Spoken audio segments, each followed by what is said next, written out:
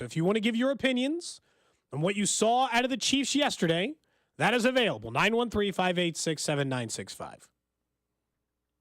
Let's talk about the Chiefs for just a minute.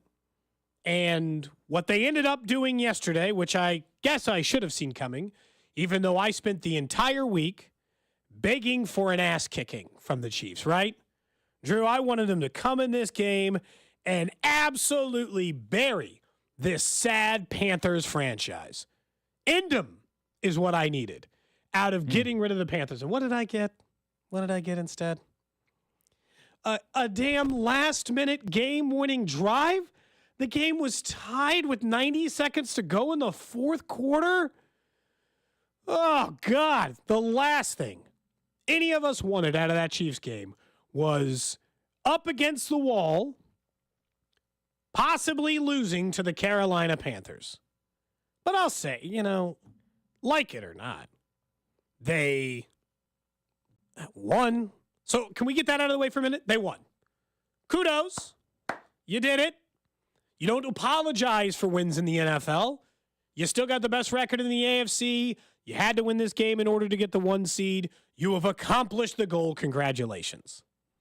And I'll fight back a little on the notion that it was a full nail biter, right? I saw that terminology used from our friends at Arrowhead Pride, like nail biter. The Carolina Panthers never once possessed the football with a chance to win the football game.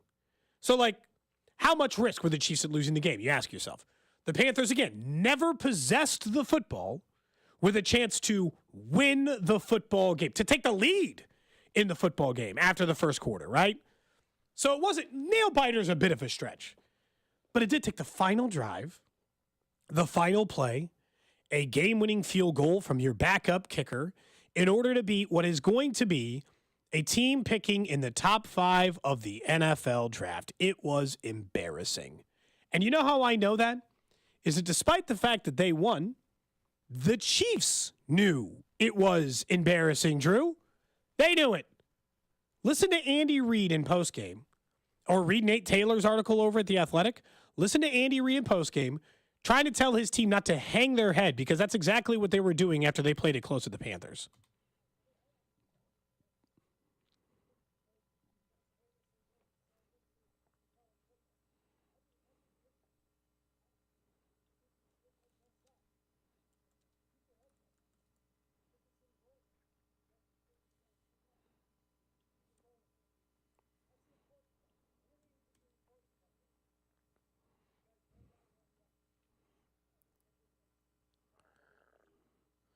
Like that, I'll be honest, that Chiefs, even that didn't have good juice, Drew. That's pretty bad juice. Let's have those Chiefs. Like, they did it. They did it for Andy. They went through, they did the little, Chiefs. But, they didn't have any juice behind that. The team was down. The team was really down on themselves. They felt bad after hanging close to the Carolina Panthers, a genuinely bad football team. Now, I'll say, to the Chiefs' credit a little bit, Bryce Young was throwing a few darts. He did look really good in moments. Everything wasn't perfect, but I'll say that he threw some really nice passes. There were some, a couple of throws, like that touchdown against Trent McDuffie in the back of the end zone. That's just a great throw. I'm sorry, there's just nothing you can do about that. If you're the opposing defending player, there is nothing you can do about that. And so when you're in that position and you see where they are, well, then, okay. So a couple of throws, I'll just toss up to Bryce Young played really well. A couple of plays, I'll toss up to the Chiefs, don't take their opponent seriously. But to be close in a game against the Carolina Panthers, I don't think there's any way to come in here and not be frustrated by that. I don't think there's a way, Drew, I can spin it and be like, oh, you guys should be really happy. I mean, they just got to win. Against what, the Panthers? I told you going into the game that was a team that ranked bottom 5 in almost every single statistical category. Points per game, points allowed per game, passing yards allowed per game, rushing yards allowed per game. But it all kind of boils down to the same thing, which is if the Chiefs have to win a football game, Drew, they will. If they have to. Like, if now, it's serious now, right? You better win now, or you're going to lose to the Panthers. Well, then they'll win the game, right? That's what it kind of boils down to for the Chiefs.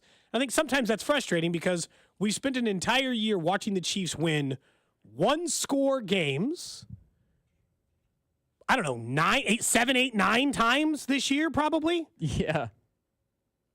That's what really kind of, I think, shocks me about what they do, is that every single time we get back to Kansas City, I might tell myself, like, I can't believe they're going to lose this game. But again, the Panthers didn't possess the ball with a chance to win. And then it was 90 seconds left, 2 minutes. And honest to God, for even a half a second, did you think they were going to lose the game? If Patrick Mahomes possessed the football and they had a chance to win, the answer to that is no. I always thought they'd win the game. I just didn't think they'd get a scare against Carolina. I don't think anybody did. No, I don't want a scare against it. And it ends up being his legs more often than not that, like, seal the game-winning stuff against the Panthers. So that stands out to me, too. And I want to tell you that my hope is that when we see the Chiefs play the Raiders on Black Friday, like, when we see that this is going to be the first blowout. And they should, like, just kill a Raiders team who just lost their starting quarterback for the season, are going back to maybe Aiden O'Connell, and are just stuck in no man's, I don't know, Desmond Ritter, and are going back to no man's land, and it'll be like, this is it. The Chiefs are finally going to blow out a team, a division rival on Friday. Sure, I'd love to tell you that, Drew. But if you made me predict right now what's going to happen, I don't know. I'm guessing there'll be 2 minutes left in a tie 24-24 game against a division team, and they'll once again need Patrick Mahomes to go and win a football game. Like, while we're all sitting around either the day after Thanksgiving and you're eating leftovers, or in my family's case, together during that Chiefs game for our family Thanksgiving, I'm going to guess the game's close. At this point, are you willing to ever predict a Chiefs blowout for the rest of the season? So I did on Sunday, and I don't think you can, just based on, I know that this is a divisional game, and yes, the Raiders stink, but you look at this one as the divisional game that is always close. It's the one that Max Crosby's always getting in the face of Mahomes. It's back and forth. Yes. It's Black Friday. It's a big game. I think the game's going to be close again, and there's no reason to think that because we've seen it all season, it's going to be anything different. Look, it's the same thing applies. The Raiders are not having a good season. They rank 29th in points per game on defense.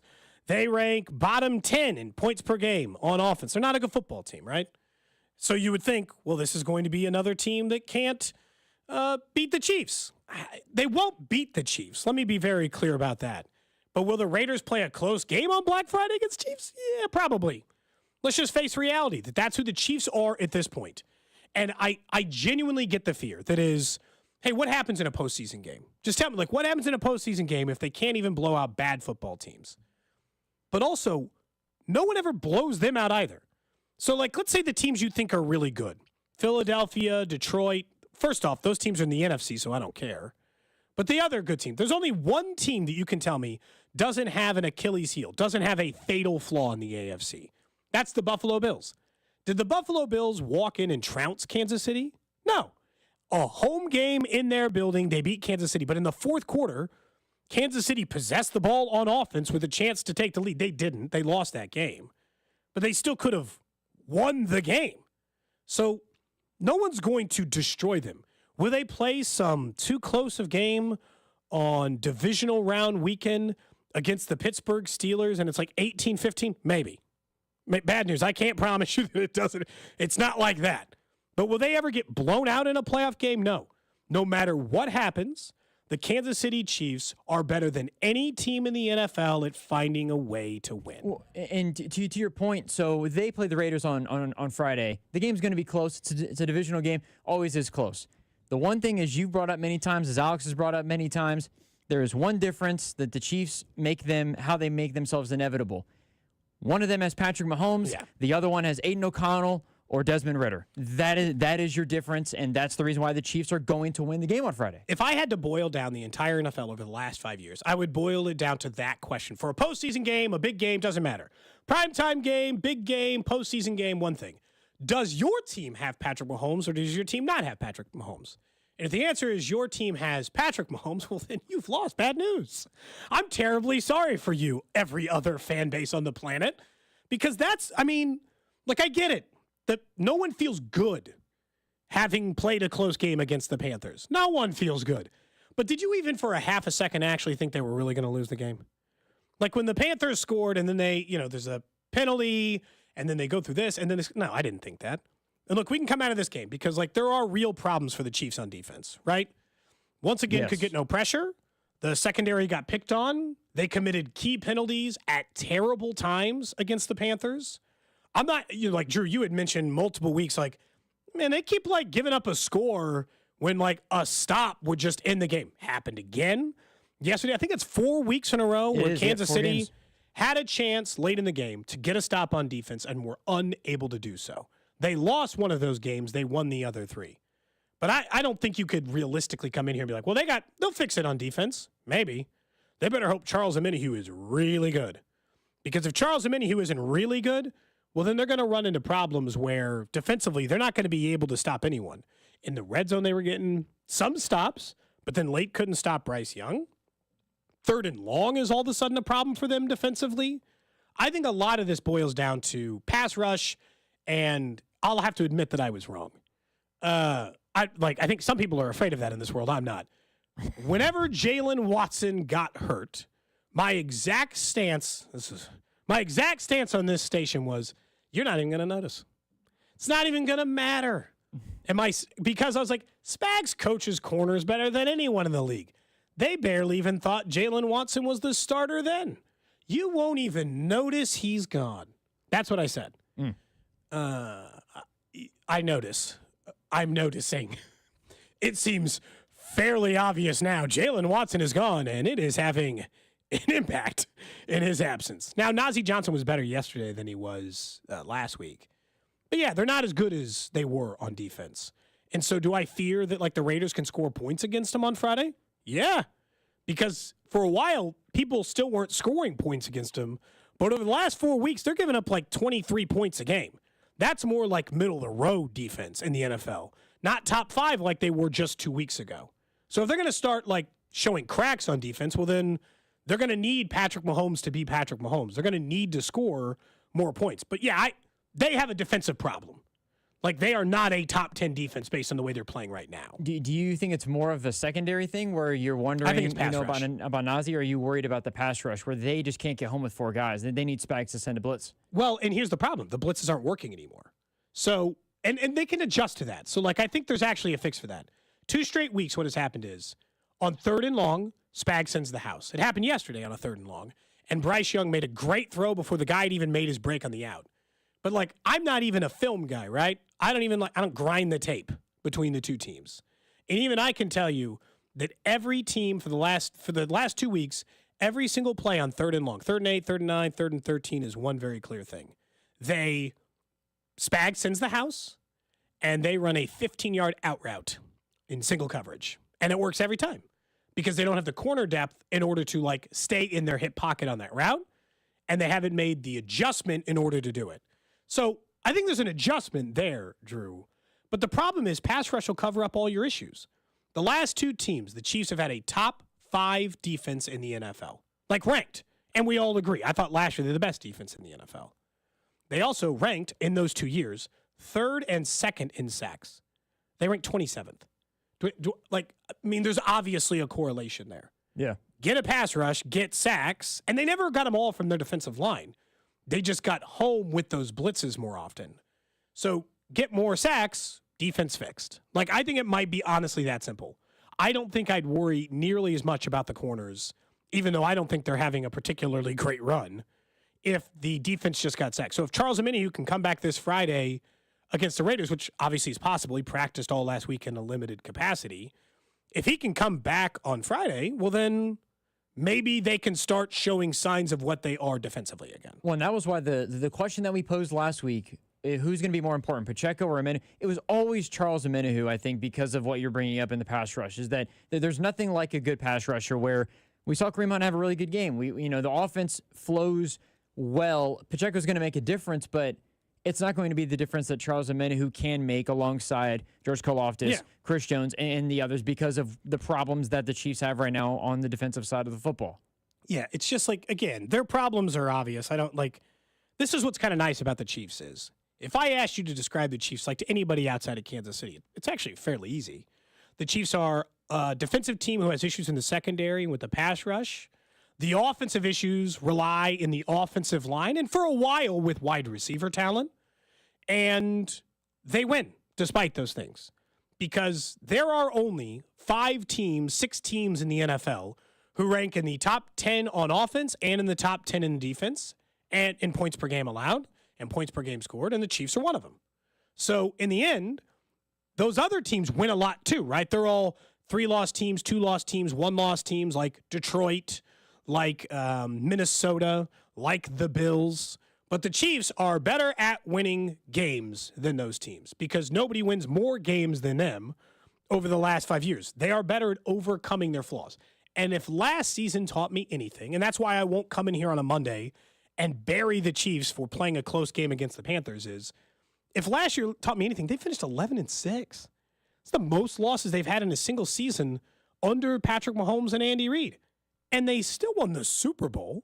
So, yeah, I know they have defensive problems, but I also am not going to here to tell you that, like, they can't solve those by the time the postseason hits. Is any part of you, so somebody from the text line said they're playing with fire. Does any part of this worry you where, not that their luck's going to run out, but they found a way to win some of these games, or you could say maybe they found a way when they had like a 0% probability or like a 5% probability to win, they've won. Are you worried that the flip side's going to happen where the luck's going to run out necessarily, or the play's not going to be able to make, the ball's going to bounce a tricky way in the playoff game, and that's going to be the one that you drop in the divisional round or the AFC title game? Like, I understand the fear of, like, hey, what happens if, like, it goes the other way, the table finally turns. If this were any other team in the NFL, I'd treat it different. I just would. If your name was the Packers, if your name was the Bills, if your name was the Ravens, it doesn't matter. If you were any other team in the NFL, I would take those things more seriously, Drew, in the sense that what would happen if the other it just consistently hasn't been that way. So it's like, I don't know. Do I think that they're a flawed enough team that they can lose a playoff game? Yeah, of course. Do I think we know how they'll lose a playoff game? Yes. The Chiefs will lose a playoff game. Like, how did they lose? Turns out they lost to the Ravens in the divisional round. What went wrong? They got sacked too many times. They were sacked 5 times by the Panthers yesterday, who ranked second to last in the league in sacks going into the game. So that. The offensive line had a bad day. The secondary struggled, and they couldn't get any pressure, and then they lost. And for whatever reason, that team did a good enough job not letting Patrick Mahomes possess the football with a chance to come back and beat him. Because that's what you have to do. I would tell you what the Bills did is the actual plan. If you don't want to lose to Patrick Mahomes, when it's 4th and 2 and it's the 4th quarter and you could bury him, you better bury him. Because if you don't go for that, well, then bad news. You've lost because you gave the ball back to Patrick Mahomes with a chance to beat you. That's the inevitable issue, right? But I told you, man, I'm done. I'm done predicting blowouts. Like on Wednesday, whenever we make our final score predictions for the Chiefs-Raiders game on Friday, I'll just guess like 24-23. Like, I'm guessing 1-point margins the rest of the way. I'm no longer predicting the Chiefs to blow out anybody because, and I'm sure that'll happen. Somehow they'll kick the teeth in of the Raiders and they'll win their first 40-10 game. I'd feel great. Again, if you listen to, here's Patrick Mahomes after the game. Patrick Mahomes talked about the same thing. Everyone in that building wants the same thing, which is just one game where you destroy a bad opponent.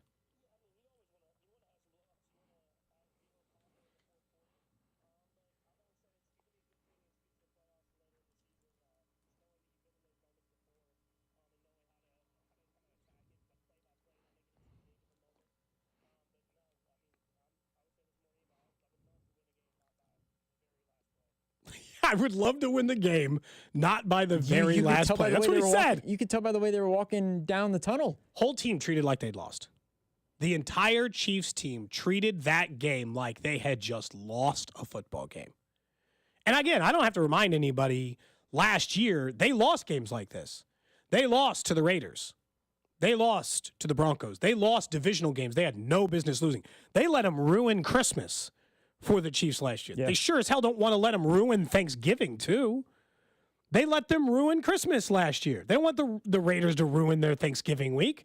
They want to go see their families over the weekend and feel good on Saturday and Sunday or whatever, right? Yeah. They don't want to do that again. But they treated that like it was a funeral almost. The entire team seemed sad. Our friend Nate Taylor over at The Athletic wrote an entire piece today about how Worthy walked out of the room not talking to anybody. Patrick Mahomes barely spoke to anyone. Everyone was hanging their head. I played the Andy Reid thing. He was talking to the team like, you should be proud of he was talking to the team like the way a coach talks to their team at the end of the playoff run where they've like lost it for the season, Drew. And they're like, you guys should be proud of what you accomplished this year. That's how he was talking to him. Yeah. It was a regular season game against the Panthers. But you could just tell that the whole team was like bummed that they played bad against a bad football team. And maybe this is that moment that you think, not that they turn it around because obviously they're 10-1, but from here on out, they're laser focused the rest of the way. There's never a bad beat, a bad day, a misstep here or there. There's going to be some mistakes, but it seems like that was the moment where in this locker room turning around this week, Patrick Mahomes is done. I'm done doing this. And I said last week on After Hours, it'd be nice to see, and I said it last year, it'd be nice to see Mahomes get mad on the sideline one time at like the offensive line. That's him mad, by the way. Yeah. You know, like you're quiet, like okay, so this is a perfect referendum because we're getting ready to have Thanksgiving and everyone's going to be around their family. Everyone has one family member who genuinely doesn't get like really mad, but like you can tell when they're upset. They're the quiet type. And when they're mad at you, you're like, oh man, I can just feel it coming from Uncle Bill. I mean, you can just feel the heat coming off him a little bit.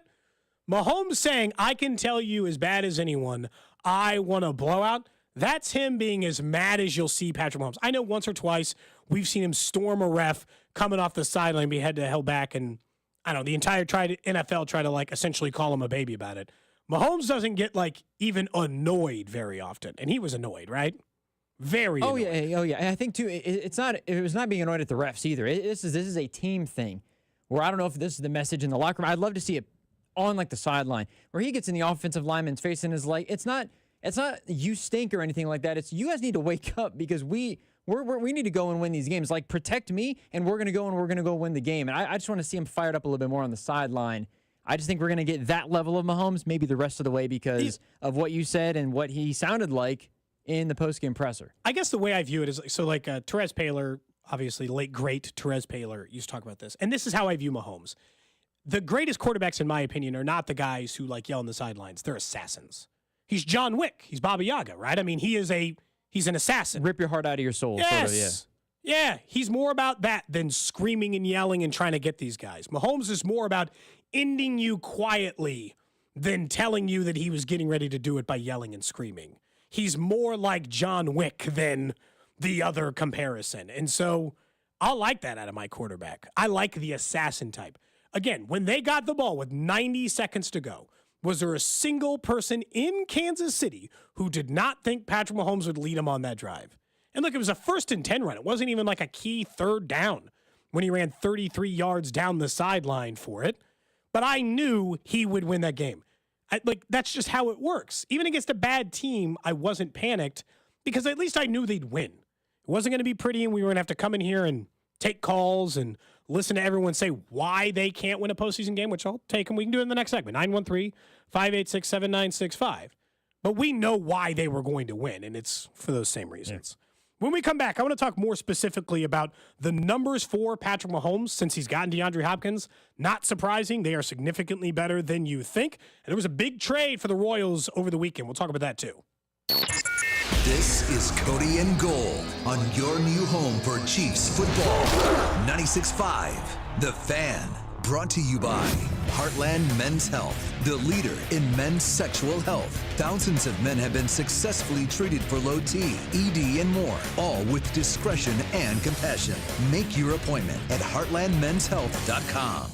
I'm Mitch Holtis, voice of the Chiefs. Everyone develops cataracts naturally as they get older. When your vision is affected by cataracts, you should see my doctor, Dr. Steven Silverstein at Silverstein Eye Centers. Dr. Silverstein is a world-renowned cataract surgeon who performs life-changing laser-assisted cataract surgery with premium lens implants to correct your vision up close and far away. Trust my eye doctor, Dr. Steven Silverstein, Silverstein Eye Centers, 816-358-3600 to schedule an appointment. At Main Street Credit Union, your success is our goal. Whether you're a financial rookie or a pro, we're here to help. If you're looking to pay down debt, improve your credit score, or buy a car, we'll be right there with you. We're dedicated to providing guidance, education, and essential resources to empower you on your journey toward financial success. We'll help you understand your financial options so even financial rookies will be on their way to reaching their goals. Go to mainstreetcu.org for more information.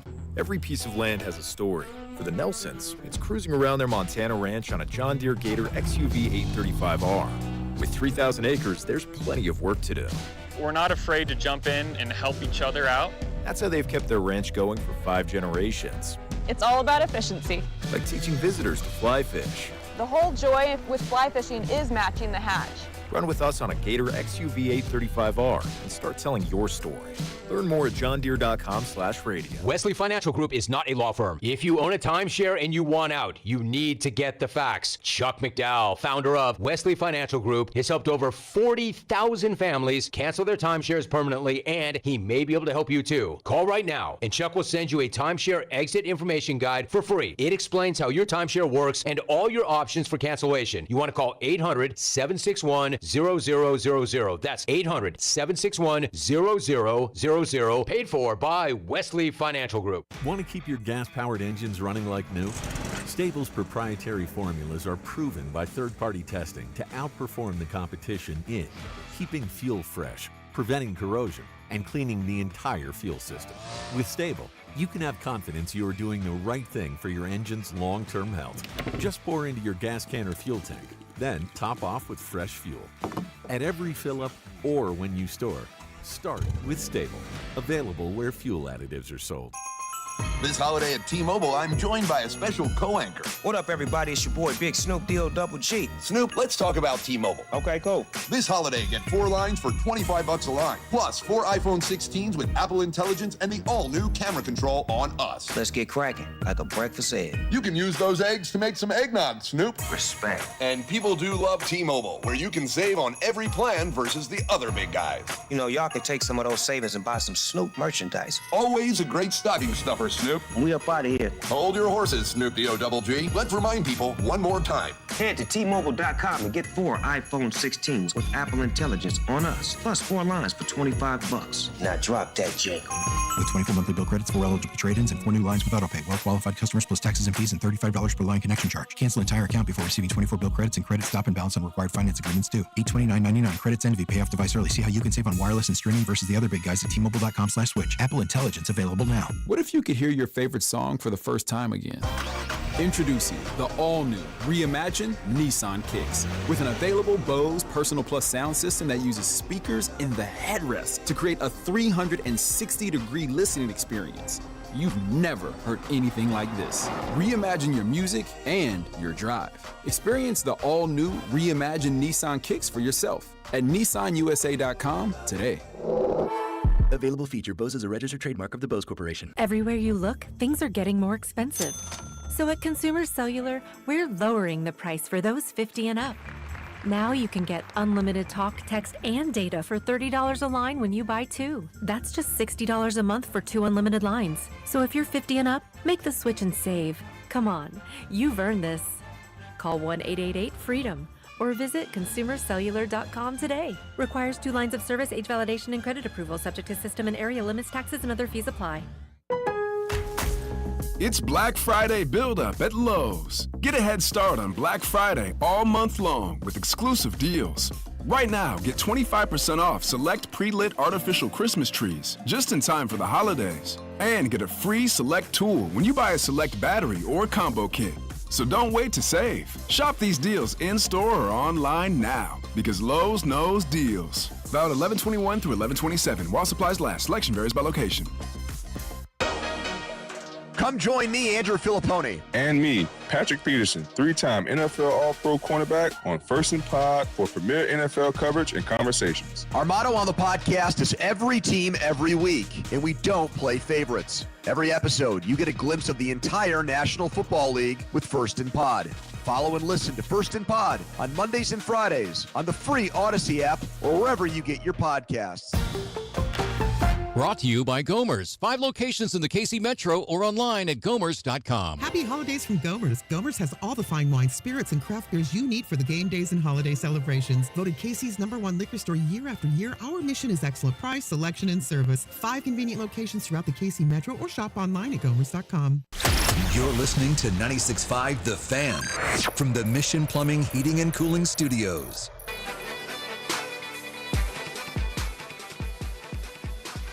Back in here on Cody and Gold, 96.5 The Fan. Your home for the Kansas City Chiefs, your home for the Royals. Cody Tapp with you. Drew Nixon on the other side of the glass. Just the two of us today. Coming up at 1 o'clock, the guy who used to have your job, Drew, is going to come in, sit in, talk some Chiefs. Steven Serta be joining the show in the 1 o'clock hour today. All right. This is now you know if you leave, you always could maybe come back on the show, Always nice to be an invited guest, a welcome guest after. I like to keep my friendships, even when people leave, Very good. It's always good to keep doors open, correct? He runs a website called Club Foolish. They do pre- and post-game stuff. They put out a lot of video content. We're on the show Hughley, who you might remember from his time at what was 610, now 96.5 The Fan. They do a bunch of great stuff over there. He is dialed into the Chiefs. He's going to sit in for the 1 o'clock hour. So good stuff. That's coming up, in case you wanted to check that out later on in the show. But I mentioned the Patrick Mahomes stuff, and I want to talk about it for a minute. And then we can get into the trade the Royals made over the weekend, which I'll be honest, is growing on me. So you like it a little bit more now. Okay. The Jonathan India trade, it's growing on me. So we're going to get to that in 10 minutes because I'll tell you why it's growing on me, but I needed some time over the weekend to kind of digest it. But I'm getting there, at least on this one. But somebody put out the stats for what Mahomes has done since DeAndre Hopkins. And I think that this is kind of what it boils down to. Patrick Mahomes now has 21 game-winning drives in the fourth quarter or overtime. That's a career best 5 already this year. There are still 6 games left to play for the Chiefs, right? And he has 5 game-winning drives in the fourth quarter or overtime. But if you were worried about Patrick Mahomes for some part of the season, okay, right? I'll hear you out for a minute. Since they got DeAndre Hopkins, here is Patrick Mahomes' stats. He's played in 5 games. And remember, DeAndre Hopkins was a part-time player at best for one of those. He's played in 5 games, and since they got DeAndre Hopkins, Patrick Mahomes has 1,284 passing yards, 12 touchdowns, so 2.5 touchdowns per game, 3 interceptions only in those 5 games, 71.3% completion percentage, and a 104 passer rating. Simply put, since Patrick Mahomes got DeAndre Hopkins, he has been the first, second, or third best statistical quarterback in the league. So he's fine, Drew. Yesterday against the Panthers, a bad defense, mind you, they scored on their first 5 possessions and then scored on their final possession, too, in order to win the game. Mahomes is fixed. I'll just say it. Completely and totally, he's fine. Okay. Yes. This is always the fear. It's I always start talking about this.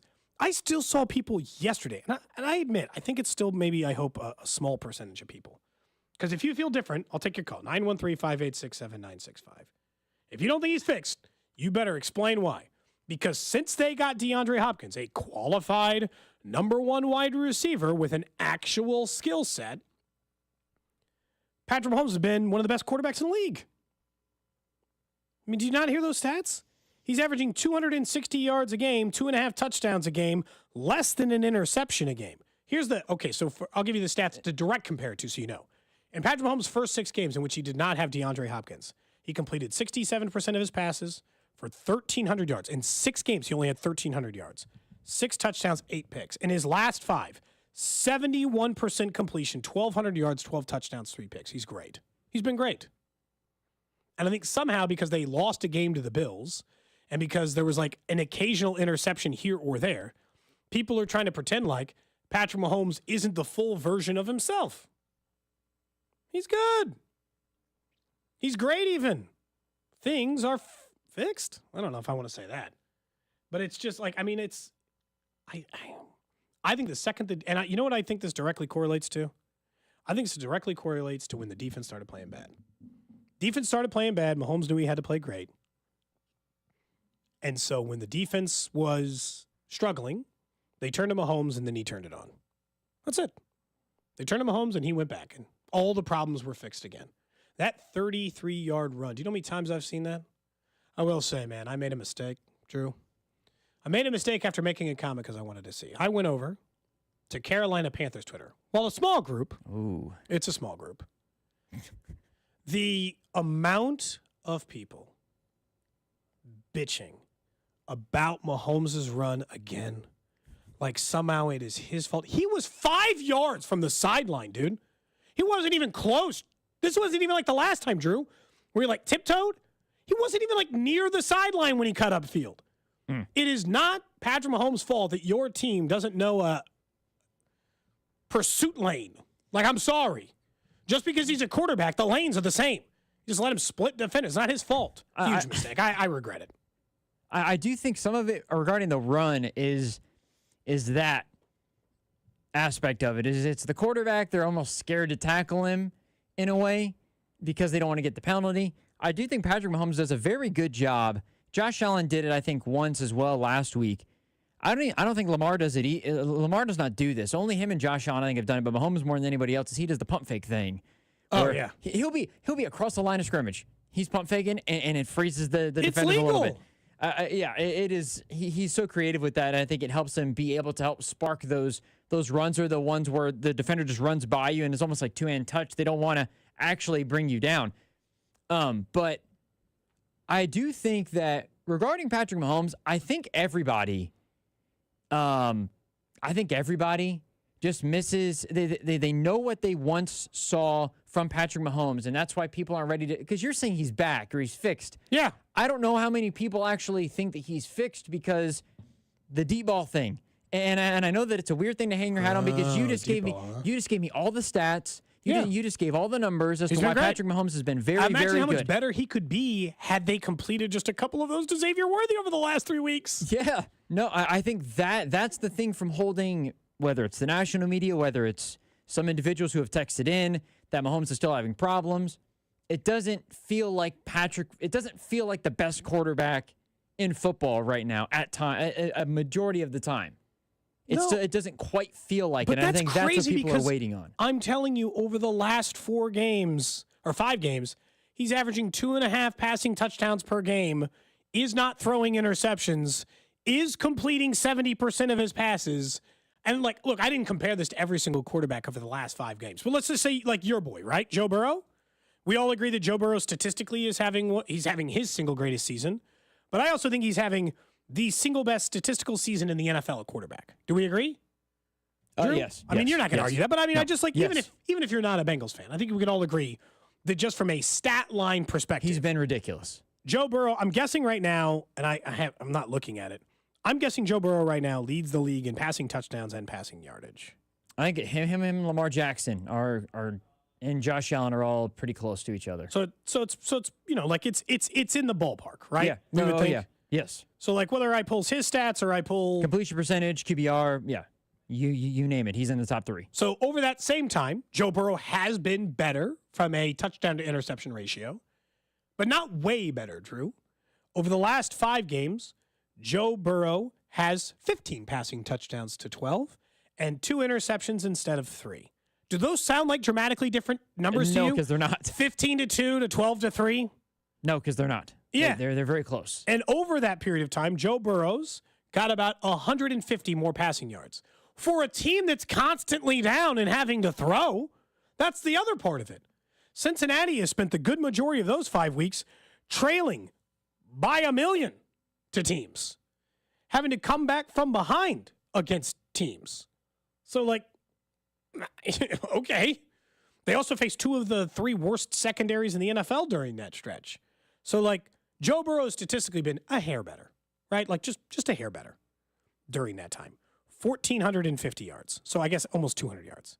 And a 103.7 rating, the same. They've actually been sacked the same number of times during that time. So, like, do you want me to pull up Lamar Jackson? Like, I mean, I'm just telling you, Patrick Mahomes is playing as good a football as any quarterback in the league. Yeah. And I don't think people notice it because they're playing these weirdly close games because the defense stopped playing well the last month. And when the defense stopped playing well, what did he do? Started kicking ass instead. Yeah. And I don't think he, chose to. I think DeAndre Hopkins got here. They had more pieces on offense. Therefore, the offense played better. I don't think it was like he just decided to turn it on. I think he can do that. I think it was just because they got DeAndre Hopkins, a good football player. I think in a way, like some of it, I think is him turning it on, but I think it's him turning it on because he knows that they brought in a guy that is a Hall of Famer, and it's like an energy boost. Like you might be really good, but it's the energy. Like DeAndre Hopkins is the energy, is the boost to the offense. They were winning football games, but DeAndre Hopkins is the boost that they needed. He's the 5-hour energy drink that kicks it up another notch, and you really start feeling good about yourself. You're more pumped up. The offense has been playing so much better. And to your point, if Patrick Mahomes hadn't been playing this way over the last 4 weeks, they'd have lost more games. They would have lost, at least they would have lost more than one of these last 4. Argue they could have lost yesterday. Yeah. Like if Mahomes isn't... The game against Tampa Bay. Yeah, they definitely lose that. If they don't win the toss in overtime, who knows what happens? But they win the toss in overtime, and Mahomes makes sure there's no doubt who's going to win that football game. Because I guess that's what it comes down to. So I pulled up Lamar Jackson's last 5 games. He is doing something all 3 of these guys are playing at an incredible high level. Lamar Jackson has 1,347 yards, so about 100 more than Patrick Mahomes during that time. He is completing 66% of his passes. He has 15 touchdowns to 1 interception. So Joe Burrow 15-1. Lamar Jackson 15-1 for Lamar Jackson, 15-2 for Joe Burrow, 12-3 for Patrick Mahomes.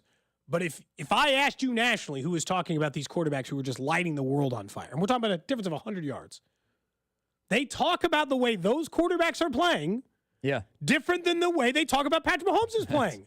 And he's playing at a very similar level. And to your argument, Zay Flowers is still active. Mark Andrews is still active. Isaiah Likely is still active. Jamar Chase. Rashad Higgins is back. I was going to get to that as well. Mike Gesicki, Chase Brown, your boy in your fantasy team, is getting 150 total yards in a game. He has everybody. Joe Burrow and Lamar Jackson have everybody. Yeah. So somebody wants you to pull up Tua's stats because they're claiming Tua's a top 5 quarterback. I don't have 5 games of Tua. He hasn't been back for 5 games. I was going to say. That wasn't even meant to be a joke. He doesn't have, I can't. No, I know, but. If you want me to pull up Tua's last, 3 games, I think I can, or 2 games. I can't remember exactly when he came back, but, he has been playing really good football, and the Dolphins have been winning. Dolphins might make the playoffs. Well, and again, Devin Achane's playing. Jalen Waddle's playing. I take it back. Tyreek Hill is playing. I take it back. Tua has played 5 games. God, he's been back 5 games? Can you believe that? No, 5 games total? Or He's been back 4 or 5 games. He's played 5 consecutive games. I didn't realize he'd come back for 5 games, so I apologize, text line. During that time, Tua has 1,277 passing yards, 30 more than Patrick Mahomes, 11 touchdowns, 1 interception. And again, think about the way they talk about Tua during that time. It's the same as Mahomes is playing in the same vein. One of those interceptions, not to critique, one of those interceptions by Mahomes was a garbage time interception, so I really don't care. It might as well be 12-2. He threw an interception in a 9-point game with 30 seconds left to go on a football game. It didn't matter. It was a meaningless interception, I guess is what I would say. But that's beside the point. Coming up in about 10 minutes, I want to talk about a story in the NFL that stands out because it's hilarious for the obvious reasons. But the Royals made news on Friday by trading away their former first-round pick, Brady Singer. And I'll be honest, the initial trade, and if you missed it over the weekend, Brady Singer was traded to the Cincinnati Reds for Jonathan India and Joey Weimer. And you're going to say, my initial reaction was, We on the show had talked about a potential rumor with Jonathan India, and we had both, Alex and I, had said, it's fine. I know why they'd want to do it from an on-base percentage. I do kind of get it. Felt like an old move here. But I'm going to tell you why it's grown on me over the weekend. One, I went back through and looked through the numbers. And the truth is, this team not just struggles to get on base. They are straight up bad at it. It was their single biggest flaw on offense. And it's why you noticed so bad when Vinny Pasquantino was gone. It's why you noticed. Because when he was gone, there was no one else left besides Bobby Witt Jr. to give you a quality major league at bat. So they needed on-base percentage, Drew, plain and simple. So, they were really, really, really, really genuinely horrid at getting on base last year. They finished 19th in Major League Baseball with a 3.06, and that included a guy in Bobby Witt Jr., who finished with a 384 on base percentage. So they were not a good team in it. Cleveland, these other teams ranked the same. So they wanted an on base guy, and I respect that. But why it grew on me is not the normal stuff. Weimer, it's fine, right? Like, okay, he was a top prospect. He's got 5 years of control. Hail Mary, right? It's Drew Waters, in my opinion. He was a former top prospect, just like Drew Waters was. He plays an athletic outfield, just like Drew Waters. He's a 5-tool player, Drew Waters, right? And maybe Joey Weimer will be the lottery ticket that cashes this time. They'll put him in their system, and they'll solve their problems. The reason why the trade grew on me is because I think this is one of several moves. I do not think that this is the end of the story. I don't think that they just traded away their number 4 starter, number 3 starter from last year, number 4 starter from last year, and said, well, we just need an on-base guy, so we're going to rob Peter to pay Paul. No, I think that this is the precursor to a move, because if you start figuring out where all these guys are going to play, the math doesn't math. So unless they're trading Michael Massey, they have 2 second basemen now. Well, Jonathan India played third base in college, I'll point out. And Michael Massey went to J.J. Piccolo in the middle of the year last year and expressed a willingness to become a more versatile utility player. He said, I'll learn left. He told J.J., he went to the general manager of the team, he went to the coach of the team and said, do you want me to learn left field? Because he thought, like we don't have the evidence, maybe he'd stay healthier out there. Maybe less wear and tear on the body. Maybe more at-bats across the board.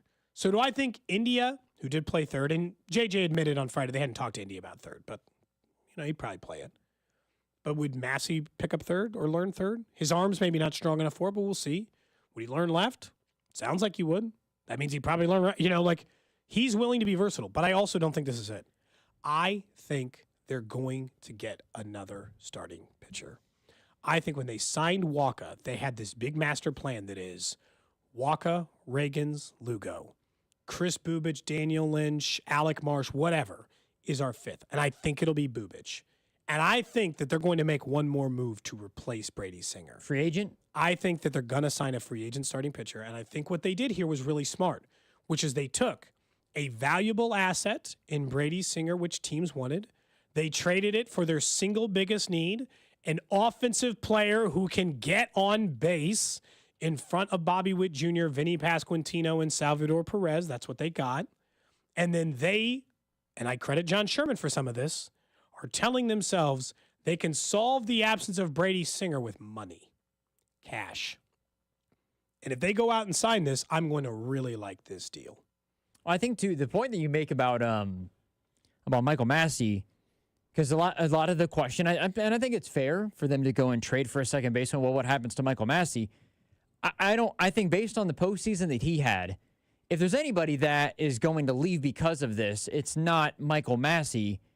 Maybe there's just that position change. It's still Michael Garcia or MJ Melendez. I agree because of, for a player to be willing to go to the GM, it's not like the GM, it's not like J.J. Piccolo asked Michael Massey, do you think about this? Like, Massey, and maybe they're having that in the back of their head this whole time of, we're going to plan on transitioning Michael Massey, who was outstanding in the postseason, to the outfield because, 1, he's willing to do it because he's a team guy, and 2, we can strengthen our lineup in a way that allows us to keep Michael Massey, who is very effective in big at-bats, and maybe replace some of the inconsistency that is there with MJ Melendez or Michael Garcia, and it kills 2 birds with 1 stone, essentially. Like, it's hard because, like, people are like, but I'm sad about Singer. Like, this should tell you something about the...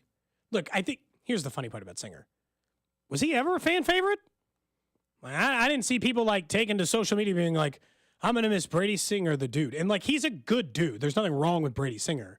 But like, there was always this like weird underbuzz I felt like with him where I was never totally sure how much he loved being here. Like, I know everyone's going to take to social media and be like, we thank Brady for a time. And he's going to say, I'll always remember Kansas City and it was the first place I played and all that stuff. But I was never sure because, unfortunately for Brady Singer, he had to spend his first 4 years here on a bad baseball team. I mean, that team was bad. They traded away his best friend in Whit Merrifield, and then he was just on a bad baseball team. For the first time, the Royals were good last year under his tenure. He pitched well and was a part of that. But he is, by all accounts, and should be viewed this way, a replacement-level starter. That's what Brady Singer's been in his career. He has been a league average starter. If I pulled up the average ERA for a starting pitcher over the last 5 years, there would be a picture of Brady Singer in the dictionary on it. If you are a good major league franchise, you are supposed to be able to find league average starters. Finding the great ones is hard. They already did that. They found Lugo on a free agency deal, and they found Cole Reagans in a trade. They got to replace a league average starter. And if that's the case, they can do that. They can do that by, someone mentioned Kyle Wright. Or they can find, like the guys we'd mentioned, Bubic or March. And the other part about this, and this is like a really small, there's two things that stand out that also Jay just said. I sat in on the Zoom call on Friday. There's two other things. One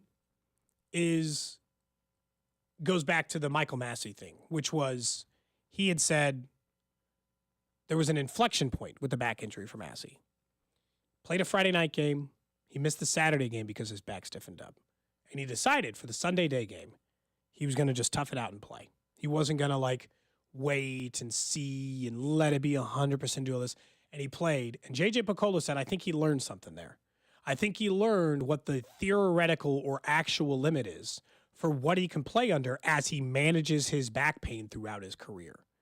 And he thinks that he learned that he can play sometimes, even despite it. That's a big shift in what had taken place in the previous 2 years. The other thing that stands out about Brady Singer, and losing him is not nothing but doesn't send me running for fear, is that Brady Singer was in no way a part of this team's winning in the postseason. He was a part of getting him to the postseason, but when the postseason hits, just real quick, they ever go to Brady Singer? Pitch him a wild card game? Do you remember seeing him in the Yankees series? Nope. Do you remember him in some high leverage spots? I do. It's weird. I remember seeing Chris Bubic in high leverage. I remember seeing some of these other guys pitch. They didn't turn to Brady.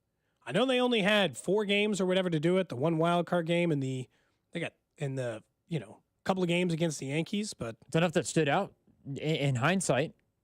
I didn't see him. So they know that they need a league average starter to get him to the postseason. They still need a great rotation, but the Royals are telling you what we know. They say they will have a great rotation by having Cole Reagans, Seth Lugo, and Michael Walk at the top of it. That's what made them a great rotation last year. Not that Brady Singer was 4, not that a bunch of dudes started at 5. Well, and so you're not necessarily like replacing one end of the spectrum with the other, but the bullpen or the starting rotations, the big main reason why they made the playoffs last year.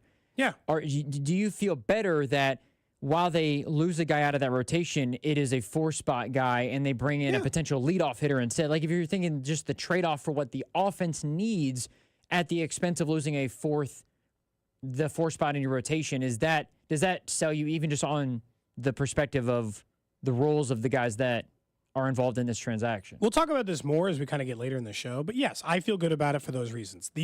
I'll say, here's my single biggest concern about it. Someone's gonna be like, hey, what worries you about the trade? Players like Jonathan India have unfortunately come through this organization before, and I've never loved it. Light-hitting infielders. He had 15 home runs last year. Do you know how many of those home runs would have been out of Kauffman Stadium? I looked it up. 4? I looked it up because I was, and look, he plays half his games on the road, okay? But he's not going to play 162. But I looked it up because I was curious. How is Jonathan India's limited but not non-existent power, right? He's had a 21 home run season his rookie year, 17 2 years ago, 15 last year. How many of those home runs get out old Kauffman Stadium? 8. And so he had a 750 OPS. He hit 250, but he was 4th in Major League Baseball in walks, and this team doesn't walk. So, if Bobby Witt Jr. and Salvador Perez and Vinny Pasquantino, all of which were on pace to have 100 RBIs before, 2 of them ended up with it, before Vinny's injury, get a person who is on base 35, 40% of the time in front of him, I can't view this as a bad thing. I just constantly live in fear of light-hitting infielders who do not hit for power, do not steal bases, are not RBI men. He's all of those things. He is and this is for the same reason I didn't understand why people were falling in love with Nicky Lopez when he got called up, or for other teams, Nick Madrigal, light fitting infield, like the second, here's what I say. If he doesn't get on base, he serves no point. This is the problem, is that if Jonathan India does not get on base, he hurts your offense. So his one skill he better damn well do. He doesn't hit enough homers or doubles or triples or steal enough bases or play gold glove defense. He doesn't do any of those things historically. So if he doesn't get on base, he is actively hurting you. So basically, he needs to do what he did last year from an on-base percentage His standpoint. job is to get on base. He gets on base at a 352 clip in his career. He needs to get on base at a 350. That's what he needs to do. His rookie season to get on 386. 2 years, it was 327, 338, 357. He needs to get on base at a 350 clip. Because if he doesn't do that, he is actively hurting your offense. That would be my fear for the India trade. When we come back, there is one area of the Chiefs that is regressing, if we're being honest. Plus, why some local college football fans should be mad, not happy. This is Cody and Gold on your new home for Royals baseball. 96.5 The Fan. Brought to you by Heartland Men's Health, the leader in men's sexual health. Thousands of men have been successfully treated for low T, ED, and more, all with discretion and compassion. Make your appointment at heartlandmenshealth.com. I knew there had to be a better way to get relief from joint pain aside from surgery and harmful medications. That's football legend and dancing champ Emmitt Smith, who knows a thing or two about joint pain. Turns out I was right. It's called QC Kinetics, and now tens of thousands of patients and counting all across the country, they're feeling amazing. They say, hey, Emmitt, you were right. QC Kinetics zeroed in on a technology that is revolutionizing pain treatment. They are transforming patients' lives. The largest provider of non-surgical regenerative treatments using natural healing properties to help restore and repair aching knees, hips, shoulders, and backs. Call them today for your free consultation. QC Kinetics. I knew there had to be a better way. I love it when I'm right. QC Kinetics. Call QC Kinetics, 816-412-6299. That's 816-412-6299. 816-412-6299. This football season, the best place to watch the game is Johnny's Tavern. Tons of TVs, tons of fans, and cold Yingling beer. You could win big. Scan the QR code at any Johnny's Tavern to enter for a chance to win a tailgate prize pack and the grand prize. All thanks to you, Yingling. Win a hosted party at the Johnny's Tavern of your choice. Each location will have a winner, so don't miss out. Grab your friends, grab a Yingling, and get in on the action. Only at Johnny's Tavern, in partnership with 96.5 The Fan, your home for football, fun, and Yingling. Must be 21 plus to enter. Hey, holiday heroes. It's a special time of year at Shane Company. As a family business for 4 generations, we know firsthand that fine jewelry is the gift that says it all. From the engagement ring that says, "You're the one," to the diamond tennis bracelet that says, "Thank you for being you." We have the widest selection of fine jewelry gifts, in stock and ready to take home. Come pick out a pair of hand-matched diamond stud earrings or a necklace with a colorful gemstone. Check out our new Bloom collection, one of owner Tom Shane's favorites this year, featuring stunning sapphires, emeralds, or rubies. At Shane Company, every gift and every price range is crafted to our high-quality standards. We have jewelers working in every store to bring your gifts to life, making sure rings fit just right, setting center stones and engagement rings by hand, and engraving your pieces to make your gifts even more special. Your gifts will always be protected with our unmatched free lifetime warranty. Visit shaneco.com and come see us in store. Shane Company, your friend and jeweler. Tackle the NFL action on FanDuel, America's #1 sportsbook. New customers can get $150 in bonus bets if your first $5 bet wins on tonight's game. And let's look at a same-game parlay for Monday Night Football, Baltimore at the Chargers. Let's go with Zay Flowers and an anytime touchdown, Derrick Henry over the rushing yards, and Justin Herbert over the passing yards. Just visit FanDuel.com/610Bob to make every moment more this season. FanDuel, an official sportsbook partner of the NFL and of 96.5 The Fan.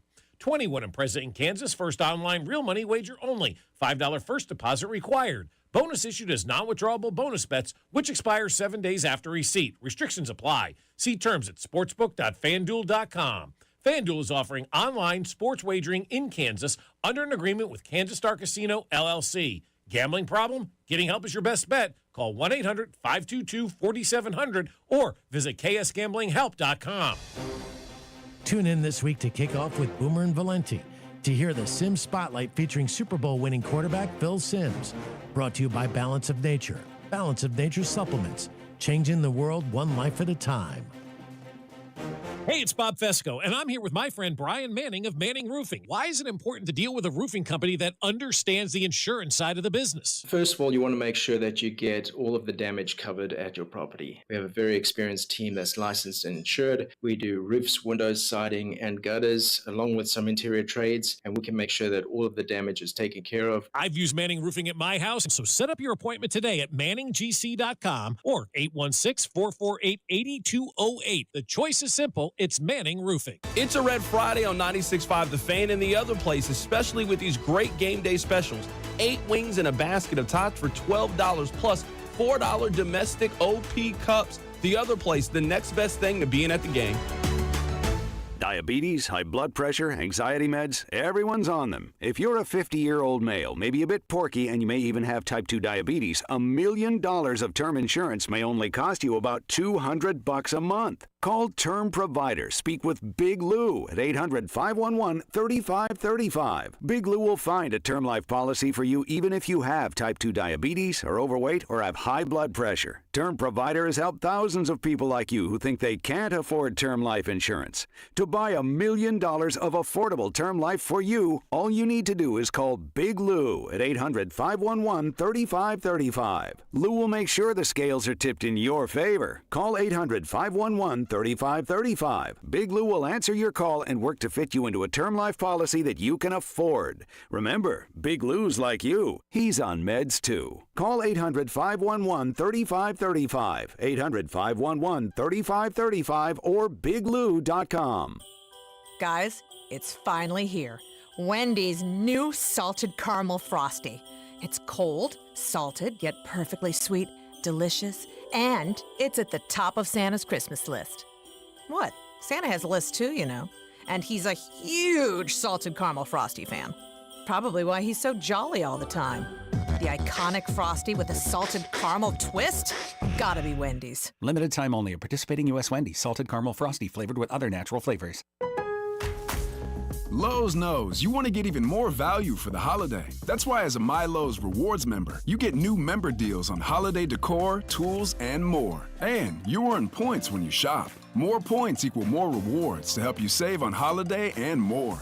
Not a member? Join for free today at Lowes.com/MyLowe'sRewards. Because Lowe's knows deals. Program subject to terms and conditions. Points are awarded on eligible purchases. See Lowes.com/terms for full details. Subject to change. Listen to the Chiefs and Raiders game on Friday with pregame starting at 11. Kickoff at 2 with Mitch, Danon, and Kling. Right here on your new home for Chiefs football. 96.5 The Fan. KFNC FM and AM, HD1 and HD2 Kansas City. An Odyssey sports station.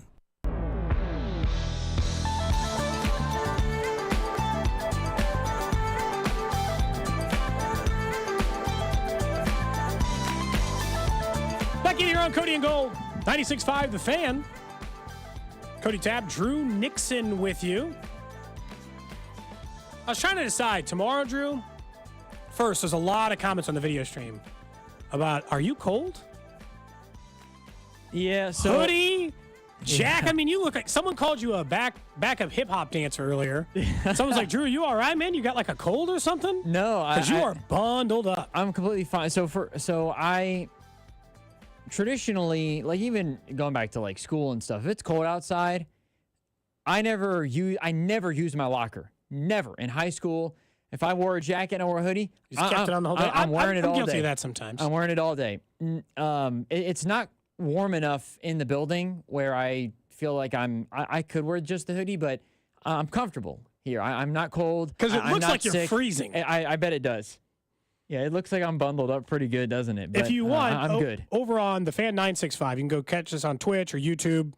You can see the video stream, right? We do it for all 4 hours for every show. You can see. I mean, yeah, I'm looking at the video now, man. You were bundled up. And all I need is the beanie. That would have completed the fit. I'm wearing sweatpants as well, but looser sweatpants. Are you staying in town for Thanksgiving? I am. I'm going to be here. Do you want to come to mine?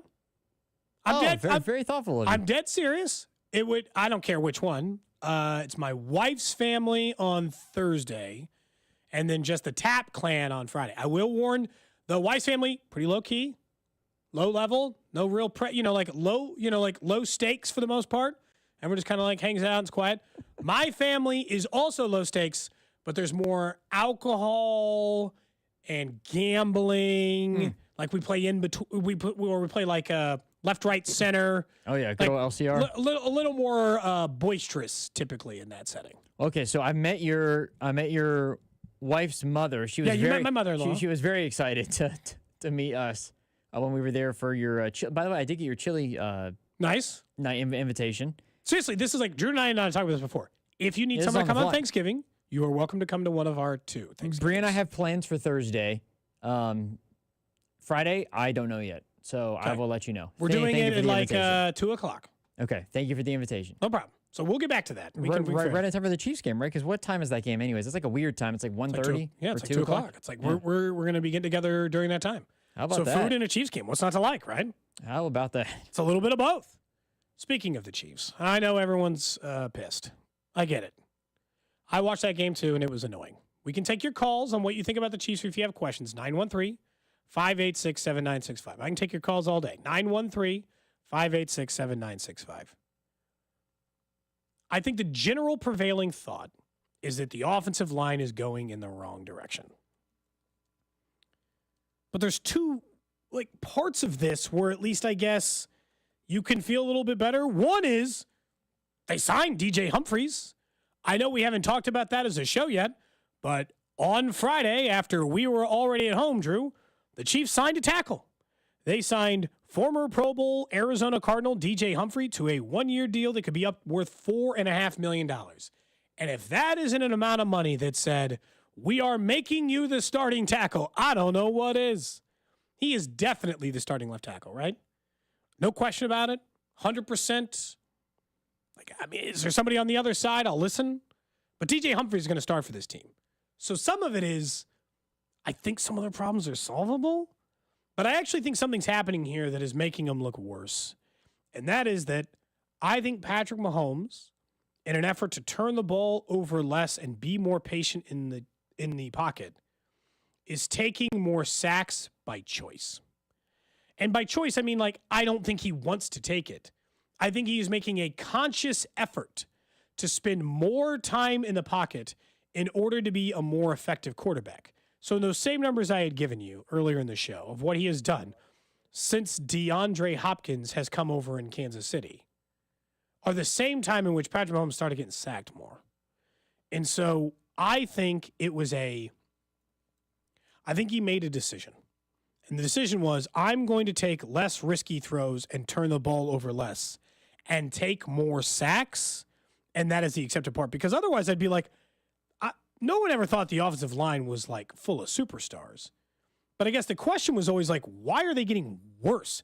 They gave up 5 sacks yesterday to the Carolina Panthers, who were they were currently, before that game, dead last in the NFL in pressures. Over the last 4 games, Patrick Mahomes has been sacked 4 times, 4 times, 2 times, and 5 times. That is a lot. He's now been sacked on the season 27 times.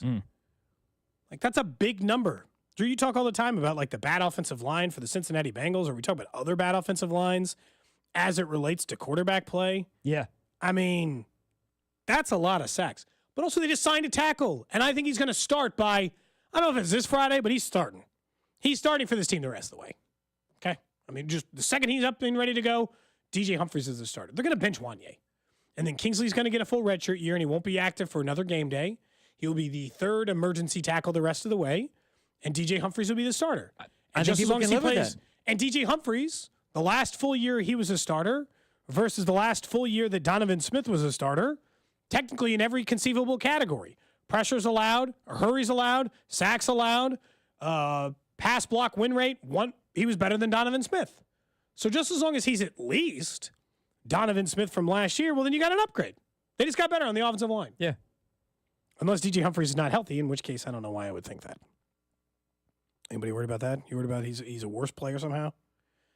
Wanya Morris. It's hard to be It's hard to be worse Wanya than Morris what it has been at times. And Wanya Morris and Jawan Taylor had terrible games. They were both awful. It's like, take the day off. And there was they fall asleep. There's one of those sacks where it looked like, so Wanya got beat. Mahomes stepped up into the pocket. It looked like Jawan Taylor had completely given up on the play where he just stopped blocking his guy. And then as Mahomes was getting sacked, he realized, oh crap, my guy's tackling the quarterback. Like, that was really bad. Do you know what? All right, quick guess on the text line, and I'll ask you, Drew. 913-586-7965. Then I'll get to a couple of your phone calls. What do you think the career high is for sacks Patrick Mahomes has taken in a season? 39. Correct answer is 28. Man. Do you know how many times he's been sacked this year? Well, you had just said it, didn't you? 27. 27. He has been sacked 27 times this year. Like 28's the highest number? Goodness.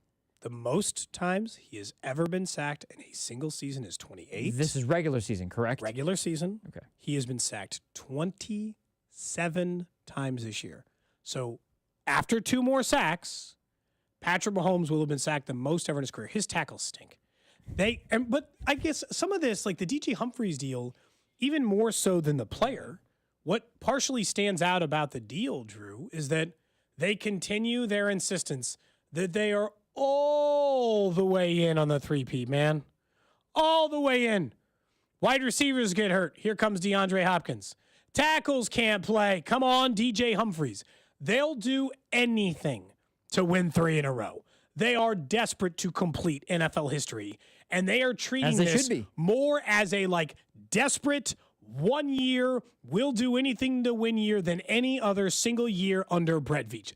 That's what stood out about the DJ Humphries deal. Well, that was why I think I asked you guys the question is, would you rather have the 3-peat and Mahomes only wins, let's say, 4 Super Bowls? Or would you rather him, get to 6? Or 5? The 3-peat's too valuable. And you said, I would rather have the 3-peat because it's never been done before, and they're going all in on it. Yeah. They get to claim to be the single greatest dynasty in Yes. NFL history with a win. That's why they're doing it. And I don't blame them for that. 913-586-7965. Let's go to Mike in Overland Park. What's going on, Mike? Hey, how we doing, buddy? Doing good.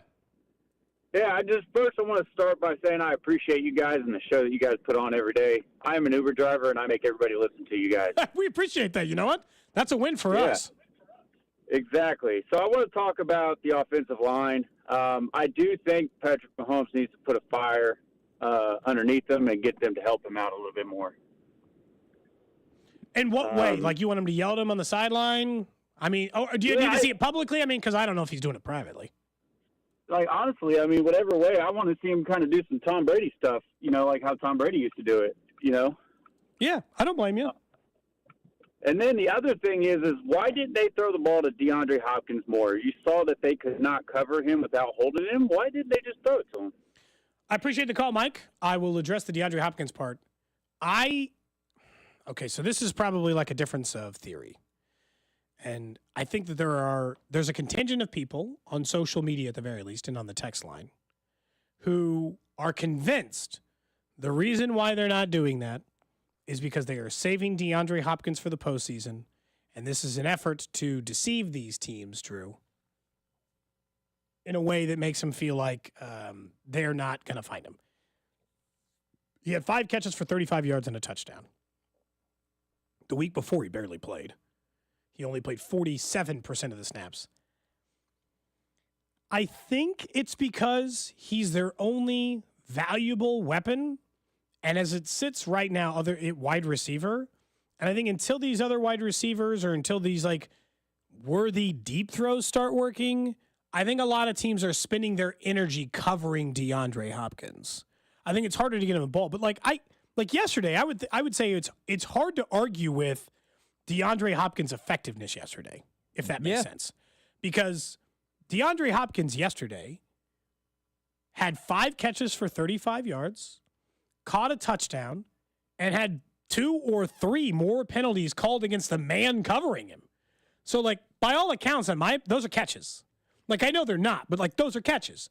They threw at DeAndre Hopkins or didn't, but his man had to interfere with him or hold him or do whatever in order to not have the ball completed to Hopkins. So, like, he had 5 catches, but he was effective on at least 2 more snaps. Do we know what his percentage snap was, by the way? I haven't seen it yet. I have not either. Because that I think was one of the question marks coming into the game as well, is how much is he going to play? And of course we thought, well, they're playing against the Panthers. He isn't going to play too much. And sure enough, the game went as it did.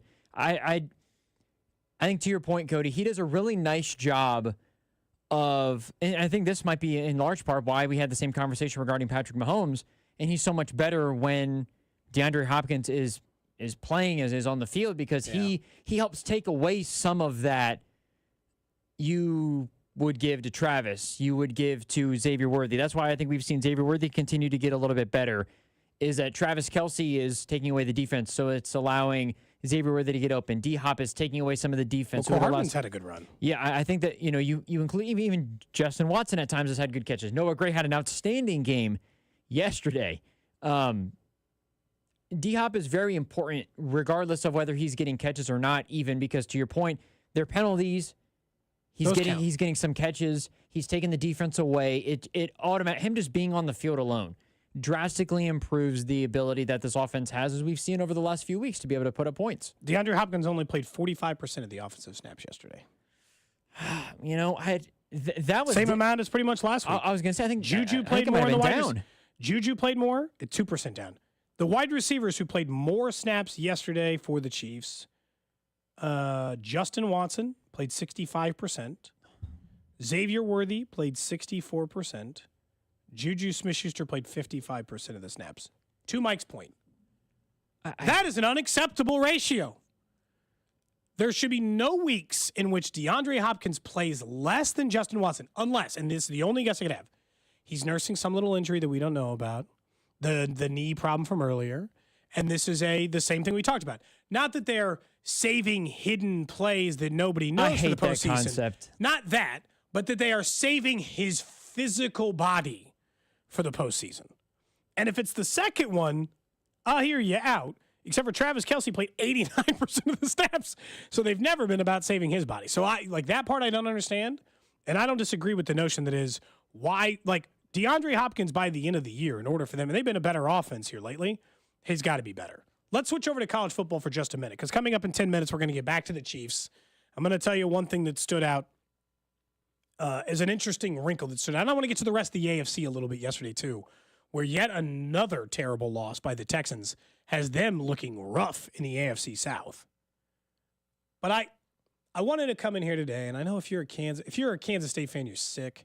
If you're a Missouri fan, you're sick. You're watching Kansas football win 3 straight games against ranked opponents and single-handedly throwing a stick into the bike spoke that is the Big 12, right? Kansas is single-handedly screwed up the entire conference, right? They beat the hell out of Colorado. Got a 17-point lead. Travis Hunter showed up for a little bit. Devin Neal was incredible in that game. They had no answer for him. Kansas ran for more yards than Colorado had total. If Kansas wins this week, they will get to be a bowl game. I know you're probably feeling good, Kansas fans, but bad news. You should feel like crap. You're like, but why? Because what a waste. I'm sorry. Oh. What a waste, Kansas fans. What a waste. You're going to get to the whatever.com bowl with your 6-win team? This team was good enough to win the Big 12. They might be the best team in the Big... I'm not even kidding. Honest to God, if you blank slated me from right now, I think Kansas is the best team in the Big 12. You have a good argument. And they're going to make a nonsense bowl game that doesn't mean anything. What a wasted year. You spent the first 2 months of the season losing every game when you had like a 90% win probability by like some last-second field goal or lack of defense or interception. You blew it. This is a lost year. And look, I'd say the same thing to Missouri and Kansas State to a lesser extent, because both of them, Kansas State could have won the conference. If they had just taken care of business, Kansas would have just gift-wrapped a chance for them to be in the Big 12 title game. Yeah. Missouri blew some games, but the Kansas one feels especially annoying because of how the beginning of their season went. This should have been, like, I know you're supposed to be feeling good right now because Kansas State has saved what will end up being a bowl-eligible season with 3 straight ranked opponents, and they get to play spoiler. And playing spoiler is fun sometimes. But this season could have been so much more for Kansas. Well, they had no choice to play spoiler because, honestly, if they're Kansas either could play spoiler or they would have been 3-9. They had no choice. I think that while I agree with you, it is a lost season, and they should be disappointed. I do think there is some aspect, and maybe I don't know how Gold feels about this. He probably doesn't care either. But I think he does. I think Rob cares. Our guy, Rob Brenton. Oh, I think he's psyched. Rob's coming in here, pumping out his chest, feeling good. I'm like, you should feel bad, not good. You should feel worse. Because you should feel bad that it is, in a way, a lost season because of what could have been in a way. But for them to turn around the way that they have, for them to play spoiler, they've done everything that they've needed to do to really mess things up for everybody else. And I think there should be able to you should have a little bit of satisfaction in that, Cody. In being spoiler? Because, look, ruining it for other people? I do think if you were a Kansas, I don't know if Gold feels this way, but if you were a Kansas alum, I feel like you would say, well, this sucks. We missed the playoff. But at least I'm having fun now. We're going to have some fun, and we're going to knock off, and we're going to ruin everybody else's season. I think that's what Kansas has done, and they've taken that bull by the horns. And if they find a way to get to a bowl game and go 7-6 and win the bowl game, it's a huge turnaround. And not to say that, K-State's players have given up at all or Missouri players have given up at all, but we see sometimes teams that just completely lay down. Yes. And they done. didn't die. So, I guess if you're a Kansas fan, there was about half a season when you're like, boy, that first season alive, those first couple of seasons alive felt pretty good, but he had some expectations and it went south. He didn't let his team quit. That'd be the thing I'd probably feel the best about if I were Kansas. Texans calling me drunk, saying there's no way. They said there's just no way that Kansas is the best. How not? So real quick, let's just go through that real quick. Here's the teams that are definitively better that are higher than them in the standings. I'm sorry. They are better than West Virginia, Texas Tech, and TCU. They're also better than Baylor. Okay, all right. So we're just going to wipe those out right away.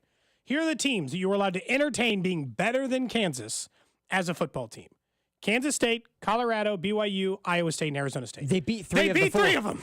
So, and one of them, in K-State, they took all the way down to the wire and lost the game late. So, they beat, in the last month, they beat three of the other 4 I just listed. All right, so now we're down to BYU. Wait, no, BYU is one of the teams they already beat them. So Kansas State and Iowa State? And they beat Iowa State. They beat Iowa State, and they lost by 2 points to Kansas State on the road in Manhattan. So Arizona State and Kansas State, those are the 2 we're entertaining is better than them in the Big 12? You can make a case. I think Arizona State is the only one I would really – I actually think Kansas is a better football team than Kansas State. This is not meant to be a knock on Kansas State. I just think their problems are related to it is very difficult as a college football program to bring in a freshman quarterback or a first-year quarterback, and it just clicks. I would not be surprised to see Kansas State at the top of the Big 12 next year because year 2 of Avery Johnson will look so much different than year 1 of Avery Johnson, and that team will really surprise you. But based on the way they're playing right now. I made the case on the 249 Miles of College Football podcast. A new one will be coming out on Wednesday. That you can make a case, Cody. You can call me an idiot. You can call me drunk too, just like you did Cody. You can make a case that Kansas should be getting votes in the top 25. Not from the playoff rankings, but the media poll, because Kansas has been in every single game they have played. Every single one, Cody. And yes, they've lost some, but they've just knocked off BYU, Iowa State, and Colorado. Kansas has That's 3 straight ranked opponents, man. Kansas has a better resume than some teams that are in the playoff conversation right now. I guess a lot of this is just if I look at the encompassing of the season, they were really bad at figuring out ways to win early on. But they were the Cincinnati Bengals of college football this year. Look at well, they also faced the top 7 teams, 7 of the top 8 in the Big 12. Their schedule ended up sucking. So here they're if you just need a reminder, Kansas lost to what is currently ranked number 25 Illinois, what is currently ranked number 24 UNLV. So these are ranked teams. They lost to number 21 currently ranked Arizona State, and these are all games that they had a lead in the fourth quarter. True, right? And I'm with you. I know Gold likes to bury the near win category, but they have faced 6 ranked teams this year out of the Big 12. All 6 of them currently ranked, and they beat 3, lost to 3, and all 3 that they lost to were in the fourth quarter. It's a good college football team, but that's also why I'm telling you as a Kansas fan, you should feel sick. It's a wasted, You should be a little sick to your wasted season. stomach. You should be in the Big 12 title game. Kansas and Kansas State should be in the Big 12 title game, and neither of them are. As crazy as it They sounds, both blew their chance to be in the Big 12 title game. Kansas has a losing record right now, but you would say that they've been, you could argue they've been the best local team. Yeah. To this point, because Missouri got throttled winning in big games. K-State, of course, wet the bed against Houston and then got beat straight up against Arizona State and BYU. So Yeah, Missouri's problem is like when they faced anybody of value, they got stopped a couple times there. And they also had quarterback injuries. Some of theirs is just bad luck. So some bad luck, certainly, yes. but which, according to what I've learned since being here, Cody, is that might just be some of being a Missouri fan itself. It is. There's some bad luck always that happens to Missouri. Yeah, if you're a Missouri fan, that's a lifetime affliction. Next up, when we come back, let's take a look at the rest of the NFL, where the AFC went wrong, where Kansas City still got their win yesterday. This is Cody and Gold on your new home for K-State Athletics. 96.5, The Fan. Brought to you by Heartland Men's Health, the leader in men's sexual health. Thousands of men have been successfully treated for low T, ED, and more, all with discretion and compassion. Make your appointment at heartlandmenshealth.com. Spend more time with the family and less time in the kitchen this holiday with a little help from Hy-Vee. You'll find heat and serve meal packs for any size gathering with proud favorites like succulent turkey, honey glazed spiral ham or prime rib, plus savory sides and rolls. Choose from pumpkin, apple, or French silk pie and more. And in honor of our dedicated employees, all Hy-Vee stores will be closed Thanksgiving Day for time to celebrate with family and friends. This holiday, let us do the cooking while you get the credit. Only at Hy-Vee. I love the customer service experience that I have every time I go to Hy-Vee. You know what else I love about Hy-Vee? I don't have to sacrifice quality and service to get low prices. Hy-Vee just dropped the price on thousands of items in every aisle, in every department, both in-store and online. Hy-Vee even match prices with the nation's biggest discount stores. Get Pepsi and Coke 12-pack cans or 8-pack bottles, buy 2, get 2 free, and get a free turkey with the purchase of any Hormel whole boneless ham only at Hy-Vee. MD Anderson Cancer Center is again ranked #1 in the nation for cancer care by U.S. News & World Report's Best Hospitals rankings. Our physicians treat more types of cancers in a day than many see in their whole career. This unmatched depth of expertise, combined with our groundbreaking discoveries, gives our patients access to the most innovative treatment options. Learn more at mdanderson.org. Tackle the NFL action on FanDuel, America's #1 sportsbook. New customers can get $150 in bonus bets if your first $5 bet wins on tonight's game. And let's look at a same-game parlay for Monday Night Football, Baltimore at the Chargers. Let's go with Zay Flowers and an anytime touchdown, Derrick Henry over the rushing yards, and Justin Herbert over the passing yards. Just visit FanDuel.com/610Bob to make every moment more this season. FanDuel, an official sportsbook partner of the NFL and of 96.5 The Fan. 21 and present in Kansas. First online real money wager only. $5 first deposit required. Bonus issued as non-withdrawable bonus bets, which expire 7 days after receipt. Restrictions apply. See terms at sportsbook.fanduel.com. FanDuel is offering online sports wagering in Kansas under an agreement with Kansas Star Casino, LLC. Gambling problem? Getting help is your best bet. Call 1-800-522-4700 or visit ksgamblinghelp.com. Hey, it's Rex here with RexBuysKC.com, your local KC home buyer. If you own a property in the Kansas City or surrounding area and want to sell it fast and at a fair price, write this number down, 816-330-6000. I'm a private real estate investor, not some hedge fund or large national chain. My family and I live right here in KC. I can pay cash and close on your timeline, even in as little as 3 days. Here at RexBuysKC.com, we're improving Kansas City one house at a time. I buy inherited houses, vacant houses, foreclosure houses, behind in payment houses, my tenant won't pay the rent houses, and properties that need complete rehabs. Do you own a house that's trashed and needs thousands of dollars in repairs? Great. If you own a house and want to sell it fast, call me at this number, 816-330-6000. That's 816-330-6000, or go to RexBuysKC.com. That's rexbuyskc.com, and I look forward to working with you. Hi, it's Derek Johnson, and I know there's nothing better than being part of a team. A group of great people you can count on and learn from. The Sheet Metalworkers, Local Number 2, are growing their team and looking for quality men and women who want to build Kansas City's future. While you're making KC a better place, you'll also get great pay and benefits while gaining lifelong skills. Explore the possibilities at sheetmetal2.org. That's sheetmetal2.org. And take a step towards a fulfilling and rewarding way of life. Wesley Financial Group is not a law firm. If you own a timeshare and you want out, you need to get the facts. Chuck McDowell, founder of Wesley Financial Group, has helped over 40,000 families cancel their timeshares permanently, and he may be able to help you too. Call right now, and Chuck will send you a timeshare exit information guide for free. It explains how your timeshare works and all your options for cancellation. You want to call 800-761-0000. That's 800-761-0000. Paid for by Wesley Financial Group. Want to keep your gas-powered engines running like new? Stable's proprietary formulas are proven by third-party testing to outperform the competition in keeping fuel fresh, preventing corrosion, and cleaning the entire fuel system. With Stable, you can have confidence you are doing the right thing for your engine's long-term health. Just pour into your gas can or fuel tank, then top off with fresh fuel. At every fill-up or when you store, start with Stable. Available where fuel additives are sold. I'm Bob Burke, founder and chairman of Burke America Parts Group, a family of brands that includes RepairClinic.com, an appliance and HVAC parts solution company that's grown into an international brand. Before AmericanEagle.com, we partially launched a new technology platform developed by another firm. American Eagle helped take our technology to a whole new level with digital marketing, software development, and business insights into our key markets, appliances, HVAC, and outdoor power equipment, and did so both on time and on budget. AmericanEagle.com has the resources, experience, and talent needed to produce solutions.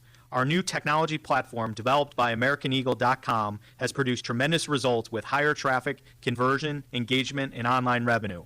If you have any home repairs you need to take care of, check us out at RepairClinic.com.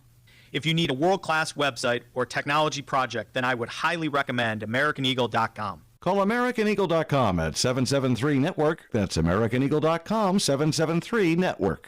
Oh, could this vintage store be any cuter? Right? And the best part? They accept Discover. Accept Discover? In a little place like this?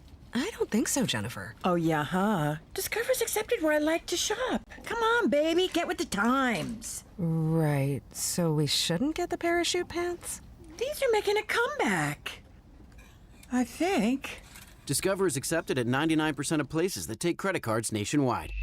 Based on the February 2024 Nielsen report. This afternoon, expect mostly sunny skies with a high of 44. Weather brought to you by Staples. Your local Staples store has hot deals and super low prices throughout the store on everything for your business. Save even more with the Easy Rewards program at Staples. You're listening to 96.5 The Fan from the Mission Plumbing, Heating, and Cooling Studios. Welcome in to the Chiefs Red Half Hour. Every day at 11:30 with Cody and Gold on your new home for Chiefs football. 96.5 The Fan. Coming up in 90 minutes, our former producer, Steven Serta, is going to sit in for an hour with me, help break stuff down from his side over at Club Foolish. If you haven't paid attention, he's got a podcast network covering all things Kansas City Chiefs. So you're looking for some additional coverage. Serta's got you covered. He'll tell you all about it. In the 1 o'clock hours, he'll join the show. We'll talk more Chiefs as they win against the Carolina Panthers. I think it's important to note the win part of it. I just kind of thought, man, I thought we'd come in here today. The Chiefs had won 30-14, and we could feel good. Samaje Perine returned that kick return. The very first pass was a wide open touchdown to Noah Gray. I thought, oh, baby, it's going to be smooth sailing. Are you kidding? Even in the fourth quarter, when the Panthers got it within 3, Kansas City immediately stretched it back out to 10. I'm like, all right, they got it within 3, but it's been like a double-digit game like the whole second half. Whatever. Whatever, it's fine. only to have them actually tie it up with a touchdown and a 2-point conversion. I would describe that game as obnoxious more than concerning to me. And the rest of the NFL taught me why. Yesterday in the NFL, the Washington Commanders, who have largely been one of the best teams in the NFL or in the NFC this season, lost to Cooper Rush. Dude, they missed an extra point with 20 seconds to go, forcing a squib kick that then gets returned for a touchdown, or an onside kick that gets returned for a touchdown. They lost to Cooper Rush. The Texans lost to Will Levis. Bad teams beat good teams in the NFL all the time. I mean, just every week. The Chiefs were almost a victim of that yesterday, but weren't. Does that make me a bad? Like, is it bad to quantify it that way? No, I don't think so. I mean, the Broncos-Raiders game, it ended up being 10 points. That game was close. The Chiefs have the Raiders this Friday. I mean, can they lose to the Raiders? Yeah. I mean, They lost to them last year. Yeah, I mean, I guess so. It's going to be Aiden O'Connell, I assume, unless they're going to turn it over to Desmond Ridder. How about that? They were going to face Gardner Minshew, broke his collarbone late in that game yesterday. Gardner Minshew had a better chance to beat the Chiefs than either of the two quarterbacks who were going to play on Friday. Minshew's at least beaten some teams before. But I feel like the NFL always teaches something. So just this week alone, the 8-win Steelers lost to the 2-win Browns. The 7-win Texans lost to the 4-win Titans. The Vikings had a sweat against the Bears. And the Bears are not a laughingstock, so maybe that's not a good example. But the Cowboys have 3 wins and they're starting Cooper Rush. So you mentioned bad teams beat good teams all the time. You mentioned those games. You know what all of those games are? Divisional games. So Division. I think there's some. AFC South. Not that the Except AFC for the Chiefs South game, yeah. I think the Browns Steelers, we talked about it last week. Chalk that up to the AFC North. It's that game. It's a snow globe. All that other stuff. I think the other ones are a little bit different, but they're still divisional games. So you go into this one against the Raiders, and it's a divisional game. So I don't know. Maybe there's a chance that the Raiders win. But to your point, Cody, to this point, this year at least, the Chiefs have found a way to win. However ugly, whatever lucky play you want to call it, whatever fortune, whatever kick, whatever big time drive by Mahomes you need, they've gotten it done every single time. And do I think the Chiefs could very easily be 7-4? Yeah, I do. I'm not an idiot. I watch the games. Could they very easily be 7-4? And right in the middle of the same ugly-ass dogfight of the AFC? Sure. They're not, though. They're 10-1. And the rest of the NFL is way worse at losing games just across the board. So for tonight, right? We get the Harbaugh Bowl. Drew, you going to tune in? Got a little Harbaugh v. Harbaugh? Yep, I'm gonna tune in a little bit. This matters if you think the Bengals have any shot at this. Yes, it would be. I hate to say it. It would be nice to have the Ravens actually win this one, but I don't know if I feel comfortable saying that. You have to. You actually. In fairness, I think we're all on the same side. Chiefs fans also want the Ravens to win it because as it sits right now, there's only a 2-game difference between the Chargers and the Chiefs, and they have the Chargers in 2 weeks, so they will face them pretty soon here. And so if those teams are going to be, around the same time, well, then, can't hurt to see them. But it's the way you look at it. It's like you think you're like, that Chargers offense, because sometimes you watch Justin Herbert and you're like, he looks pretty good. They've scored 50 less points than the Chiefs. It's not a good offense. But the Ravens defense is no good. And I feel like this game's just going to be in the 30s. Yeah. But teams your fantasy football team is in potential jeopardy if guillotine's looking kind of tough. So there's somebody on the text line that is badgering you in particular, Cody. Why? I guess the both of us. For the 913. Because the secondary's bad? Does all this coping help you overlook how bad the secondary is? All right. Why won't you talk about that? The secondary is all caps trash. For the 913. Man. Okay. I'm just going to remind you real quick. This is still a top 10 scoring defense. Now, if you want to say since Jalen Watson went down, I can't really argue the level of struggle they've had against there. So I understand that. Let's say I agree, and I don't necessarily. Let's just say I agree fully with your take that the corners are trash. The entire secondary is useless. The question I would ask you, at least to follow up, is, can they win a Super Bowl despite that? And if you tell me no, then I think you're full of it.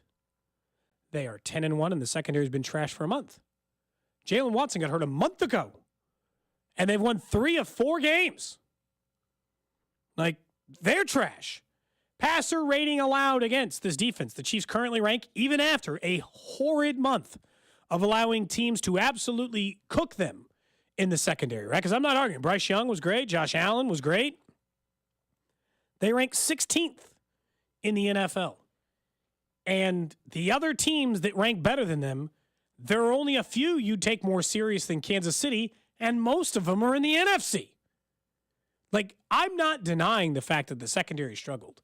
And I told you, I come in today and like the lead of the show, and I would say the biggest takeaway from this thing is you should be annoyed. The team hated it. Hated it. Losing that game. Listen to Andy Reid in postgame having to tell his team to keep their head up.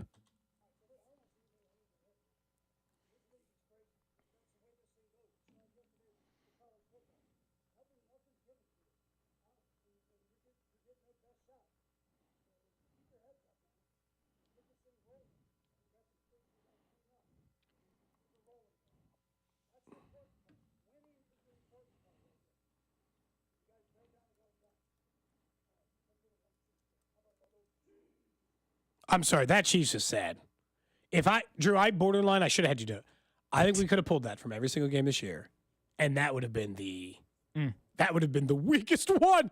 How about those Chiefs? Dude, the whole team was walking like Charlie Brown after Lucy pulled the football. Like, they feel what you're saying. That game yesterday sucked because there's no reason on earth the Carolina Panthers should even give you a scare. But the bigger picture's really hard to shake. I swear to God, if this were any other team, I would talk about it different. Any other team in the league, borderline, and this is where I kind of get it from fans. Borderline, any other team in the league, I'd be calling them a fraud. If this is how the Pittsburgh Steelers are winning under Russell Wilson, I'd be like, fraudulent, liars, ain't no way. Last year, they were 11-6, and they had real problems, okay? Just like this year's team has real problems. They had offensive line issues like they do this year. They had wide receiver issues like they have this year. They had Patrick Mahomes was throwing picks, wouldn't have his bet. They had real problems just like this team. They lost a lot more games because the Chiefs are in no way losing 6 games this year, right? They'd have to lose out. Why not lose out? Have to only win 1 game the rest of the season. So, and it didn't stop them. Like, it's, when you're the 2-time defending Super Bowl champion, it's not to say that you won't lose in a postseason game, but you can't tell me today, just because they played a close game against the Panthers, it's over. Good teams are going to kick their ass in the postseason. I don't buy it. I don't buy it. They have faced several good teams this year. Okay, so like the whole year, and I don't know, it's like pre and post injuries or all these other things, and some of those were with Rice, some of them weren't, some of them were with Watson, some of them weren't. But others will, all of these games are without Amenihue and Pacheco, and the rest will be presumably. Yep. And all of these games were without a new left tackle, and the rest will be, right, presumably. And so, but if you just look at the season, no one, good or bad team, they're not blowing anybody out, but nobody's blowing them out either. So yeah, I got just as many games where they played close against Tampa or too close against the Raiders maybe because they only beat them by 7, whatever. Even though they're up double digits, a huge chunk of that was a trash touchdown. Beat Baltimore. Here are the winning teams they faced. Baltimore, they won. Atlanta has a winning record. They beat them. The Chargers are 7-3, as a quick reminder. So 7-2 in every game not facing Kansas City. They beat them. They beat San Francisco, who is... Did they win yesterday? No, they lost to... Sorry, I apologize. To Green Bay. That is a below 500 team. Then that is 5-6. So I'll leave San Francisco out of the conversation for a minute because they suck. Denver, a 7-5 team. They beat Buffalo. They lost to. They had the ball in the fourth quarter with about half the fourth quarter to go with a chance to take the lead. They didn't do it, but I don't think you can tell me they blew them out. And Buffalo didn't blow them out. And what you're saying is the ultimate, is the ultimate comeback for anything. Is because, I've brought it before. There are real problems. I'm not denying that. I've brought up a certain team could easily be 8-2, 7-3. They've been close in so many games, but they're not winning them. The Chiefs have been close in so many games. That's the ultimate comeback. Is that if they were 7-4. Then we gotta talk more. I think the conversation not as more realistic, but in terms of the problems actually impacting the results of games on paper as we're watching them is true. We're 10-1. The problems are there, and we've acknowledged those problems, but they are also, to your point, Cody, winning those games. We also, I guess here's what's part of it. We pretend like those wins don't matter. If they win enough of these games, you don't think they should win. And it's just a reminder, I still think this is the single most important thing.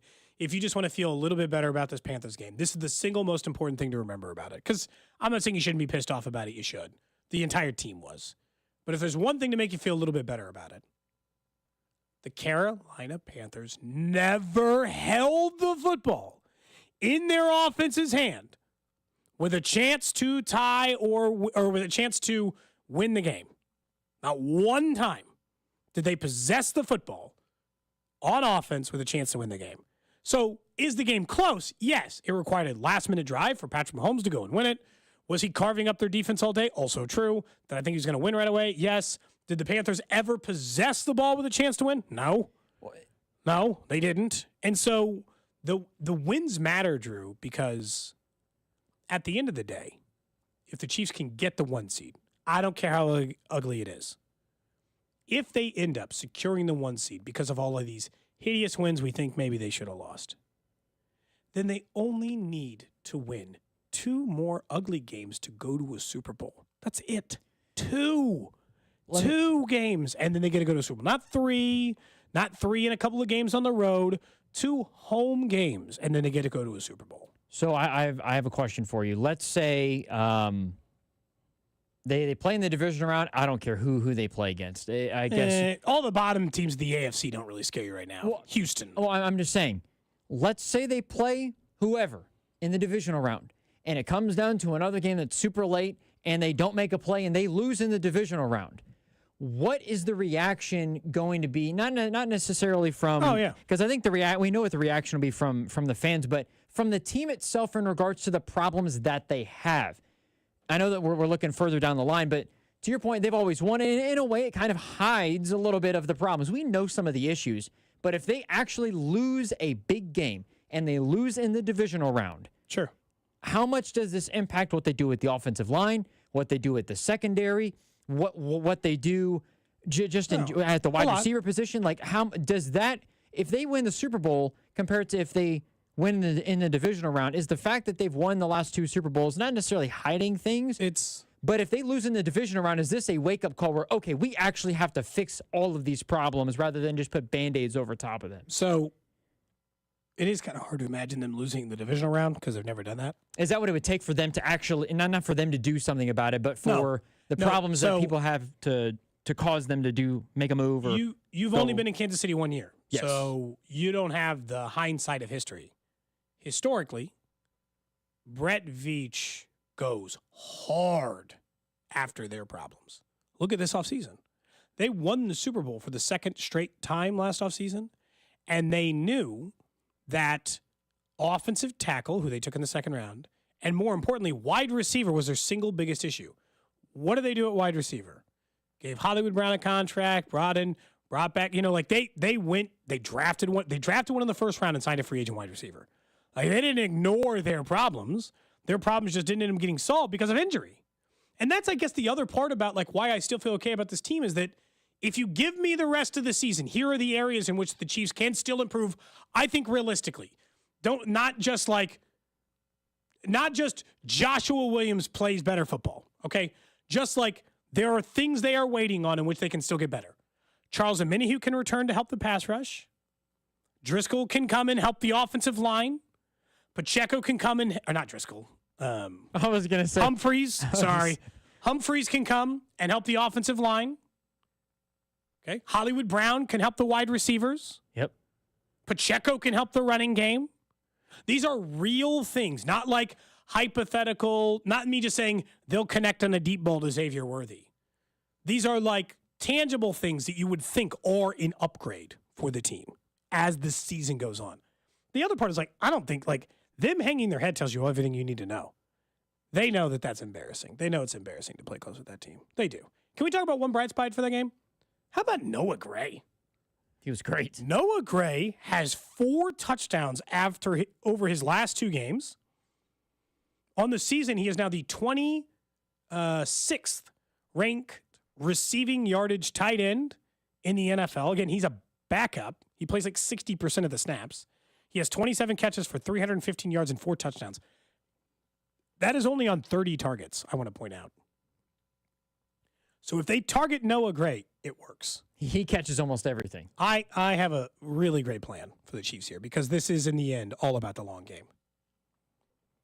Cut back Travis Kelce snaps, plays Noah Gray more for the rest of the regular season. In the postseason, go right back. Travis Kelce, 99.999% of the snaps, it's fine. But for the rest of the regular season, we talked about this early bye and all these other things and Kelce getting right because you got to sit the final week of the season. To preserve Travis Kelce's freshness for the postseason, why wouldn't you throw it to Noah Gray more? He has technically been more efficient with his targets.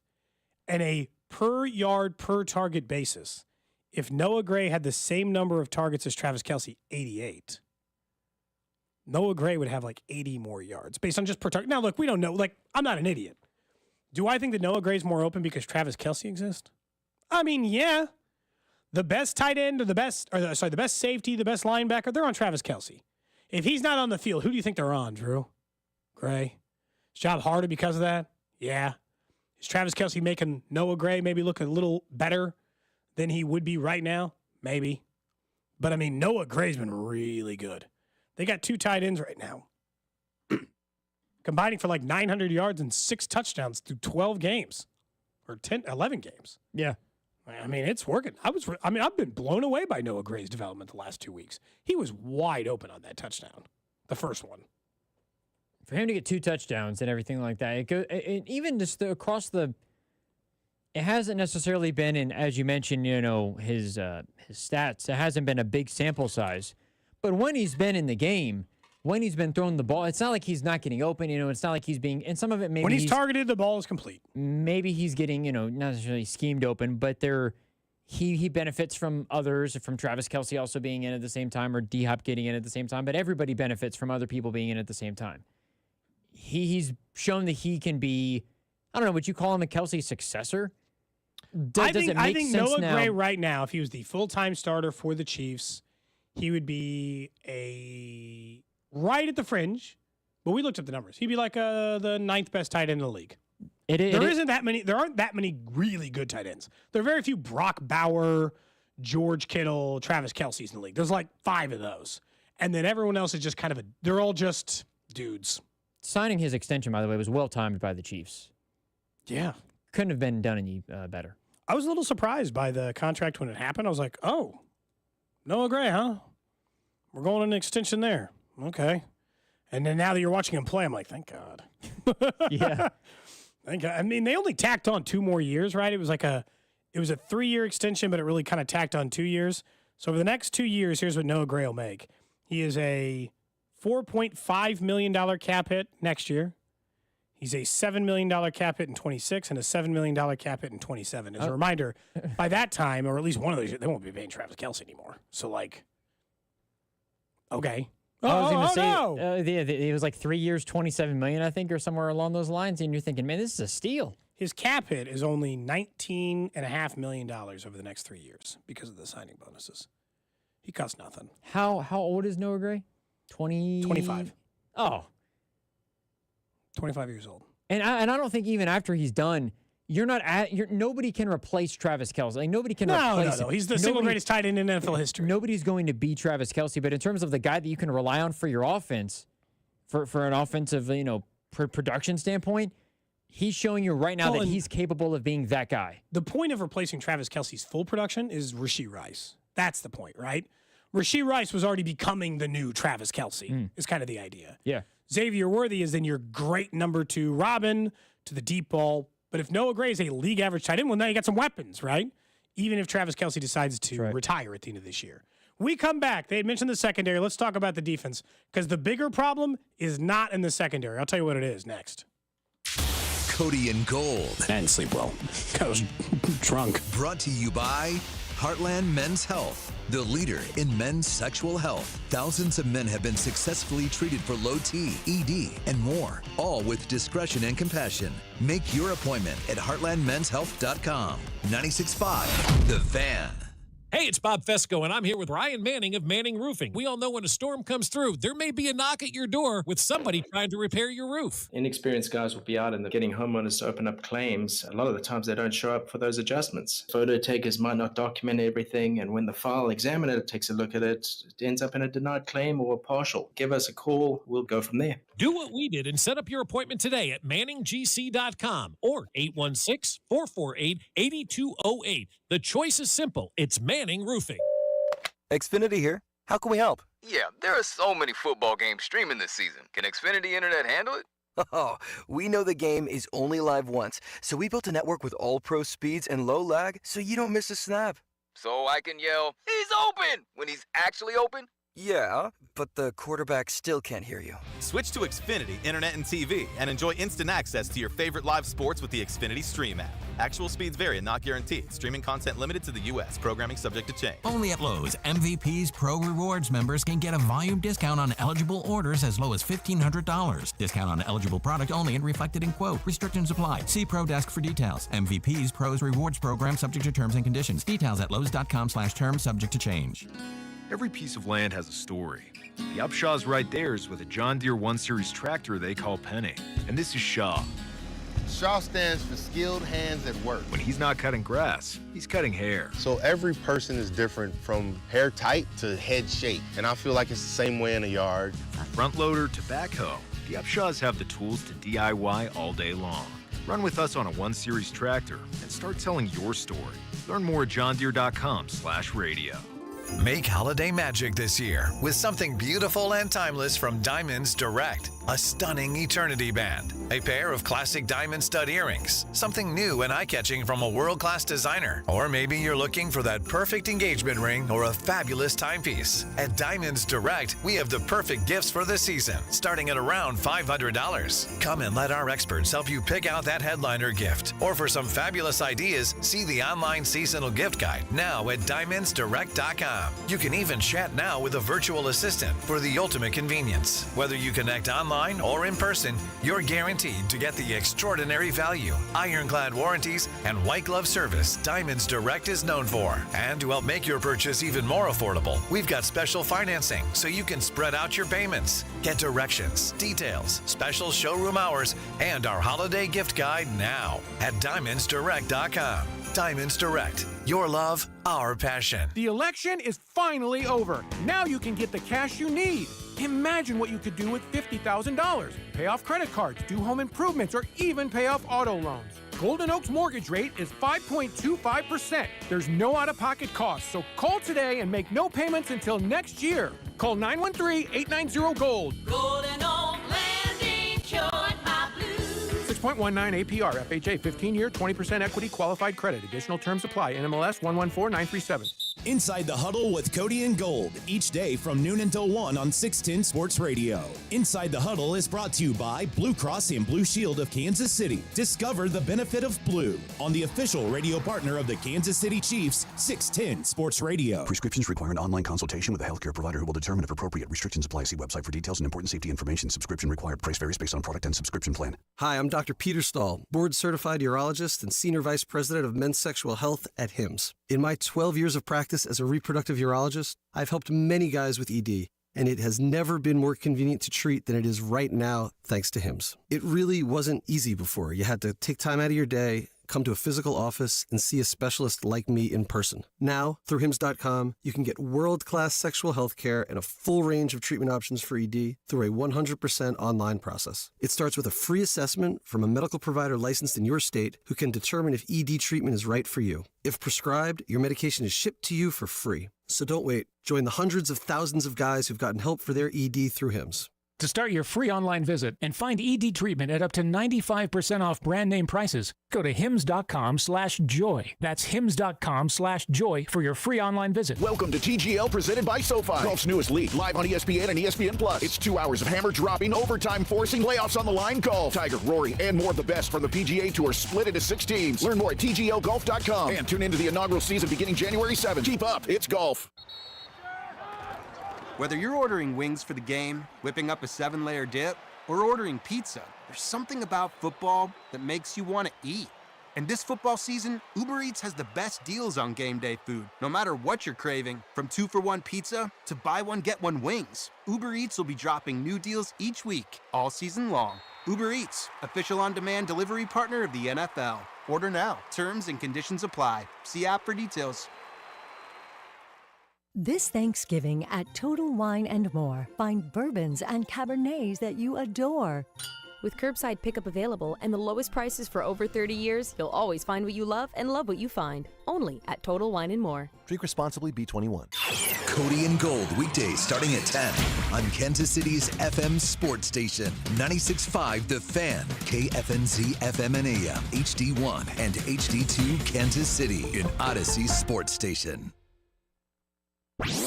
What's trending? Obviously, number one on What's Trending, it's a Victory Monday here in Kansas City, although I don't think we've said that once, like anybody was actually proud of it. It's like, let's go. Well, it's kind of like embarrassing to admit it, you know? You're like, hey, it's a Victory Monday. Who'd you guys beat real quick? Panthers. Was it close? Yeah, it was pretty close. Okay. But it is a Victory Monday here in Kansas City. The Chiefs win 30-27 over the Panthers. It took a last-second Schrader field goal. Hey, look, backup kicker's paying off. They haven't asked him to do too much yet, but at least holding off for now as the Chiefs go on to move to 10-1. Short week for the Chiefs. There'll be no Andy Reid speaking today. He will speak on Wednesday, I believe, as it's set to talk right now. Mahomes will talk tomorrow because of the short week. They play on Black Friday. Remember, Amazon Prime game coming up this week. Next up on What's Trending, Kansas beat Colorado. K-State beat Cincinnati. Missouri wins against Mississippi State, which means the trio of local teams all win undefeated this week. And the most impressive, Kansas has now won 3 straight games against ranked opponents.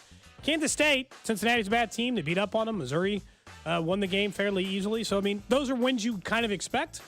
Kansas, 3 straight ranked opponents. I mean, it's hard to argue with the results. I just still said like what I said earlier, which just kind of feels like a lost season. We're going to talk more about it here in a minute because Drew's a big college football guy. Interesting weekend for the college football playoff this weekend, I'd say. Was there ever? Yeah. My God, it started with Indiana getting crushed by Ohio State, and you're like, well, they're probably out. And then everything else happened, which completely brought Indiana right back into the fold. They might be a lock now. Dude, it's crazy. Crazy what the rest of the time. So we'll talk about that coming up in just a minute. Next up on What's Trending, this is just really for me. UMKC Soccer is heading to the Sweet 16. They call it the Round of 16. Nice. After beating SLU over the weekend. That's in soccer, by the way. So UMKC Soccer. They play second-ranked Pitt. Good luck coming up on Roos. Sunday. Roos have never even won more than a single tournament game, I am told. That's outstanding.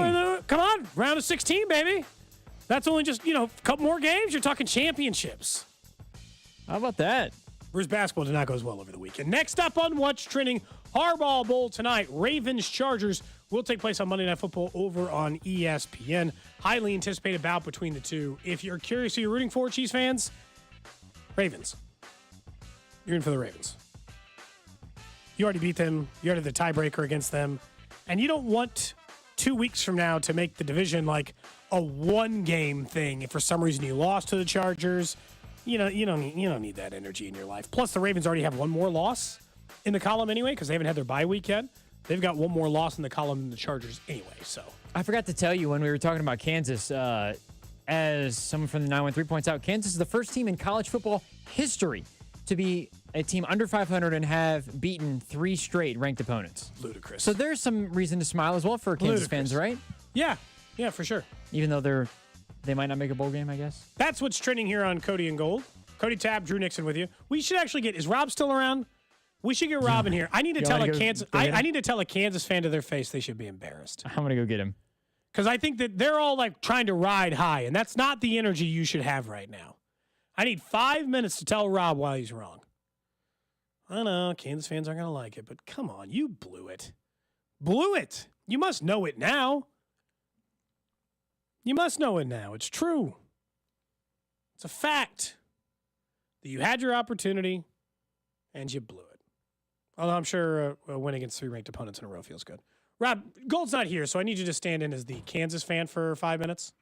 Maybe less. I need you to know that I think Kansas fans are feeling really good today, right? A win against 3 straight ranked opponents. And you're wrong. You should feel terrible. This is a wasted, blown season of incredible opportunity blown by your Jayhawks, and the last 3 weeks have only highlighted that. Yeah, it's like the yin and the yang of the season. Like I don't know the stat offhand. I used to just memorize it. I believe KU at one point in this season was 0-4 or 0-5 in 1-score games. I could probably go through them: Illinois, UNLV, all Arizona teams, State, half of them in the conference. So basically, you know how the Chiefs, all the national media punch saying, "Oh, the Chiefs are on borrowed time; they keep winning 1-score games." KU was the opposite, basically up until the Iowa State game. So as a KU fan, it is extremely frustrating that you feel like they should be in the Big 12 title game. Or at least they should be as part of the scenarios. Like you got the email yesterday with the 900 scenarios of how each team can make the Big 12 playoff, the Big 12 championship. But KU should be in the scenarios. They shouldn't be talking about bowl eligibility. But I do think 2 things can be true at once. They definitely will look back this season and say, "Woof, it was so bad early. We wasted all that talent. That stinks." However, I feel like the college football playoff has broken our calculus of what is or isn't okay on a success scale. See, I think that this is the problem. I actually said it's gotten worse. College football playoff, I said this. It's bad for the local coaches. Yeah, it's bad. It's bad for everyone because, like, I saw a stat that K-State with a win has a chance to be like one of 7 schools with 4 straight 8-win seasons. That's impressive. No K-State fan's gonna say, "Whoa, the 2024 season was impressive." KU rallying up and potentially making a bowl is impressive and will go down as a nice little moniker. But if it's now a binary thing, it's either playoff or bust for coaches, and that's not how college sports should operate. This is exactly what I said. It is the exact. I swear to God, and you weren't listening, but like last week I had this exact same take and nobody agreed with me. And I said, it is bad for the local coaches. And this is what funny enough, this is why I think you love college sports and it's why I don't. I don't understand the we won 8 games and we're proud of ourselves. I'm like, no other sport operates where you're like, we did pretty good and you should like us because of that. No. Other sports operate that way. The only sport that doesn't is the only sport we follow 12 months here. The NFL is the only one that doesn't do that. We don't care at all. You're correct. You follow the Royals. The Royals did not make the World Series.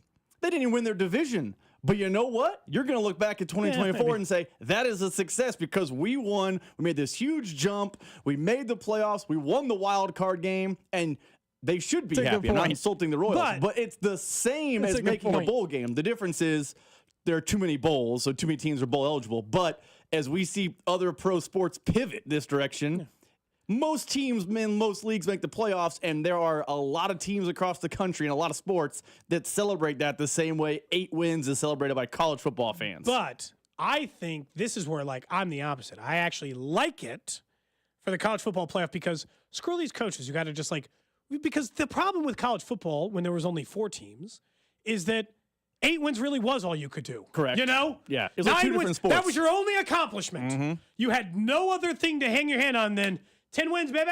We did it. 9 wins.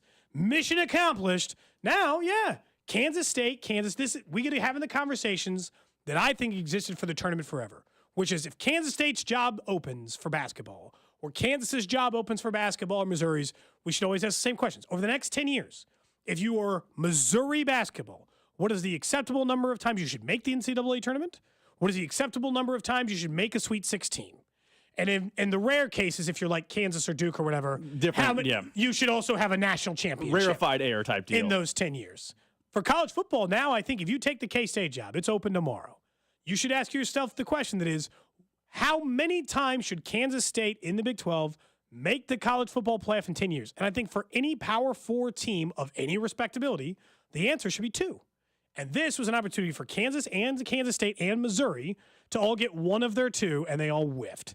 I think your logic is sound, except for the part where the people in the committee view all these conferences in very different lights. The argument we have every Wednesday, and I can't speak for you guys' show. I know me and Drew talk about it basically every Wednesday or Tuesday night when the rankings come out. I get sick to my stomach the way they treat three-loss Alabama. It is disgusting behavior. I mean, there's going to be a conversation tomorrow at some point. Bama's 3 losses aren't that bad. Shut up. Shut up. Ole Miss is going to have the same conversation. We're going to kick Indiana to the curb tomorrow to make room for Tennessee, and it's going to be sickening. Yeah, but because of that, I think they're in the Big Ten. They're not even in the Big 12. They're not even a bad conference. Exactly. So I think conceptually, you're right. Hey, there's 12 teams. It's probably going to expand again to 16, but that's not here nor there. You should be making it once, twice every 10 years. Yes. But that's taking into effect that the Big 12 is going to be held to a different standard, and schools like Kansas, Kansas State, Missouri, because their school name says Kansas, Kansas State, Missouri, are held to a different standard. If KU was 11-2 this year, do you think they would make the playoff? Because I would think they fall in the same category as Indiana. Their Missouri schedule, maybe interesting. not. For Kansas, they're helped because they face 6 ranked opponents. That's true. This season. Kansas, but Missouri actually had the easiest schedule of all 3, but they played in the SEC. But Missouri would have been interesting if they had won one of those toss-up games, the A&M game, the Bama game. If they had won, I think they're in. South Carolina. If they had gone 2-1 or 1-2 in that, they might have had a chance because of the SEC moniker. But they are not a traditional power. They're not a known commodity. They're not a name brand, which is one of the problems with college football. And I wonder if they would then be kicked out and you're 2 times every 10 years, you look back and say, well, hold on. We should have been in 2 times over 10 years. If the playoffs started last year, Missouri's a playoff team as of last year. K-State would have been fringe. 2 years ago, K-State would have been a playoff team. I think you're right, but I think it needs to be held into the light of, well, they should have been, but we can always look at the committee. Because Indiana fans are going to look back and say, well, they should be 0 or 1. We weren't a playoff team. Are you going to say, well, over the 10-year stretch, they went to 0? Well, they should have been in 1. So it's a little bit different than just yes or no. I also think there's a gap between Indiana and Kansas. And then I can let you out of here in just a sec. But that's that part of it. But also the haves and have-nots still exist. If you're the Alabama coach, the answer is 10. Yeah, 10 out of 10. There are 12 teams. You can't make the college football playoff. What the hell are you doing here? Except for what's funny this is Alabama. This is Georgia. There are 5 schools that it should be 9 out of 10 or 10 out of 10. And then there's that second wave of schools that think they should be in the 9 out of 10, but in reality, they're 5. They're the 4 or 5. I'm looking at you, Auburn fans. Auburn's the king of thinking they're something, but in reality, they're not the something they think they are. Yeah. KU fans will look back at this season with 2 different thoughts, and be happy that they closed strong. They closed strong, and they did right by that senior group that really changed the program. Daniels and Neal. You know what we were talking about 4 years ago, Kansas football? Laughing at them. We were talking about Les Miles. Does he know where he is? What's happening? And you know what they're going to do now? They're going to be a game away from back-to-back-to-back bowl games, which is one of the few times in school history it's ever happened. Thanks, Rob. Yeah, no, I told you earlier, Drew, I still think maybe the single best thing out of the season for this is they should realize Lance Leipold didn't let his team quit. 100%.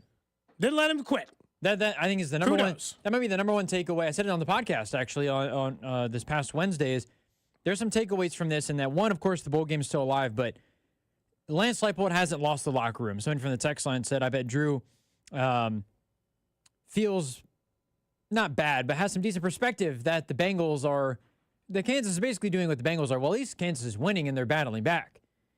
They're fighting for their coach and they're fighting for that bowl game. So big props to Kansas for that. I did like his Royals comparison for you. Yeah, that's fair. I mean, we do. I think the text line did as well. But it's so hard because that is I wouldn't say that about every Royals season. Does that make sense? Oh no, yeah, it's I agree. Expectation versus reality. So he, for the longest time in college football, every 9-win season was a good season. Every 8-win season was a good season. Yes. And expectation matters a little bit for me in the sense that next year, losing in the wild card, let's say for the Royals, that does not constitute a successful season for me. That is not enough. To the point, though, that we brought This year was enough. That's like the 2 in 10 year thing for me. Okay. Like, you got to do these things more consistently because that's what's expected of you. Because we've talked about this with baseball as well.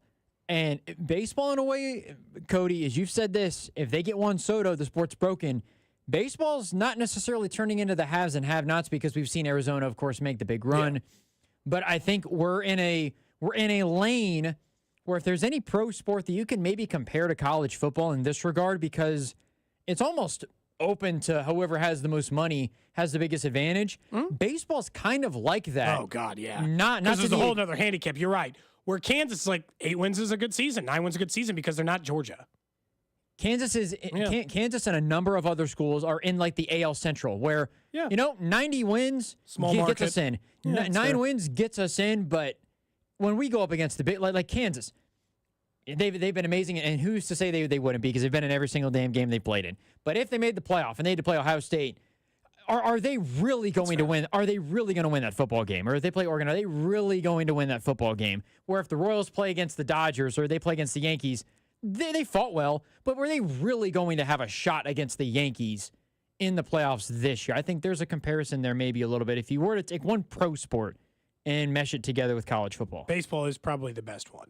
Coming up in about 10 minutes, we'll talk about the Royals trade that took place on Friday.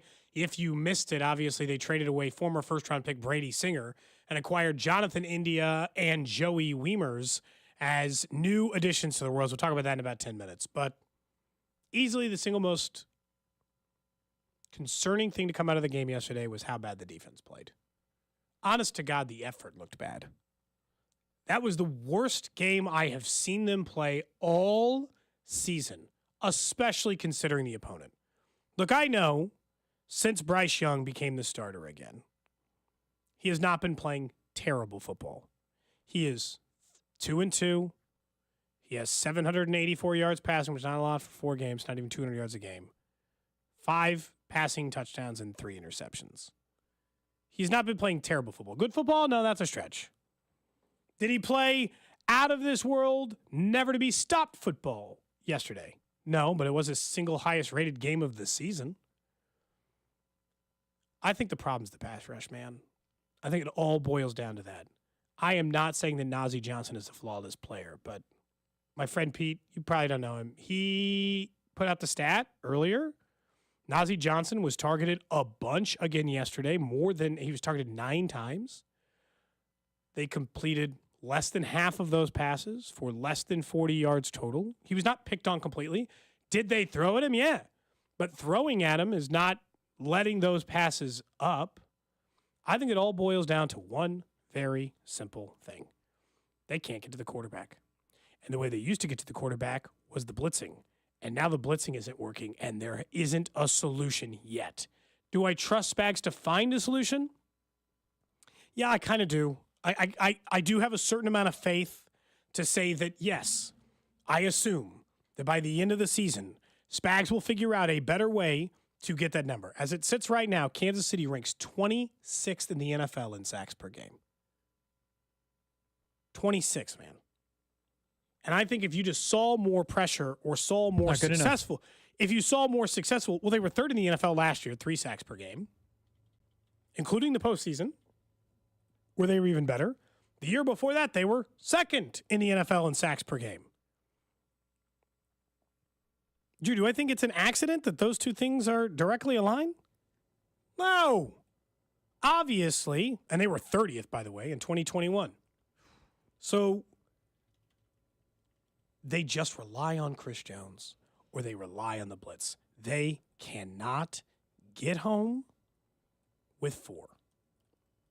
So the what really is scary about this is they are now praying that Charles Omenihu saves them.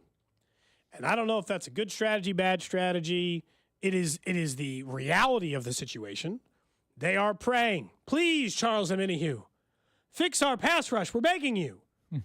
Because, like, the 3rd down and 8 was the one that stood out to me yesterday. They send the house. It's 3rd and long. They send the house of Bryce Young. He throws that out route about 15 yards. It was a hell of a throw. Hell of a throw. It really was. It was a great throw. But unfortunately, over the last 2 weeks, that throw has been made like 5 times by opposing quarterbacks. Josh Allen abused them on the blitz. And honestly, I had chalked that up at the time to just Josh Allen. He was better at beating the blitz because he's a legitimate NFL quarterback, right? So, like, he just took care of those needs, Drew, because he's great at it. But Bryce Young was cooking him in those spots. Bryce Young beat the blitz of Kansas City multiple times yesterday. Yeah. If there is a big takeaway from concern from this game, it's absolutely the defense. Couldn't stop him in the single biggest drive of the game, which is the fourth quarter one. Couldn't stop him on a 2-point conversion. Committed pass interference penalties, holding penalties. The only thing they were good yesterday on was against the run. And even there, Hubbard got more than they had been allowing to opposing running backs. So even in that way, they were a little bit worse than they typically are. They let up big passes again, like that Adam Thielen first down when he was left wide open on, and hear me if you see a theme here, the blitz. So Spags has just got to be, and this is the problem. How can I say that he's not going to be better at that? He's been the single best blitzing defensive quarterback in the NFL. The question I would ask myself if I were Spags, though, is, do I have the secondary to keep doing this? Yeah. Can I keep just being the same thing I've been this entire time that has made us a 3-time Super Bowl champion, winning back-to-back? Can I still be that way, or is there a way to blitz in which I actually hit the quarterback before he throws it? I don't remember exactly, but when he blitzes, doesn't he send Trey McDuffie a lot of the time is... He sends lots of different guys. He sometimes sends Trent McDuffie. He was doing that more earlier in the season with Jalen Watson. But 2 weeks ago, he sent Trent McDuffie on a successful blitz. Yeah. Because normally he uses Trent because Trent's so good at it. Mm-hmm. And I wonder if it... I can't remember who was defending whoever caught the ball on that out route. I don't remember if it was... I believe it was... Jamar Connor, wasn't it? Yeah, it was Connor. Jamar Connor's had good moments, but also some sketchy moments. As well as like Najee most of their Johnson. secondary, sadly. Joshua Williams, too. You brought it up earlier. Najee Johnson was thrown... He only allowed 3 receptions for 48 yards. Like, it really wasn't. It wasn't that decent, bad of a day. Not a great day, but but I think the one thing that stands out is he was thrown at 8 times. Najee Johnson, I think he's going to continue to get better because we trust Spags to be able to help develop the guys. It's interesting though because he's almost developing in real time. All right, so which I don't know if you, not that you can't trust that, but he's going to have some learning curve where maybe by the time the playoffs come around, he's going to have it figured out a whole lot more than he does right now, which maybe is a potential blessing in disguise that it looks ugly now, but not in January. They desperately need a way to get to the quarterback with 4. Here's the stats from yesterday. I can pull them up on Next Gen.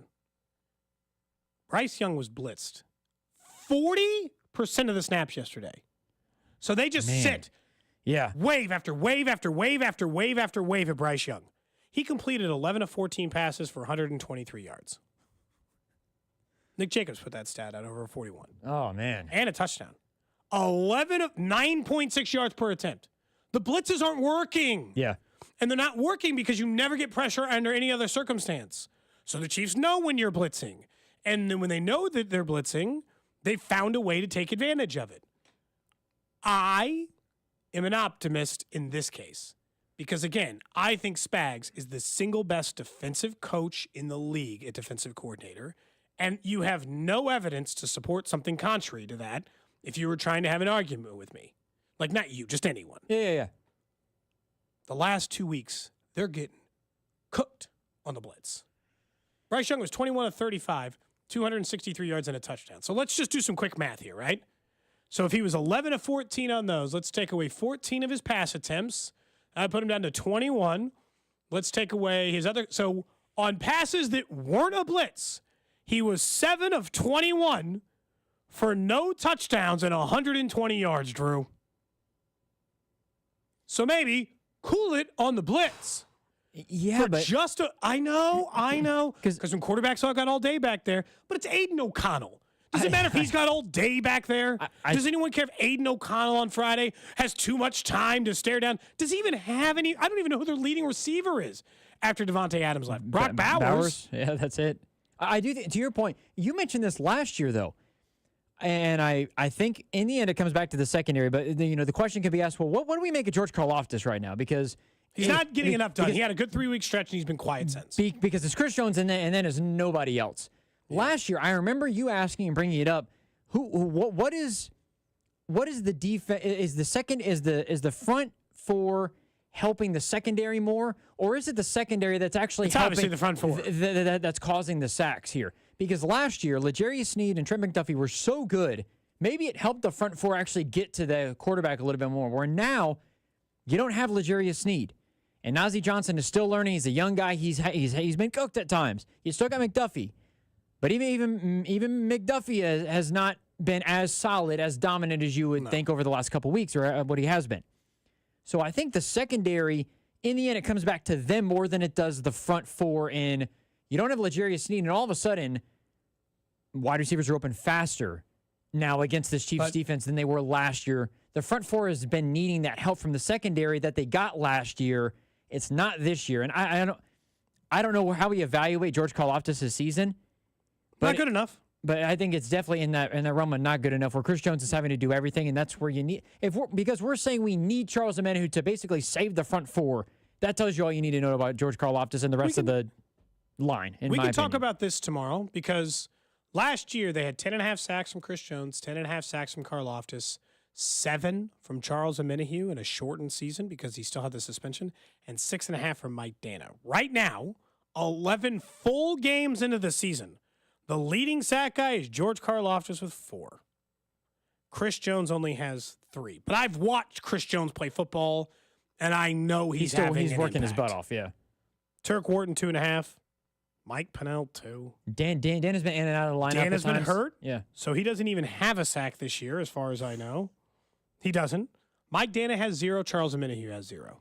Last year, by the end of the season, they had 13.5 combined. Between those 4 players last year, they had 33.5 sacks. They are currently pacing to have 12. I mean, it's not a mystery where the sacks are missing from. Yeah. They're still getting random ones from the secondary. Do you know how many guys I can list to you that have a sack? Pennell, 2. Bolton, 1.5. Tranquil, 1.5. Dana does have 1. Felix, 1.5. Does McDuffie Chanel, 1. Connor, 1. Nazi, 1. McDuffie, a half sack. I can point to some secondary sacks for you if you want them. The problem is the front four. We come back. The Royals made a big trade on Friday. Let's talk about whether or not it was a good idea to bring in Jonathan India. Cody and Gold, brought to you by Heartland Men's Health, the leader in men's sexual health. Thousands of men have been successfully treated for low T, ED, and more, all with discretion and compassion. Make your appointment at heartlandmenshealth.com. Follow the station on Instagram for ticket giveaways and behind-the-scenes content from the show at The Fan 965. Inside the Huddle is brought to you by Blue Cross and Blue Shield of Kansas City. Discover the benefit of blue. Xfinity here. How can we help? Yeah, there are so many football games streaming this season. Can Xfinity Internet handle it? Oh, we know the game is only live once, so we built a network with all-pro speeds and low lag so you don't miss a snap.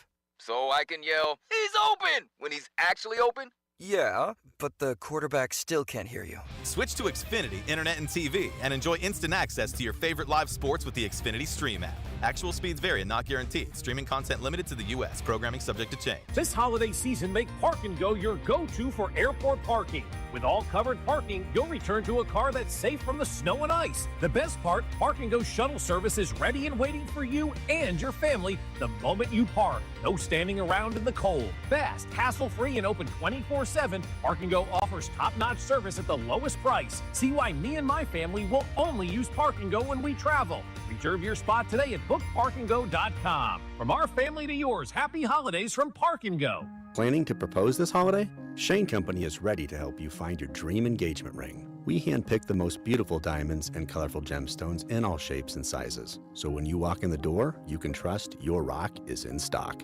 At Shane Company, we've always sourced directly, cut out the middleman, and pass the savings on to you. We work with your budget, not against it.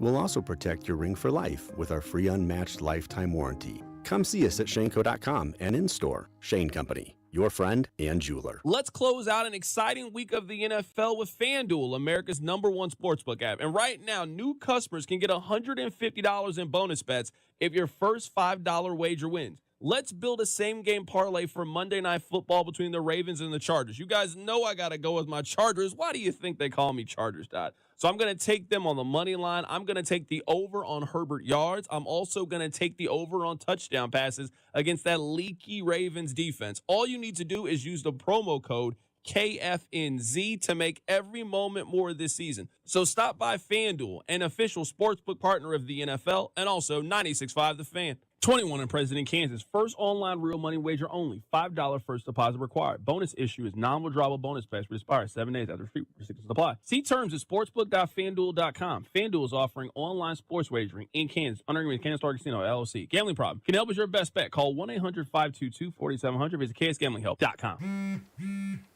Your attention is precious. Pulled in a million directions for a million different reasons.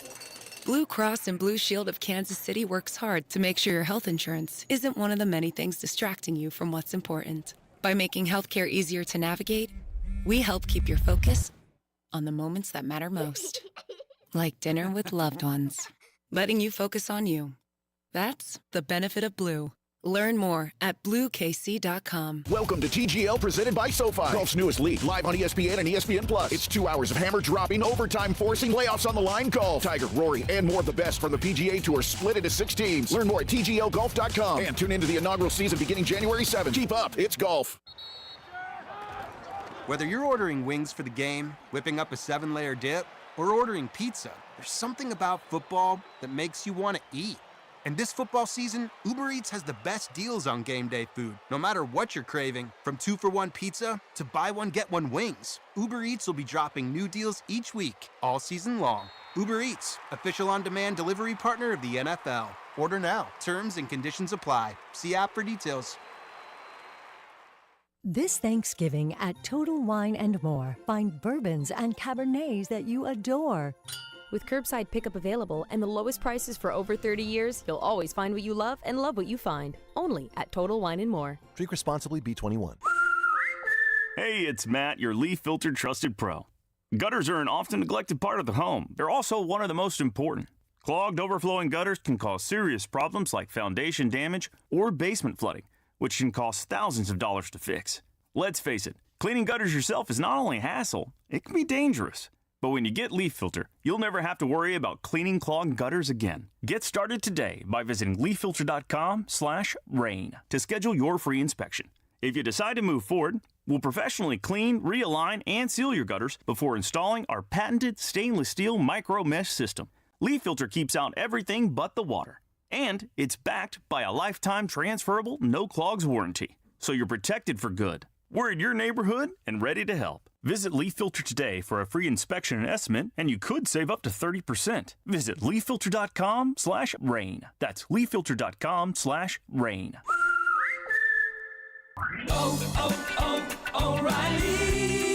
O'Reilly Auto Parts is honored to recognize the service of our military personnel.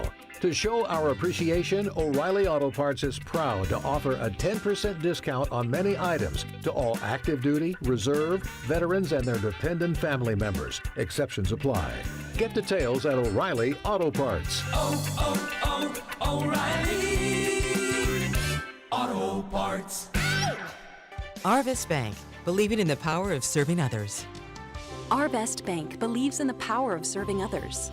That's why we're committed to supporting those who serve our communities. We believe that all communities deserve a financial partner who cares. Arvest. We believe. You're listening to 96.5 The Fan from the Mission Plumbing, Heating, and Cooling Studios.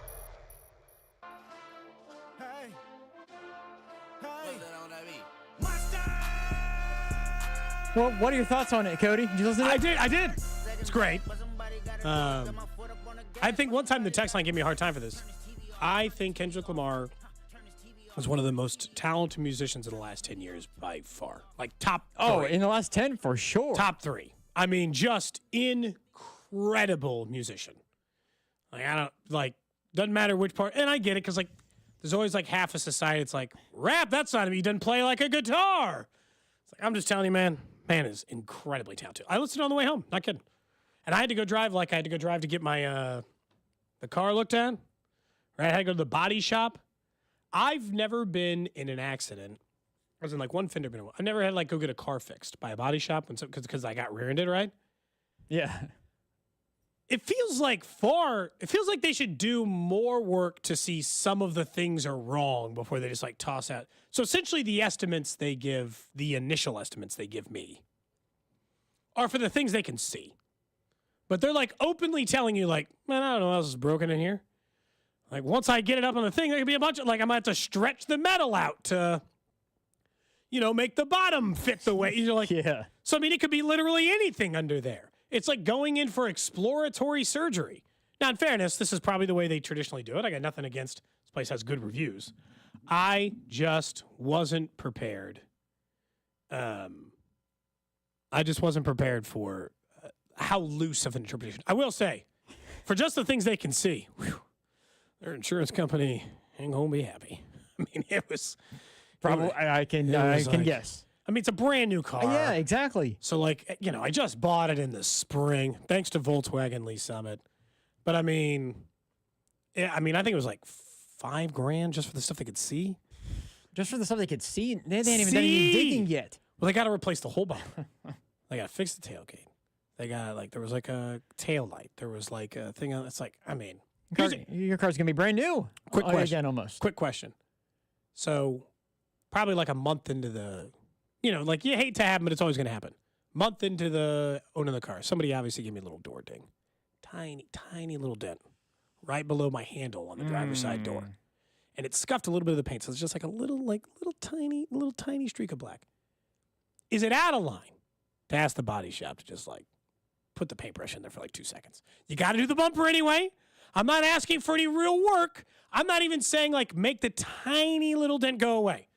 Do you mind? Just a touch of paint in there.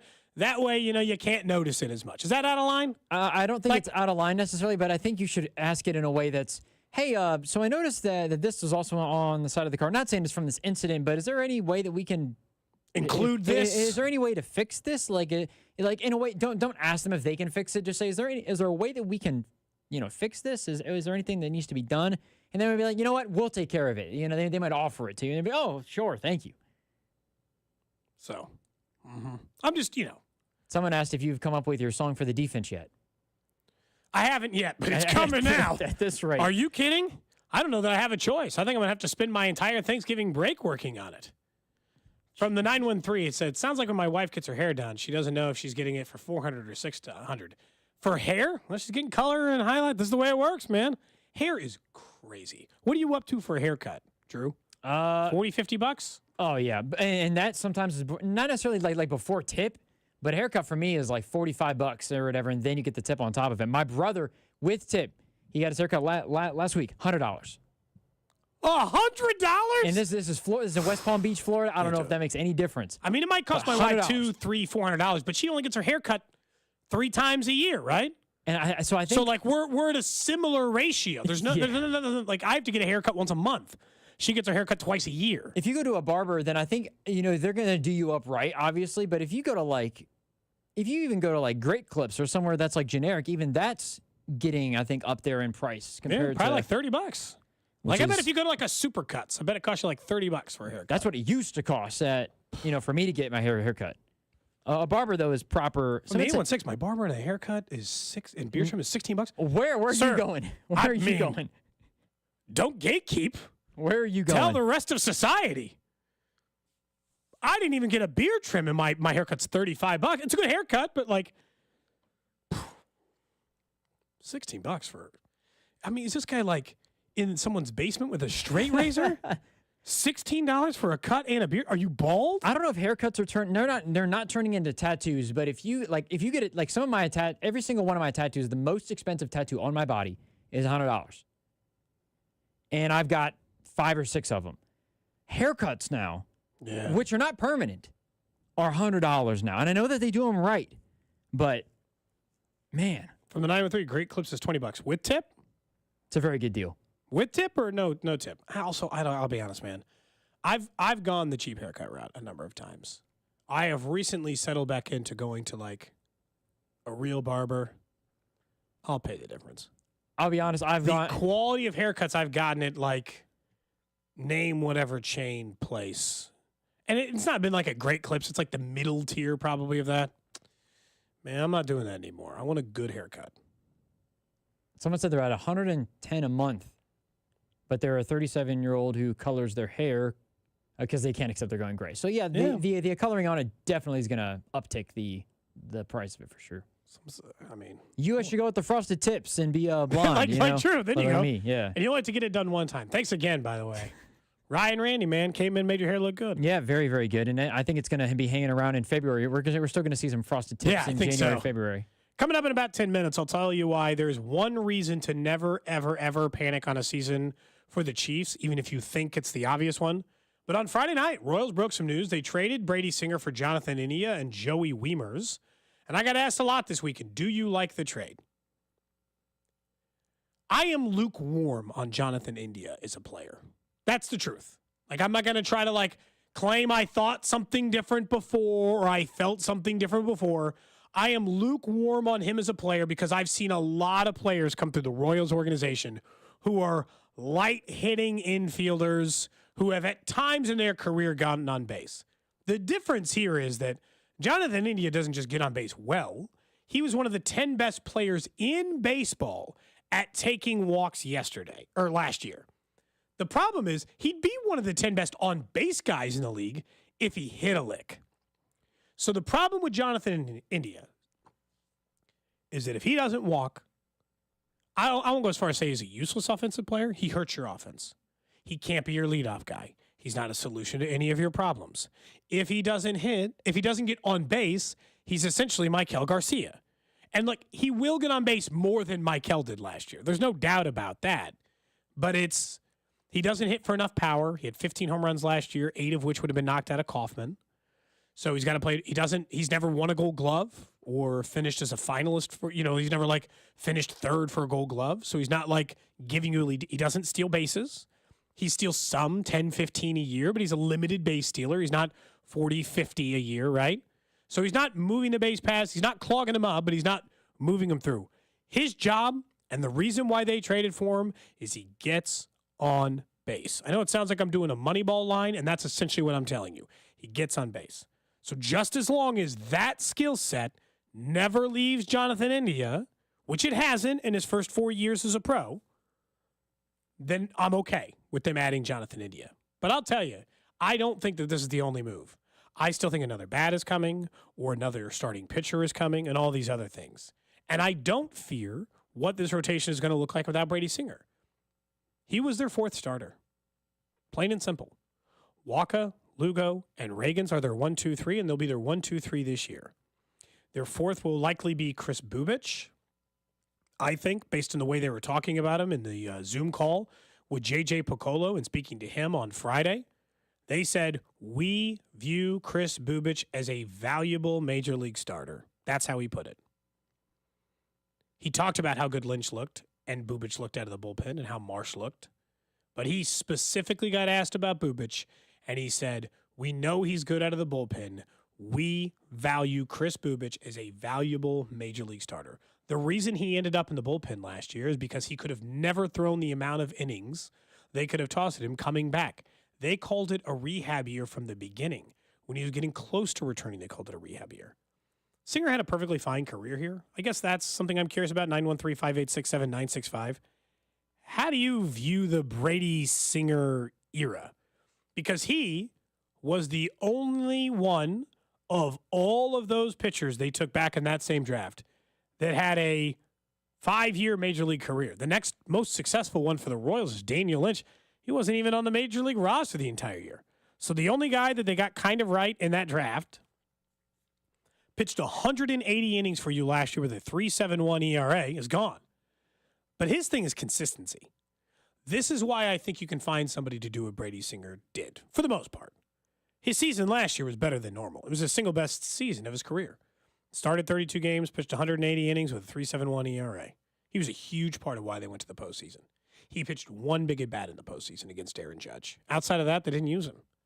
They didn't view him as the reason to help them win these playoff series.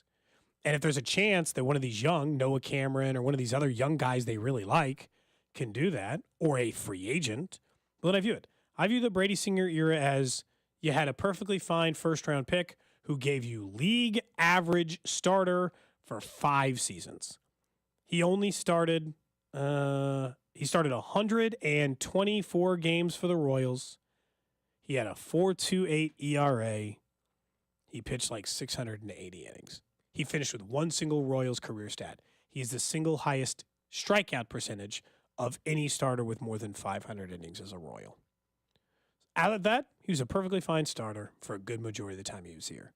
He is commonly not going to be the difference between whether you win a World Series, and I think that that's the risk the Royals were taking the second they brought back Walker. When they brought back Walker, that was their signal to move on from Brady Singer. But I also think they're making moves. I don't think this is it. I think they are going to be doing something else. This is the move before the move. This is the move before Maikel Garcia, MJ Melendez, Michael Massey, maybe. Because that's the other question. Right now, Drew, as it sits, they have 2 second basemen. Yeah. 2. Yep. 2 full-time second basemen last year. They both played a huge chunk of their year at second. They have a combined 1 start at third base in their whole career. So either Michael Massey or Jonathan India, which he just got traded for. So either Michael Massey's getting traded or one of the 2 of them ain't playing second anymore. Now, I'll say this. JJ said Salvador Perez, their DH, pretty much, for half the time, which means the other half of the time, they have an open DH spot. What I think is going to happen with Michael Massey is not super utility, but I think he's going to play some second, some left field, some DH. I think that's what I think is going to happen with Michael Massey, or some right field, or I don't maybe think a couple you of can games get rid of at him third. at all. I think he was, I don't know, man. He was a really valuable postseason player. He was too good I in the like him as a playoffs. person, so like that also adds to it, I'm sure, and his rose-colored glasses, mind you. But like when healthy, Michael Massey's been a productive player for this team. His problem was injury. When you were saying that maybe that move to left field that Massey had gone to JJ for, He did. It potentially could preserve his health a little bit more. They said they felt like he made a second base? turn with the health. So like, because I see A16, India move lets you know how they feel about Massey's health. I had both on and off air conversations and have with Massey and with JJ and others, right, on those injuries before. JJ said on Friday they thought he made a turn last year when he played on a Friday, his back flared up. He missed a Saturday game, but then on Sunday he was back out there, even though he was hurt a little bit. He said he felt fine. It didn't make it worse, and now he knows. He's been essentially not babying it, but he's been trying to take extra care because he wants to be available for as many games as possible. But to your point, is J.J. Piccolo also once told us that they don't think Michael Massey will ever be, this was the quote from our show, remember, Drew? They didn't think Michael Massey would ever be a 162-game player. He was 129 a year ago. He was 100 games last year. So let's call him a 120-game player. Okay, well, there's 40 games. You don't have to worry about second base. All right, now they hit from, let's say, the opposite side of, they hit from the opposite side of the plate. He's a lefty. All right, so there's 40 games where they like the advantage where Massey plays more heavy in there because he's going to hit against the lefties or against the righties. Then he plays 40 games in left. I mean, I'm at 120, man. I didn't even put him at DH. I just put him at second for some games and left for some games and missed some games. That's 120. I got 40 left. Okay, that's DH. Because Salvi's only going to do 80 at DH. So he does 40 and the other players do 40. Like, I can find 120 games for Michael Massey in a small utility type setting. And so that's what I kind of assume. I think this is more about Garcia and MJ. I'm convinced. Yeah, I'm it certainly comes across that way. I'm convinced it's more about them. Is there one you think they're more likely to move on from? Michael. They added an extra infielder. I think this is about Maikel Garcia. That's what I think it's about.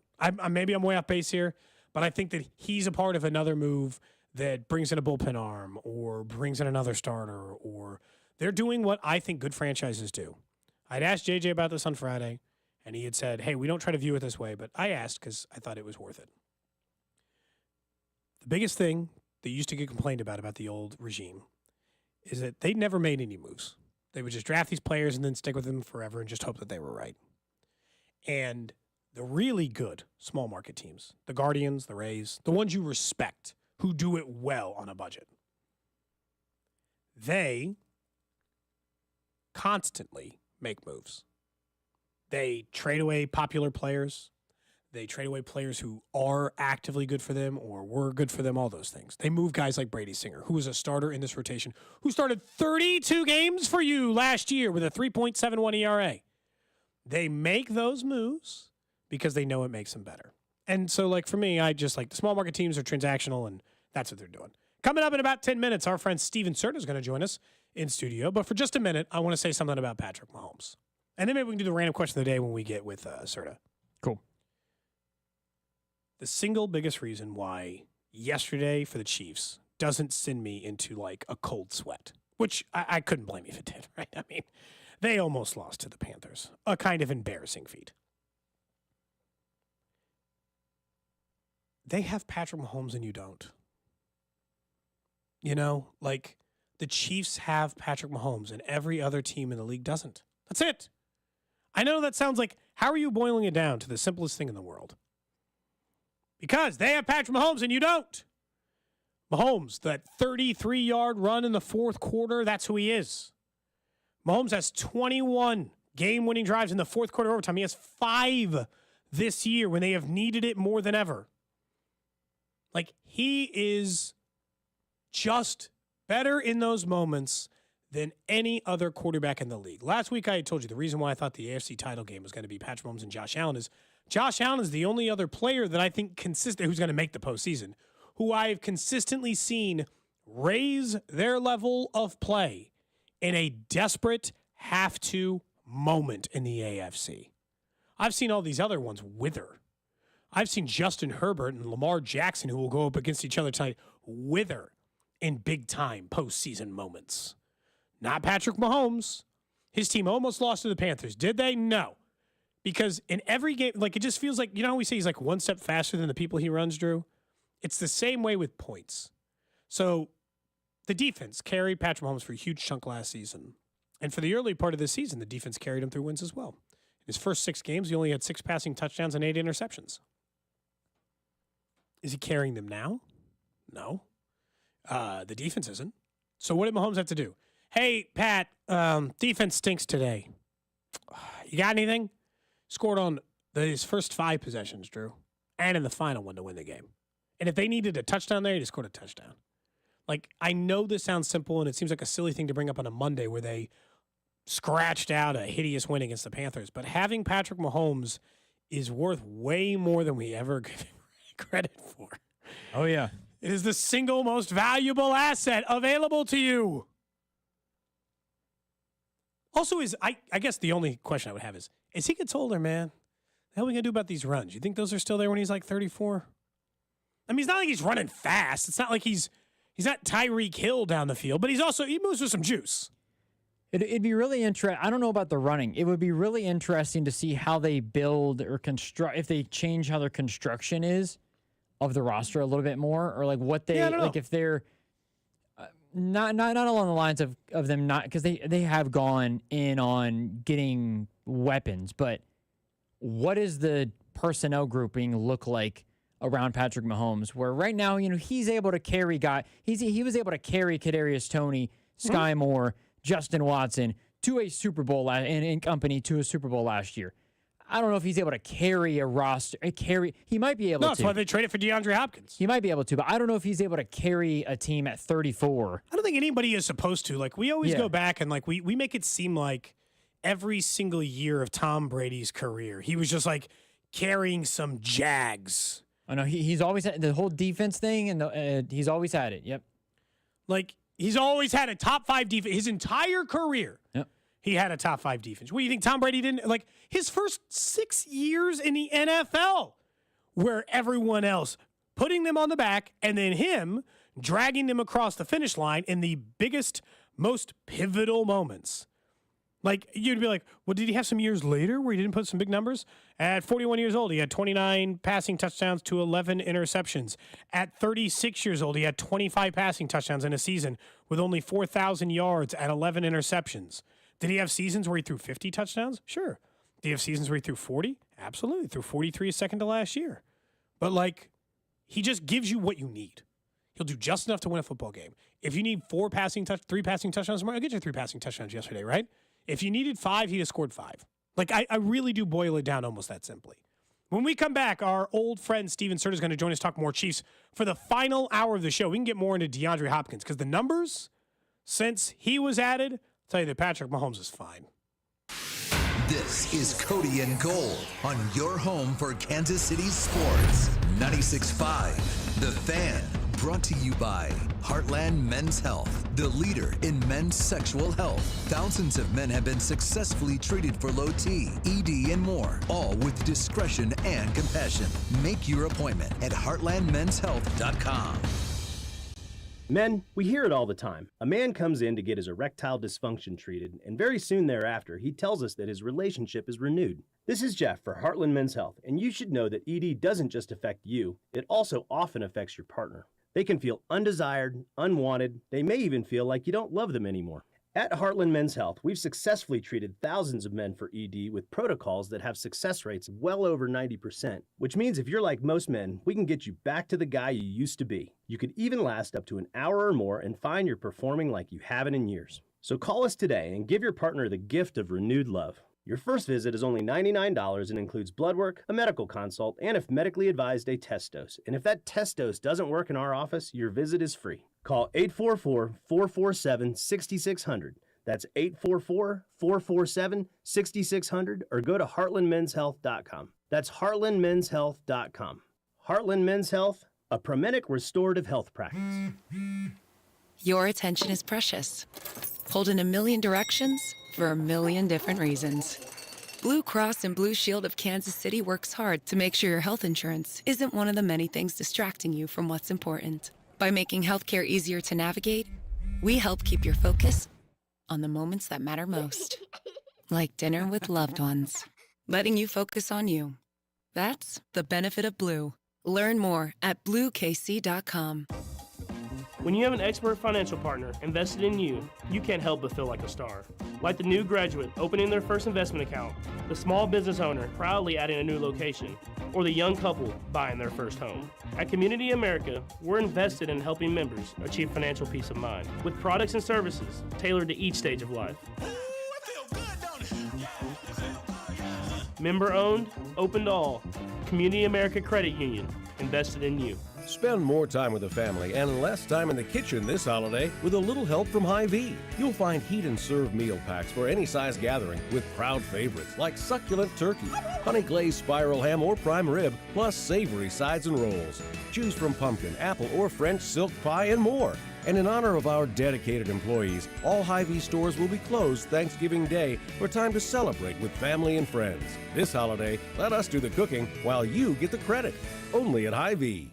I love the customer service experience that I have every time I go to Hy-Vee. You know what else I love about Hy-Vee? I don't have to sacrifice quality and service to get low prices. Hy-Vee just dropped the price on thousands of items in every aisle in every department, both in-store and online. Hy-Vee even match prices with the nation's biggest discount stores. Get Pepsi and Coke 12-pack cans or 8-pack bottles, buy 2, get 2 free, and get a free turkey with the purchase of any Hormel whole boneless ham only at Hy-Vee. Home ownership.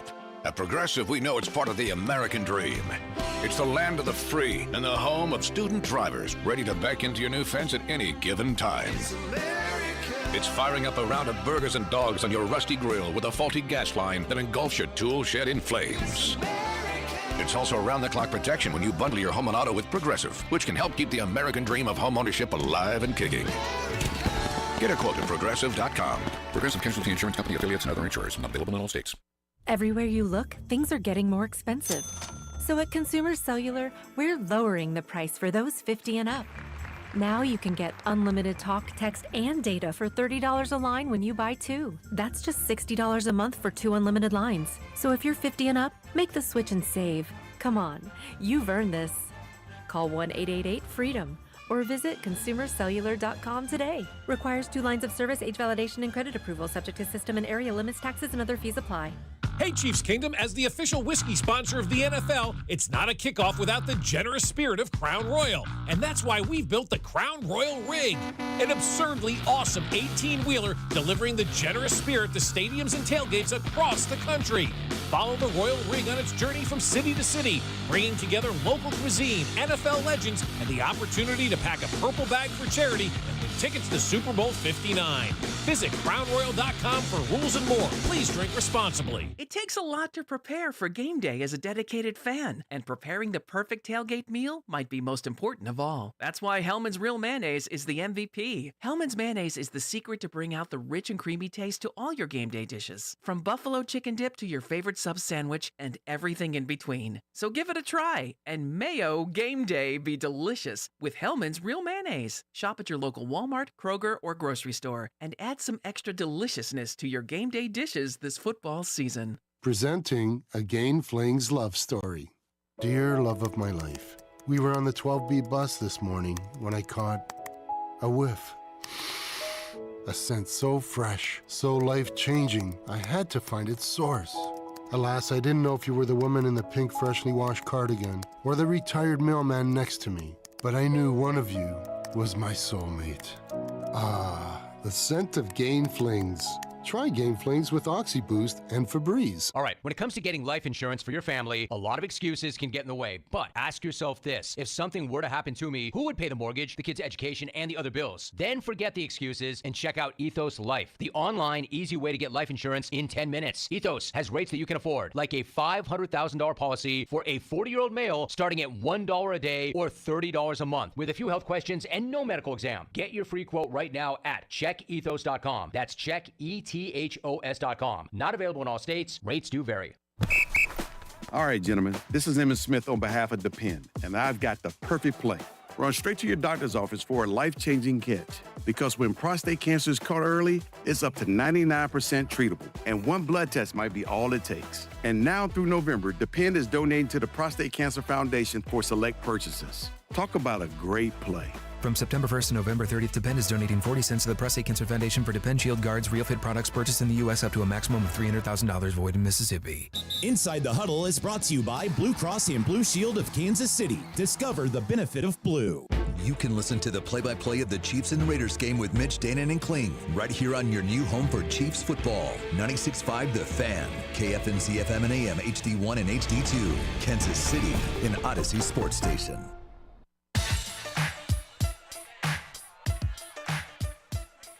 Final hour here on a Monday. Cody and Gold, Cody Tapp, Drew Nixon with you. Old producer of this show, Steven Serta, running stuff over at Club Foolish. He's going to join us for the final hour of the show. How's it going, Serta? It's wonderful. The Chiefs, you would think, aren't 10-1 after playing the Carolina Panthers. Dude, it's kind of hard not to feel like a bummer when it's the Panthers, right? Like, it does hurt your soul a little bit to be like, the Panthers? Well, and that's everything from yesterday's game was just so difficult to gauge because early in the game, protection was great. Mahomes is dropping back, has plenty of time to throw. And you're like, oh, this is the smoothest. Yeah, this is the smoothest the offense has looked in weeks. And it's like, oh, but it's the Panthers. So I don't think you can actually learn that much from this. But I don't know. Do beat up on bad teams. Yeah. Like, in my opinion, your job as an offense, like someone was like, well, that's the Panthers. So good thing they're offensive. Well, I'm like, what are they supposed? Would you prefer they score 14 or they have to score 80? What is the number for you? They scored in their first 5 possessions. Yeah. They only didn't score. Their whole problem on offense, funny enough, this is like a small one we haven't talked about. They don't get enough possessions on offense. Yeah. Like, it's a weird thing. It's a weird problem. Part of the reason they don't score enough points is they don't get enough possessions. Yeah.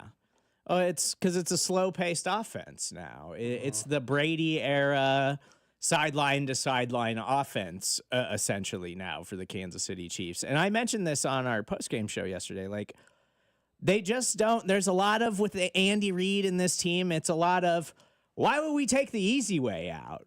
The Carolina Panthers are the worst run defense in the NFL, and everybody runs all over them. Screw that. We're not going to run the ball. We're going to throw it 50 times. We're going to throw it all day, and we're going to see what we got in the passing game. Like, they just take the hard way out. And I think that's why fans get so frustrated. So I understand it today, but I mean, they're still 10-1. I'm not going to take much away from that game because we've seen this kind of stretch from them before. Like, totally uninterested, playing down to competition. It's typical Chiefs. Like, we should be totally used to those kinds of games now. Before we get to, I want to ask you something about, like, exactly what you're talking about there. At least tell people, because, like, someone's like, Serta, haven't seen you in a while. at least tell them what you're doing over at Foolish Club Media so they got a sense of where you've been and what kind of things you're up to. Yeah, so I was at Arrowhead Pride for the last 3 years, and unfortunately, they laid off their podcast division in April of this year. So me and some of the other guys from Arrowhead Pride who still wanted to keep podcasting and covering our favorite team in the Kansas City Chiefs, we started Foolish Club Media. So you can find our YouTube page. We're growing there. We're doing tons of video content. You can find us on Apple and Spotify. We do daily shows. Our good friend Ron Hughley does a daily show called The Daily Fix. We've got Show and BK still from the Arrowhead Pride days and tons of other stuff on a weekly basis. So we do different shows every day. We've got something on the podcast channel for you 7 days a week. So I would highly encourage you to go check it out if you're just looking for other Chiefs content. Borderline, it's like an old school former 610 reunion because Ron's in the building. He's technically here. I know. I hosting forgot. his show from, like he does a show in Houston, for those who haven't followed where Ron went. And he's doing a show from here so he can spend time with his family, presumably. Yes, I would assume. So me and him just did a stream. We do a stream every day at noon. So we just did that, and he did that from whatever studio he's he's the one in. right behind yeah. here. Because I forgot he was coming to Kansas City. So I would imagine at some point, usually over Thanksgiving break, we try to get together and go have beers and stuff. So I'm sure we'll figure that out sometime this week. We should have just brought beers here now and did it at 1:30 on a, I don't know, Specs got some in his fridge. Maybe we could get close. We'll see. I'm sure there's beers in here. There was always beers in here when I worked. I'm sure that hasn't changed. No, it hasn't. Well, I've got liquor. There's plenty of liquor in our office. Beer, maybe that one's come or go a little bit. One thing that's the one thing I'll say about the game is, like you mentioned, kind of going through the motions or making stuff harder on them or all these other things. You could tell the Chiefs treated it like a death. Andy Reid was in the post-game locker room, Serta, saying, "You got to keep your heads up. You can't be down on us. You got to winning matters, and that should matter to you." He was talking to them like they had just got beat by 3 touchdowns. Nate Taylor at The Athletic was reporting that Patrick Mahomes left the locker room having barely spoken to anyone. They all treat, internally, the Chiefs players treated that almost like a loss. It was a tough scene in the post game where I think Mahomes was as annoyed as maybe I've ever seen him. And he's not going to say that. And he was like, Bryce Young was out there balling.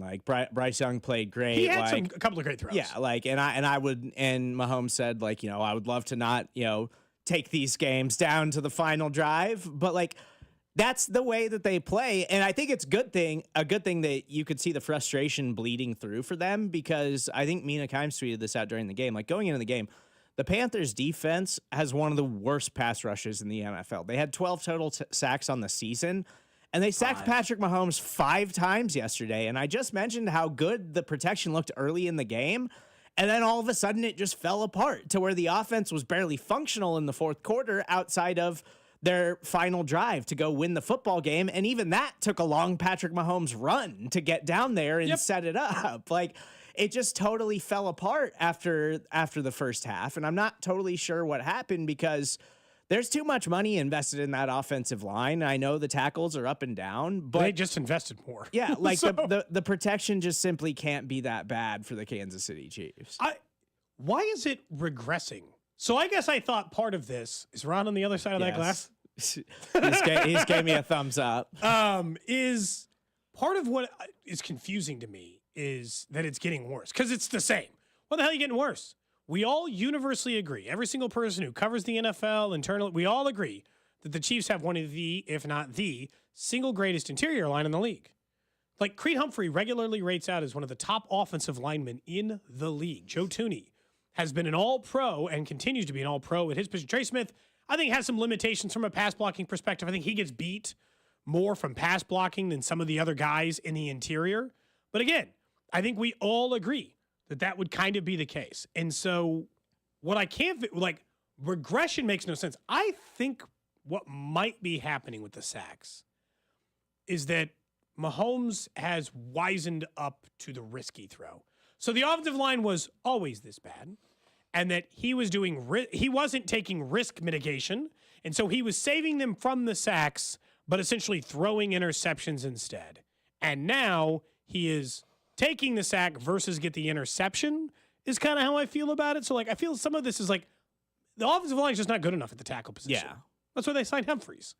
And the Chiefs are slow on offense. Like, they're not explosive. That's why if they get Hollywood Brown back, maybe that changes. And Xavier Worthy, I know he's fast and explosive, but, like, he's just not winning the way that they need him to win, and maybe there's other ways they need to try to incorporate him in the offense. I'd like to see them try to utilize his speed occasionally other than just running straight down the field.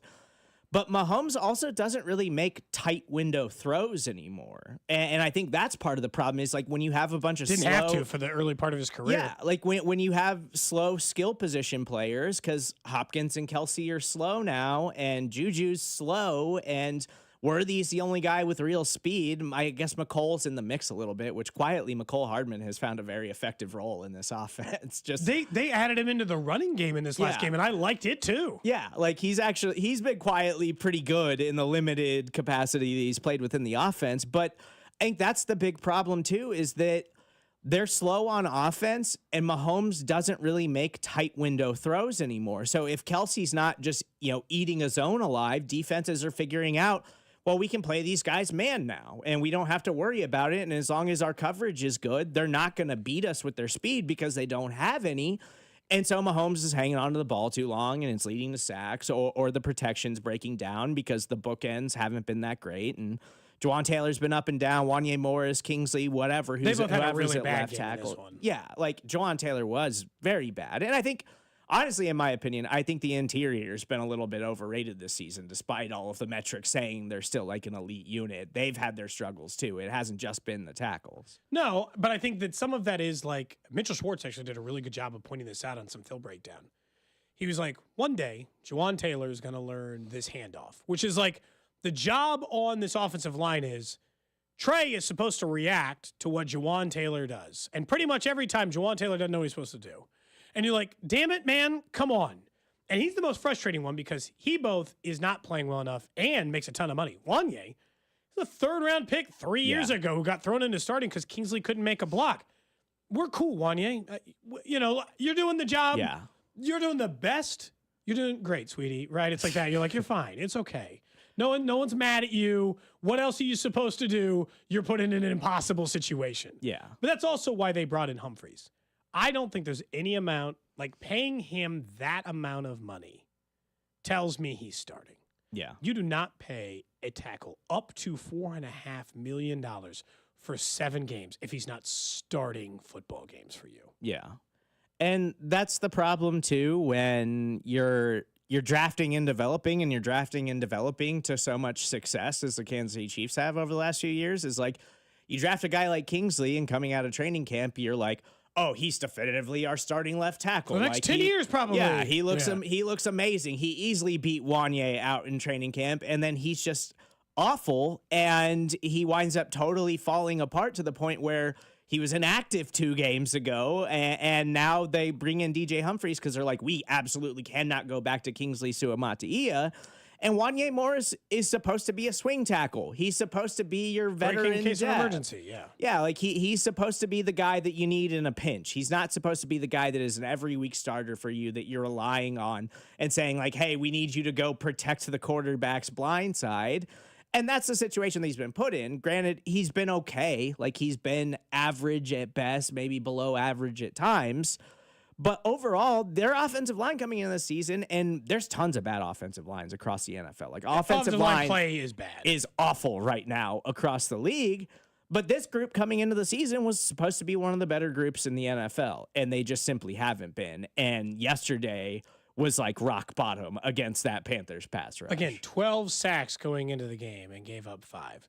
I will say, we mentioned this earlier, I still think Patrick Mahomes is getting a bad rap because the way teams or just NFL pundits, whatever, it doesn't matter, the way they talk about Tua's recent performance, Joe Burrow's recent performance, Lamar Jackson's recent performance would make it think Patrick Mahomes has been playing like a garbage can the entire time that those guys have been lighting the world on fire.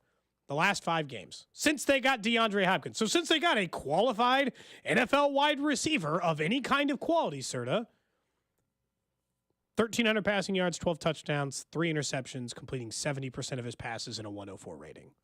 It is borderline identical to the same stats during that time as Tua, Joe Burrow, Lamar Jackson. 3 guys who are playing elite level football from the quarterback position. They talk about Mahomes like it's all just like falling apart. He's failing them. Yeah. He's doing Josh Allen's all in this same range. The quarterbacks who are playing really well in the league right now, Mahomes is one of them since they got DeAndre Hopkins, since they got a real wide receiver back.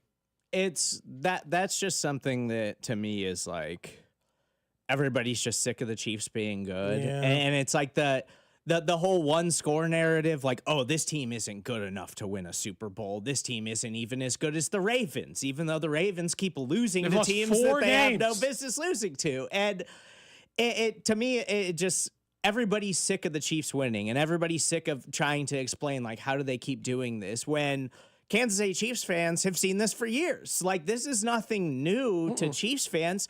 This is just how they play in the regular season because there is another level that they take things to in the playoffs. And so it's expected. And anybody who's questioning that right now did not watch a lot of regular season Chiefs football last season because it was the most frustrating regular season of football I think I've ever seen. And I've watched some really bad Chiefs teams. And that's a Super Bowl winning team that I still am questioning how they even pulled that off. But it's because they don't take the regular season seriously. And maybe this is enough. Maybe almost losing to the Carolina Panthers is enough for them to be like, okay, we're going to run the table. We're going to go get this 1 seed because we're tired of playing games now. And I'm tired of playing, like I do feel like I just said earlier in the show, I'm never predicting another blowout again, but I'm like prepared to predict a Raiders blowout already. Yeah. I didn't even make it through the whole show. And I'm like, they're going to crush that loser team with their backup quarterback. Yeah, it's Desmond Ridder, so I don't think this is going to be another Christmas Day repeat from last season. Like, I think they're easily going to beat the Raiders on Black Friday, but I wouldn't be surprised if it's like a 10-point win instead of a 20-point win, or it's a little bit closer than it needs to be. The game that I'm really worried about is, again, the Christmas Day game against the Pittsburgh Steelers, because definitively, even if this is a catalyst for them to turn things on and stop messing around and playing with their food a little bit, they're absolutely going to lose another game down the stretch that they have no business losing. It might be Week 18 against the Denver Broncos. But then it won't matter. Then losing it doesn't mean anything, in my opinion, because it doesn't hold any weight that matters. The key for them, what's so funny about the 1 seed is, the key for them is that the Buffalo Bills need to lose 2 of their next 3 games. And because you can't count on, I'm not saying you can't because division games are weird. Their final 3 games are the Patriots twice and the Jets once. Not exactly murderer's row. Although I say the Patriots had been playing slightly better football before they got their ass kicked by Miami yesterday. So all of a sudden, maybe they're back to earth a little bit. So like that feels like 3 wins. And because either you have to run the table or they have to lose 2 of their next 3. Yeah. And 2 of their next 3, one of them's against San Francisco, a team I once thought would be maybe a competition for Buffalo. But they look like they're going to have to tear it down at the end of this season and start from scratch. And the Rams, who also were playing some pretty good football, had to just get beat up real bad by Philly and another good team. They don't look like they can hang with the elite. So now I'm like, how am I getting to 2? So they better lose to Detroit. That's for sure. And then count on a divisional game because divisional games are weird. Look, I mean, this week alone, Titans beat the Texans, Browns beat the Steelers, Chiefs almost, Chiefs last week almost lost to the Broncos. 2 weeks ago almost lost to the Broncos. That's just divisional games. And Josh Allen has, for whatever reason, had a really tough time against the Patriots. So I wouldn't be shocked about that. The NFL is weird. I do think they're going to lose to the Lions because I think the Lions are just simply a better football team than the Bills. Like, I'm still not sold on the Bills. Even they don't have a lot of quality wins. Yeah, even after beating the Chiefs, we've seen this story before with the Buffalo Bills. They give it their best shot against the Chiefs in the regular season, and then they don't have enough for them in the postseason. So that was totally predictable. Again, none of this stuff isn't anything that we haven't seen before from the Kansas City Chiefs. I think the biggest question mark for me moving forward this season is, can they actually overcome the injuries? Because that's something that is different this season that was not present in these last few years when they were able to put it all together anyway. So I'm worried about the defense right now. I'm worried about Jalen Watson and his injury and how devastating that apparently has been to the secondary overall. But Man, I came on this radio once and said that it wasn't going to matter at all. It's way off. It's way well, off. but it's the defense as a unit is bad right now. Everything about the defense is bad right now. The pass rush isn't winning up front. Opposing offenses know exactly how to attack their linebackers and win now. They've also figured out how to beat the blitz. Yeah, and the blitz isn't getting home because the guys aren't winning up front, and so when the blitz doesn't win, then you get cooked by Bryce Young, and he absolutely lights you up every time you try to blitz him. Like, it's as a unit, it is functionally just not working right now, and they have to figure that part out because I'm not sure they can overcome that if this defense is really at a point where you just cannot rely on them to get a stop in the fourth quarter anymore. They are 26th in the NFL in sacks per game. That's obviously a pretty big problem. But also, like, But their Charles leading sack guy Omenihu coming back, everybody's banking on that. I mean, if you listen to him, he's about to have 14 sacks the final 5 games of the year. I sure hope so. You know, right now they're leading. Do you know who leads the team in sacks? Like you and I follow this team every day, and I had to look it up because I was like, well, I assume it's Chris Jones. And Chris has only got, what, 3? So maybe it's, I would think maybe it's a blitzer or it's like George or It is Turk Wharton maybe. So we're 11 games into the season.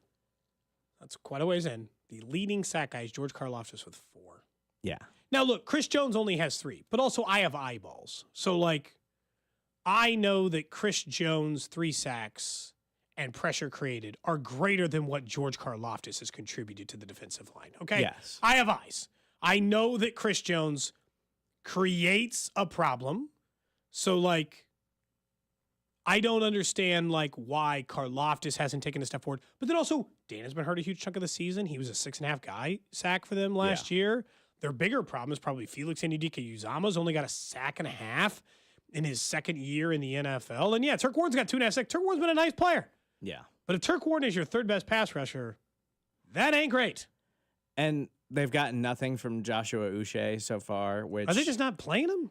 He's not getting He's barely on the field. He's not getting a ton of snaps, but when they brought him in, I was like, okay, well, that's interesting because this is a guy that did have a good year a few years ago. And I remember back to that season where if you follow, Patriots beat writers, they were saying like, oh, this guy is the next pass rusher for the Patriots. Like he is the next guy to build around after they move on from Matthew Judon.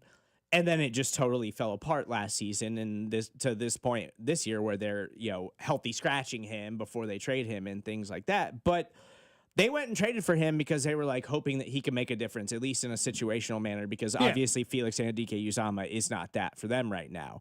But even after making that trade, now we're back to the point where we're just like, hell, we hope Charles Omenihu's got it when he gets back. And that just speaks further to how bad it's been because Chris Jones is getting older. I don't know if he's slowed down. I think he's still winning, but opposing offenses know, hey, we'll just put 3 guys on him because nobody else is going to beat us up front. Everybody else is a coverage sack guy, whereas Chris Jones is the game wrecker. And so if he can't wreck games and the coverage can't hold up for guys like George to get after the quarterback, that's how you wind up with a defensive line that doesn't create any pressure. I guess Spags is going to have to reevaluate blitzing for a minute. I'm not saying get rid of it. You are who you are. You're good at it for a reason. He's not going to. But we know better. Not against the blitz. Bryce Young was 7 of 21 for like 120 yards. Okay, he wasn't good. Against the blitz, he was 11 of 14 for 123 and a touchdown. Because every team for like a month straight has just decided, if they're going to blitz on 3rd and 8, we're just going to fade back. Yeah. Like, do whatever you want. Our quarterback is going to do like a 27-step drop where he's going to start in shotgun and just start pacing. And then we're just going to hit a 15-yard out, and you lose. And you lose because your Chamari Connor or Joshua Williams or Jalen Watt, whoever your 3rd corner is, probably isn't holding up on the out route. Okay? So, that's our plan now going forward. So, again, until these blitzes get home, which I still think is all about the front 4, none of this works unless you're getting some kind of pressure from Karlaftis and Chris Jones and eventually Charles Omenihu. Maybe this week. We can any practice report today? Practice today? I think they are doing a walkthrough or something today. I think they might have talked already, but I think Trey Smith and Nick Bolton were talking. Really putting in some effort for some. And then I think they've got media on Tuesday and Wednesday, but Wednesday's like Friday because of a Friday game. So, but Andy didn't even talk this week. How can Wednesday be like Friday? I think he skipped today because he was like, "Oh, we got a short week. I don't have to talk. Okay, cool." Because he was frustrated too, I think, about that near loss to the Carolina Panthers. So. Yeah, Patrick will talk tomorrow. For those who want to hear it, we'll make sure to play it right here on your home for the Chiefs, 96.5. And then, Andy will talk on Wednesday. So we'll see. Look, it's another game. I'm going to end up, by the time this thing ends, Serta, I'm going to tell myself the same thing. I'm going to be like, they should beat the Raiders by 20. Yeah. They are not good at anything. I'm a little They're worried. even worse at running the ball than the Panthers. Yeah, and they don't even have Zamir White and Alexander Madison have been hurt. Amir Abdullah was their lead back. There was yesterday. just some like I was like scroll like in a really deep league, like a 16-team fantasy football league, bye week trouble, and you're just like scrubbing. And I was like, I don't even know who this generic white dude is. He's starting for the Raiders. I can't even remember his name now, Serta. I was like, this is the guy. It's Dylan Laube. Yeah, that's the one. Yeah, he's a rookie running back, I believe, for the Raiders. He's like, who the hell is this? Yeah, he's like their fourth string running back who had to get some reps because they were so shorthanded at that spot. PPR league, they're like, we think he might be good for 5 or 6 if you're desperate, dude. And I'm like, I ain't that desperate. I'll find somebody else. Shifty pass catching back, or at least that's what he's supposed Gym to rat. be. Yeah, whatever. It didn't make any sense. We come back. We'll do a random question with Serta, have a little fun, talk more Chiefs here on 96.5 The Fan. This is Cody and Gold on your new home for Chiefs football. 96.5 The Fan. Brought to you by Heartland Men's Health, the leader in men's sexual health. Thousands of men have been successfully treated for low T, ED, and more, all with discretion and compassion. Make your appointment at heartlandmenshealth.com. Selling a home is stressful, and you want an agent you can trust. My friend Dawn Sharp and the Sharp Homes team, brokered by Epic Realty, will bring the most buyers. Find out what your home is worth in a matter of seconds at homesforsaleandkc.com. Click the button, How much is your home really worth? Then you can decide if you want to skip the showings and open houses and go straight to sold with their instant offer program. Contact the only agent I would trust if I needed to sell my home. It's Dawn Sharp and the Sharp Homes team. Google Sharp Homes team or visit them at homesforsaleandkc.com and start packing. When I discovered my new passion, I dove into social media, got on some shows, and soon Almost Andy Reid was born. But this winter, there's something new that's not as great. Issues with your garage door. Don't get stuck in the cold. Get your annual maintenance check for just $100 or a free replacement quote from my friends at Renner Garage Door. Top brands like Delden, Amar, and LiftMaster. The three-peat. Family-owned, trusted since 1956. RENNER forward and back. RennerDoor.com. I'm Mitch Holtis, voice of the Kansas City Chiefs. Choosing the best doctor for your eyes is one of the most important medical decisions you'll ever make. Whether you're considering blade-free LASIK, all laser cataract surgery, and premium lens implants, or want a world-renowned doctor to help with your glaucoma, macular degeneration, dry eyes, or diabetes, trust my doctor, Dr. Steven Silverstein. Call Silverstein Eye Centers to make an appointment, 816-358-3600. Experience the best eye care in Kansas City. Let's close out an exciting week of the NFL with FanDuel, America's #1 sportsbook app. And right now, new customers can get $150 in bonus bets if your first $5 wager wins. Let's build a same-game parlay for Monday Night Football between the Ravens and the Chargers. You guys know I got to go with my Chargers. Why do you think they call me Chargers, Dot? So I'm going to take them on the money line. I'm going to take the over on Herbert yards. I'm also going to take the over on touchdown passes against that leaky Ravens defense. All you need to do is use the promo code KFNZ to make every moment more this season. So stop by FanDuel, an official sportsbook partner of the NFL, and also 96.5 The Fan. 21 and present in Kansas. First online real money wager only. $5 first deposit required. Bonus issue is non-withdrawable bonus pass, which expires 7 days after free restrictions apply. See terms at sportsbook.fanduel.com. FanDuel is offering online sports wagering in Kansas under agreement with Kansas Star Casino LLC. Gambling problem? Can help with your best bet. Call 1-800-522-4700. Visit ksgamblinghelp.com. Twin Peaks is the best in the game. Here, it's bigger game days and bolder fight nights. I mean, where else can you find a scratch kitchen that always comes in clutch every day from lunch to late night? Only at Twin Peaks, the #1 sports bar. Try some epic handcrafted cocktails at the Black Friday Costume Party, November 25th through November 29th, like the Wild Turkey 101 Stone Sour, Hennessy Spicy Mango Lemonade, or the Traveler Gold Rush. Twin Peaks. Eats, drinks, scenic views. 'Tis the season of giving from the Kansas Lottery. So instead of one gift, give 2 or 3 with holiday instant tickets from $1 to $20. Don't sweat last-minute gifts because you will have plenty. Forget about Santa and his super fast sleigh when the folks on your list can win up to $100K. Give Kansas Lottery holiday instant tickets this season. They're festive as heck and the winnings are pleasing. See kslottery.com for all the details. Sorry, this holiday story has gone off the rails. Every piece of land has a story. For the Nelsons, it's cruising around their Montana ranch on a John Deere Gator XUV 835R. With 3,000 acres, there's plenty of work to do. We're not afraid to jump in and help each other out. That's how they've kept their ranch going for 5 generations. It's all about efficiency. Like teaching visitors to fly fish. The whole joy with fly fishing is matching the hatch. Run with us on a Gator XUV 835R and start telling your story. Learn more at johndeere.com/radio. All right, when it comes to getting life insurance for your family, a lot of excuses can get in the way. But ask yourself this: if something were to happen to me, who would pay the mortgage, the kids' education, and the other bills? Then forget the excuses and check out Ethos Life, the online, easy way to get life insurance in 10 minutes. Ethos has rates that you can afford, like a $500,000 policy for a 40-year-old male starting at $1 a day or $30 a month, with a few health questions and no medical exam. Get your free quote right now at checkethos.com. That's checkethos.com. Not available in all states. Rates do vary. All right, gentlemen, this is Emmitt Smith on behalf of Depend, and I've got the perfect play. Run straight to your doctor's office for a life-changing catch. Because when prostate cancer is caught early, it's up to 99% treatable, and one blood test might be all it takes. And now through November, Depend is donating to the Prostate Cancer Foundation for select purchases. Talk about a great play. From September 1st to November 30th, Depend is donating 40 cents to the Prostate Cancer Foundation for Depend Shield Guards, Real Fit products purchased in the U.S. up to a maximum of $300,000 void in Mississippi.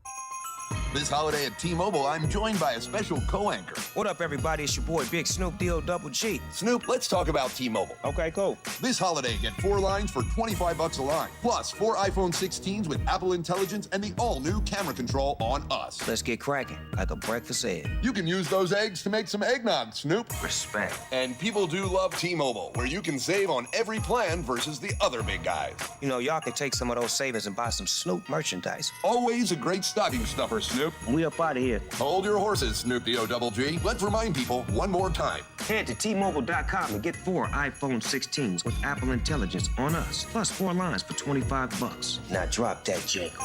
With 24 monthly bill credits, 4 eligible trade-ins, and 4 new lines with AutoPay. Well-qualified customers plus taxes and fees and $35 per line connection charge. Cancel entire account before receiving 24 bill credits and credit stop and balance on required finance agreements due. $829.99 credits end if you pay off device early. See how you can save on wireless and streaming versus the other big guys at T-Mobile.com/switch. Apple Intelligence available now. This Thanksgiving, Target makes hosting easy with our lowest prices of the season, like Good and Gather premium turkey for 79 cents a pound and quality green beans for 55 cents. Or classic stovetop stuffing on sale for $1.99 and delicious favorite day apple or pumpkin pie for only $4.49. Plus, get unlimited same-day delivery with a free 14-day trial of Target Circle 360 to make planning even easier. Save more on hosting. Happier holidays from Target. Restrictions apply. Brought to you by Gomer's. 5 locations in the KC Metro or online at gomers.com. Happy holidays from Gomer's. Gomer's has all the fine wines, spirits, and craft beers you need for the game days and holiday celebrations. Voted KC's #1 liquor store year after year, our mission is excellent price, selection, and service. 5 convenient locations throughout the KC Metro or shop online at gomers.com. You're listening to 96.5 The Fan from the Mission Plumbing, Heating, and Cooling Studios. Don't forget this football season, the place to watch the game is Johnny's Tavern, now through December 15th at any Johnny's Tavern. Scan the QR code for your chance to win a tailgate prize pack and the grand prize of a hosted watch party with a $300 bar tab for you and your friends. Each location will have a winner.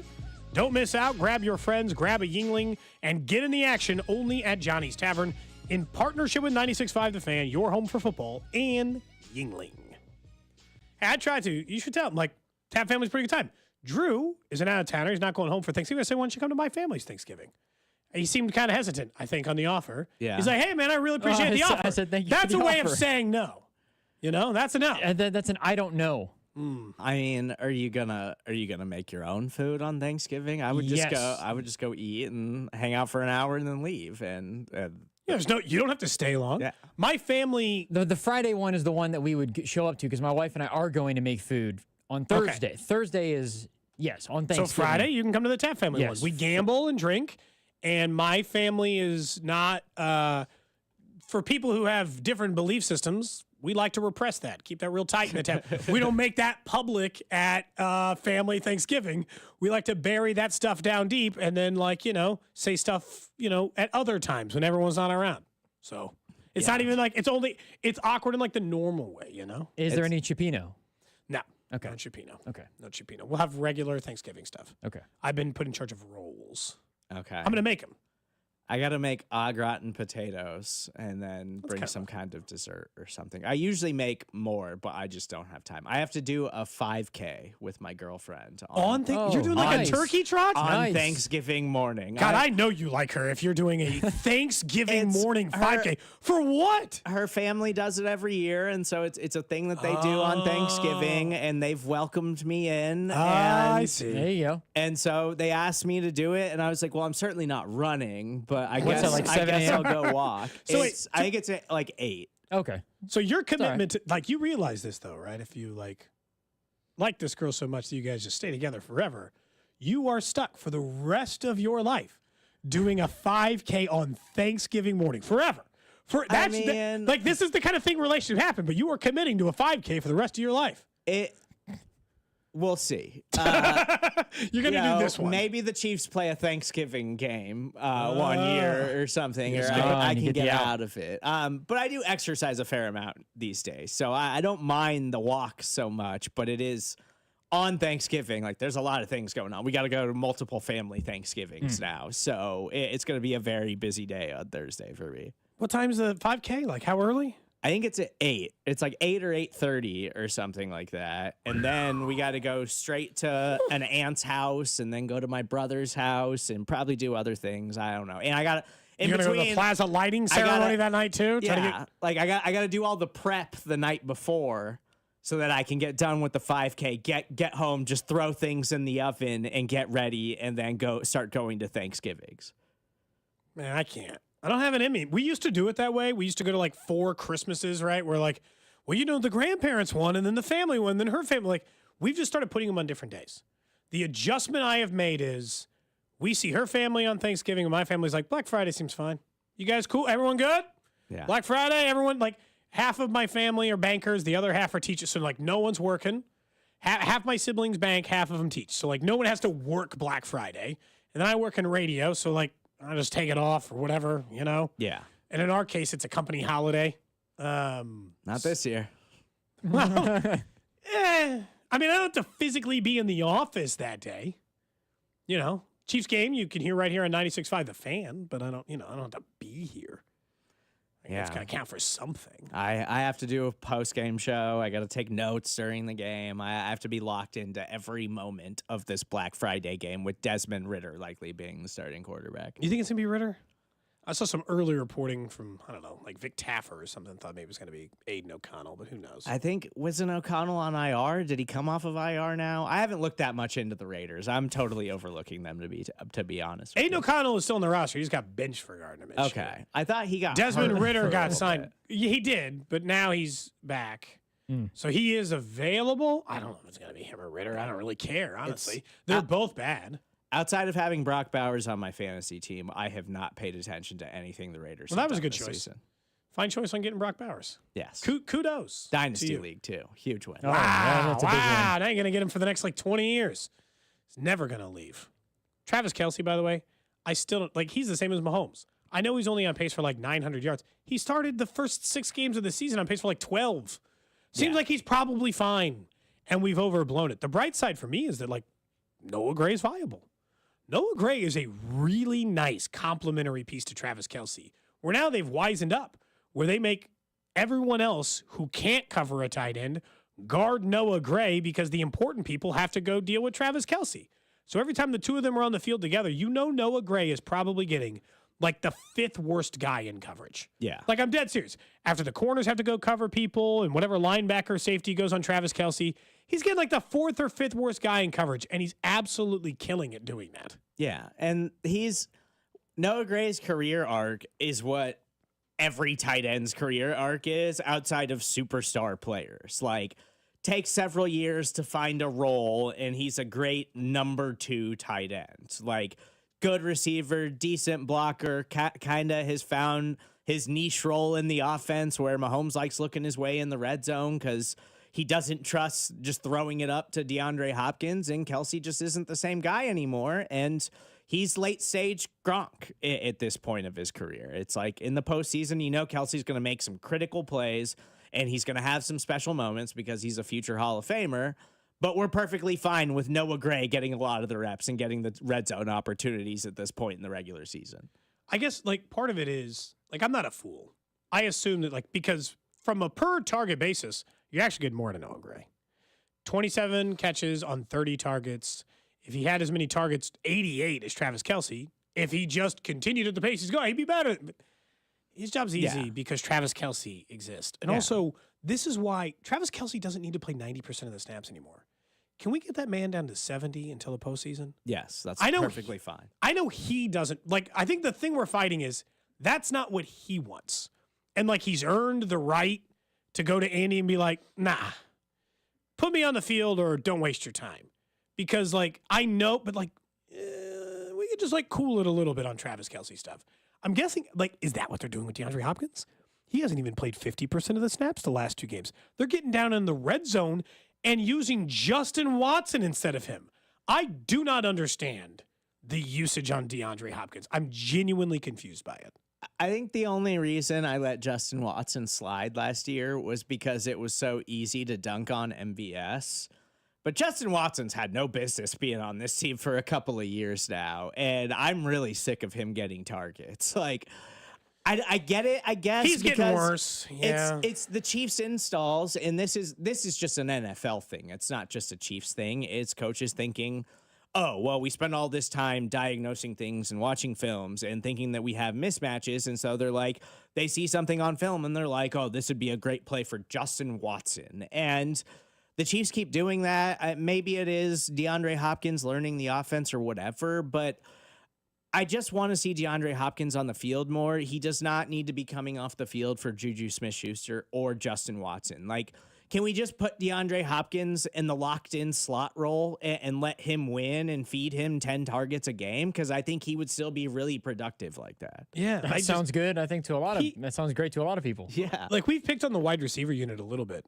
Justin Watson might be the person with the least defined good role in the entire group. Like, I know what Xavier Worthy does. I know what DeAndre Hopkins does. I now know, like, I know what McCole does. Like, I've got a good sense of everyone's role and job. Justin Watson just seems like he's out there getting, like, reps. And then when they throw his way, it's always like, yeah, maybe don't. Honest to God, just don't bother. He's not going to win. Just don't bother. Yeah, he's not going to go up and get the football. Like, he's got to be wide open to make a play because if it's contested at all, he's just simply not going to catch it. Like, that's just not his game. And I'm sorry, Justin Watson, it's not your fault. Like, you just don't have the physical attributes to win that way. You were a limited player before, and now you've gotten a whole year older. Life is hard, father time, all that other stuff. He used to get, like, the one thing Justin Watson was good for, he was good for, like, 1 catch for 25 yards a game. Yeah, straight line speed. That was his thing. But he's older now, and he's not good at that anymore either. No. So somebody from the 913 says the Chiefs are protecting the 4th round pick with everything regarding DeAndre. He's got to play 60% of the snaps for it to become a 4th. I mean, do we really think the Chiefs in the middle of a 3-peat are gaming it? The narrative's common though. Like, Cody, we've had people text in even like last week when you and Alex were talking about it. That's like the narrative that people want to hear is they're saving him for the postseason or they're saving him for the pick, which as long as you 3-peat, like, well, what do you need to do to 3-peat? Like, I don't think not that they don't care about a pick, but I think that they shouldn't care about a pick if it gets you the 3-peat. Exactly. And this, I guess, is the one thing that I would like. It'd be hard for me to accept that notion is that would require you, Brett Veach, going into Andy Reid's office and be like, hey, Andy, I know you like winning football games. I know it means everything. I know you only love football, and that's the whole thing. But just real quick, can you just get DeAndre off the field a bunch? We got to get this thing below 6. I can't imagine trying to tell Andy that. And it doesn't even make sense because like the Chiefs already have what's projected to be a high-end third-round pick from the L'Jarius Sneed trade. So it's not like they have to desperately protect their draft assets. Like that, and it's also counterintuitive to what Brett Veach has done this season. They went out and got Hollywood Brown. They drafted Xavier Worthy. They drafted Kingsley. That all falls apart. They go trade for DeAndre Hopkins. They sign DJ Humphries. Like Brett Veach looks like they trade for Joshua Uche. Like Brett Veach is playing this season like he is all in on the three-peat. So why would protecting a 4th-round pick have anything to do with anything? I guess you're right, because it's like going for Humphrey, trading for DeAndre Hopkins in the first place, going for there are a million examples that they are like all the way in. They didn't have a lot of selling cap their space. souls for it. Yeah, like they didn't have a lot of cap space, and they went out and gave DJ Humphries a good amount of money. Like that's why it was just like, oh, he's signing with the Chiefs, even after he worked out with other teams. Because I don't think anybody else was offering DJ Humphries $2.5 million the rest of the way to sign with them. Like the Chiefs had barely any cap space, and they just went out and spent the rest of it. Like that was the last thing they needed to do, aside from going and getting like a veteran corner or something like that last minute and hoping that fixes the secondary issues. Which wouldn't. I don't think, again, their pass rush is really more where the issue is. And those good pass rushers just aren't on the street. The only reason Humphries was on the street is because he was coming off of a major injury and finally just got medically cleared in order to play football again. I didn't really care if it was Donovan Smith or Bakhtiari or I didn't even realize DJ Humphries was an option. Yeah. Until they had signed him. I didn't think about him but it's all the same window. They paid him starter money. Yeah. Like their plan is to start him. That's not you don't sign veterans at this point in the season to that kind of money. Usually when you go out and sign a veteran, it's a cost-effective deal. It's league mid rest of the way, and you're saying, hey, come help us win a ring. and so we're getting you at a discount because you're gonna come play competitive football instead of signing with the bottom feeder just to get on the field this season. If you put in all the stuff that the Chiefs have taken on this year, it is crazy impressive that they are 10-1. They have lost number 1 and number 2 wide receiver, number 1 running back. They're getting ready to be on their 3rd left tackle. Okay? 3rd. Started with Kingsley. That wouldn't work. Switched to Wanye. Ain't working. And they're going to go to DJ Humphrey. They're going to be on their 3rd left tackle, their 3rd running back, their 4th wide receiver. And they even lost Juju for a while. So while they've replaced now part of their number 1 or number 2 wide receiver problem when they traded for DeAndre Hopkins, they had to get him up to speed. It was in the middle of the season. They lost Juju for a month and a half. They have taken on a tremendous amount of water and are still 10-1. I think we pretend the reason why they won all these close games have nothing to do with the circumstances in which they've taken on injury-wise this year. And some of it is they're just better coached than everyone else. Yeah, they just have their players are more experienced. They're more seasoned. They know how to win in critical moments of the game better than anybody else because they've done more of it than any other team across the league. And are they getting exposed more recently? Sure. But there's been stretches every single season that Andy Reid has been here in Kansas City where I've been like, man, I really disagree with what he is doing right now as an offensive play caller. And Steve Spagnuolo, when the personnel fits the scheme perfectly, everything is perfect. He always dials up the perfectly timed blitz, and he's the greatest defensive coordinator in the NFL. When the personnel doesn't match what he wants to do, you get burned when you make blitzes as often as he does, and you're blitzing cornerbacks and safeties. Yeah, and then eventually you run into problems. That's the other part is that the way I view the Chiefs still is even if we just eliminate the homer stuff, I would say where you're well, they'll just get better, All right, by the end of the season, just you wait. Najee Johnson going to be an all-pro, whatever, right? Even if you just take out the normal fan stuff, sort of. You're okay, whatever. They can fundamentally, just based on players, get better. DJ Humphries can make them better. Charles Omenihu's, he can't make them worse on the defensive line from a pressure standpoint, so that's better. Hollywood Brown can make them better. Pacheco can make them better. They have 4 players that I can hypothetically make them better that does not include, development or simply playing better, right? Technique or learning the offense or any of these things you're just like guessing at. Like actual players who are better than the players who are playing right now.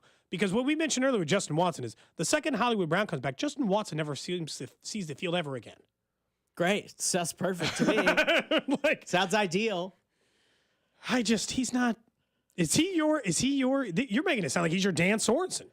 You're done with Justin Watson. He's my MVS this season, and I've just recently decided it, and it's really just because I'm so annoyed about the way they're using DeAndre Hopkins. Like we saw his first game as a Chief. We saw Hopkins can still win that way, and he actually had success at times with the Titans, like coming out of the slot and being that kind of player. Because as you get older, turns out it's tougher to win at outside X wide receiver because you slow down a little bit and guys get, and you're just not the same kind of explosive player. But what he can still really do is catch everything. So when you give him that leverage option of coming out of the slot and having both sidelines to work with, he can still be a super effective player that way. But Justin Watson's getting so many snaps a game, and I don't understand it. That's fair to be annoyed. I don't know how much time's left in the show, so at least tell people one more time where they can go find your stuff, and then we can joke around for the next couple of minutes. Yeah, just head over to our YouTube page at Foolish Club Media. You can follow us on Twitter or X, whatever you call it, at Club Foolish, and head over to and subscribe, rate, and review everything that we're doing on Apple and Spotify. We really appreciate it. Subscribe, rate, and review. That's the important stuff. You sound like a real YouTuber, when you say stuff like that. It's what you gotta do. I'll be honest. Click the little notification bell, you know? Yeah. So we worked together. How long did you work on our show? A year? I think 1.5 years or so. I think maybe we got robbed a little. You seem way more adult now, and that's nonsense. We got like child start. That wasn't that many years ago. Would you grow up in 4 years? Yeah, I had to. You like really grew up. You seem like a fully functional adult doing adult stuff. I have to manage my own podcast network now with only myself and my own personal resources. So I had to grow up a little bit. You're in a serious relationship. Yeah, and I'm doing like great shape. I'm not just doing behind the scenes things like I was and coming in and just like taking jabs and making jokes. I had to grow up a little bit. I am a full-fledged 35-year-old adult now. I guess it's like a compliment. But it sounded like a lot of insults to previous Serta. We got along. I'm just saying, I think miss that guy sometimes too. I don't like how much responsibility I have now. I just didn't really have any choices at this point in my life. You'd like a little less, maybe? Yes. I would very much still just like to sit at home and watch movies and read comic books, but I got too many things going on. You seen any good movies lately? I need to go see Gladiator 2. Yeah, I want to see it too. I watched The Substance. If you're into body horror, I highly recommend it. If you're not, I would not watch that movie. Not familiar with that genre or that movie. So it's not what's the most body horror. It's like not the most dismemberment? pleasant watch. Yeah, it's just sounds like it. It's really just uncomfortable horror. Like it's people who are really into that kind of stuff. Like there's a whole subsection of horror fans who love body horror movies. I kind of watch it because it's more about what can you put yourself through? Like how far are you willing to go with this thing? So I always watch them, and I always hate myself for watching them afterwards. Body horror was another thing a lot of people did in their 20s. Different thing. Completely different thing. Serta, thank you for coming in. We'll see you guys later. The Drive's coming up next.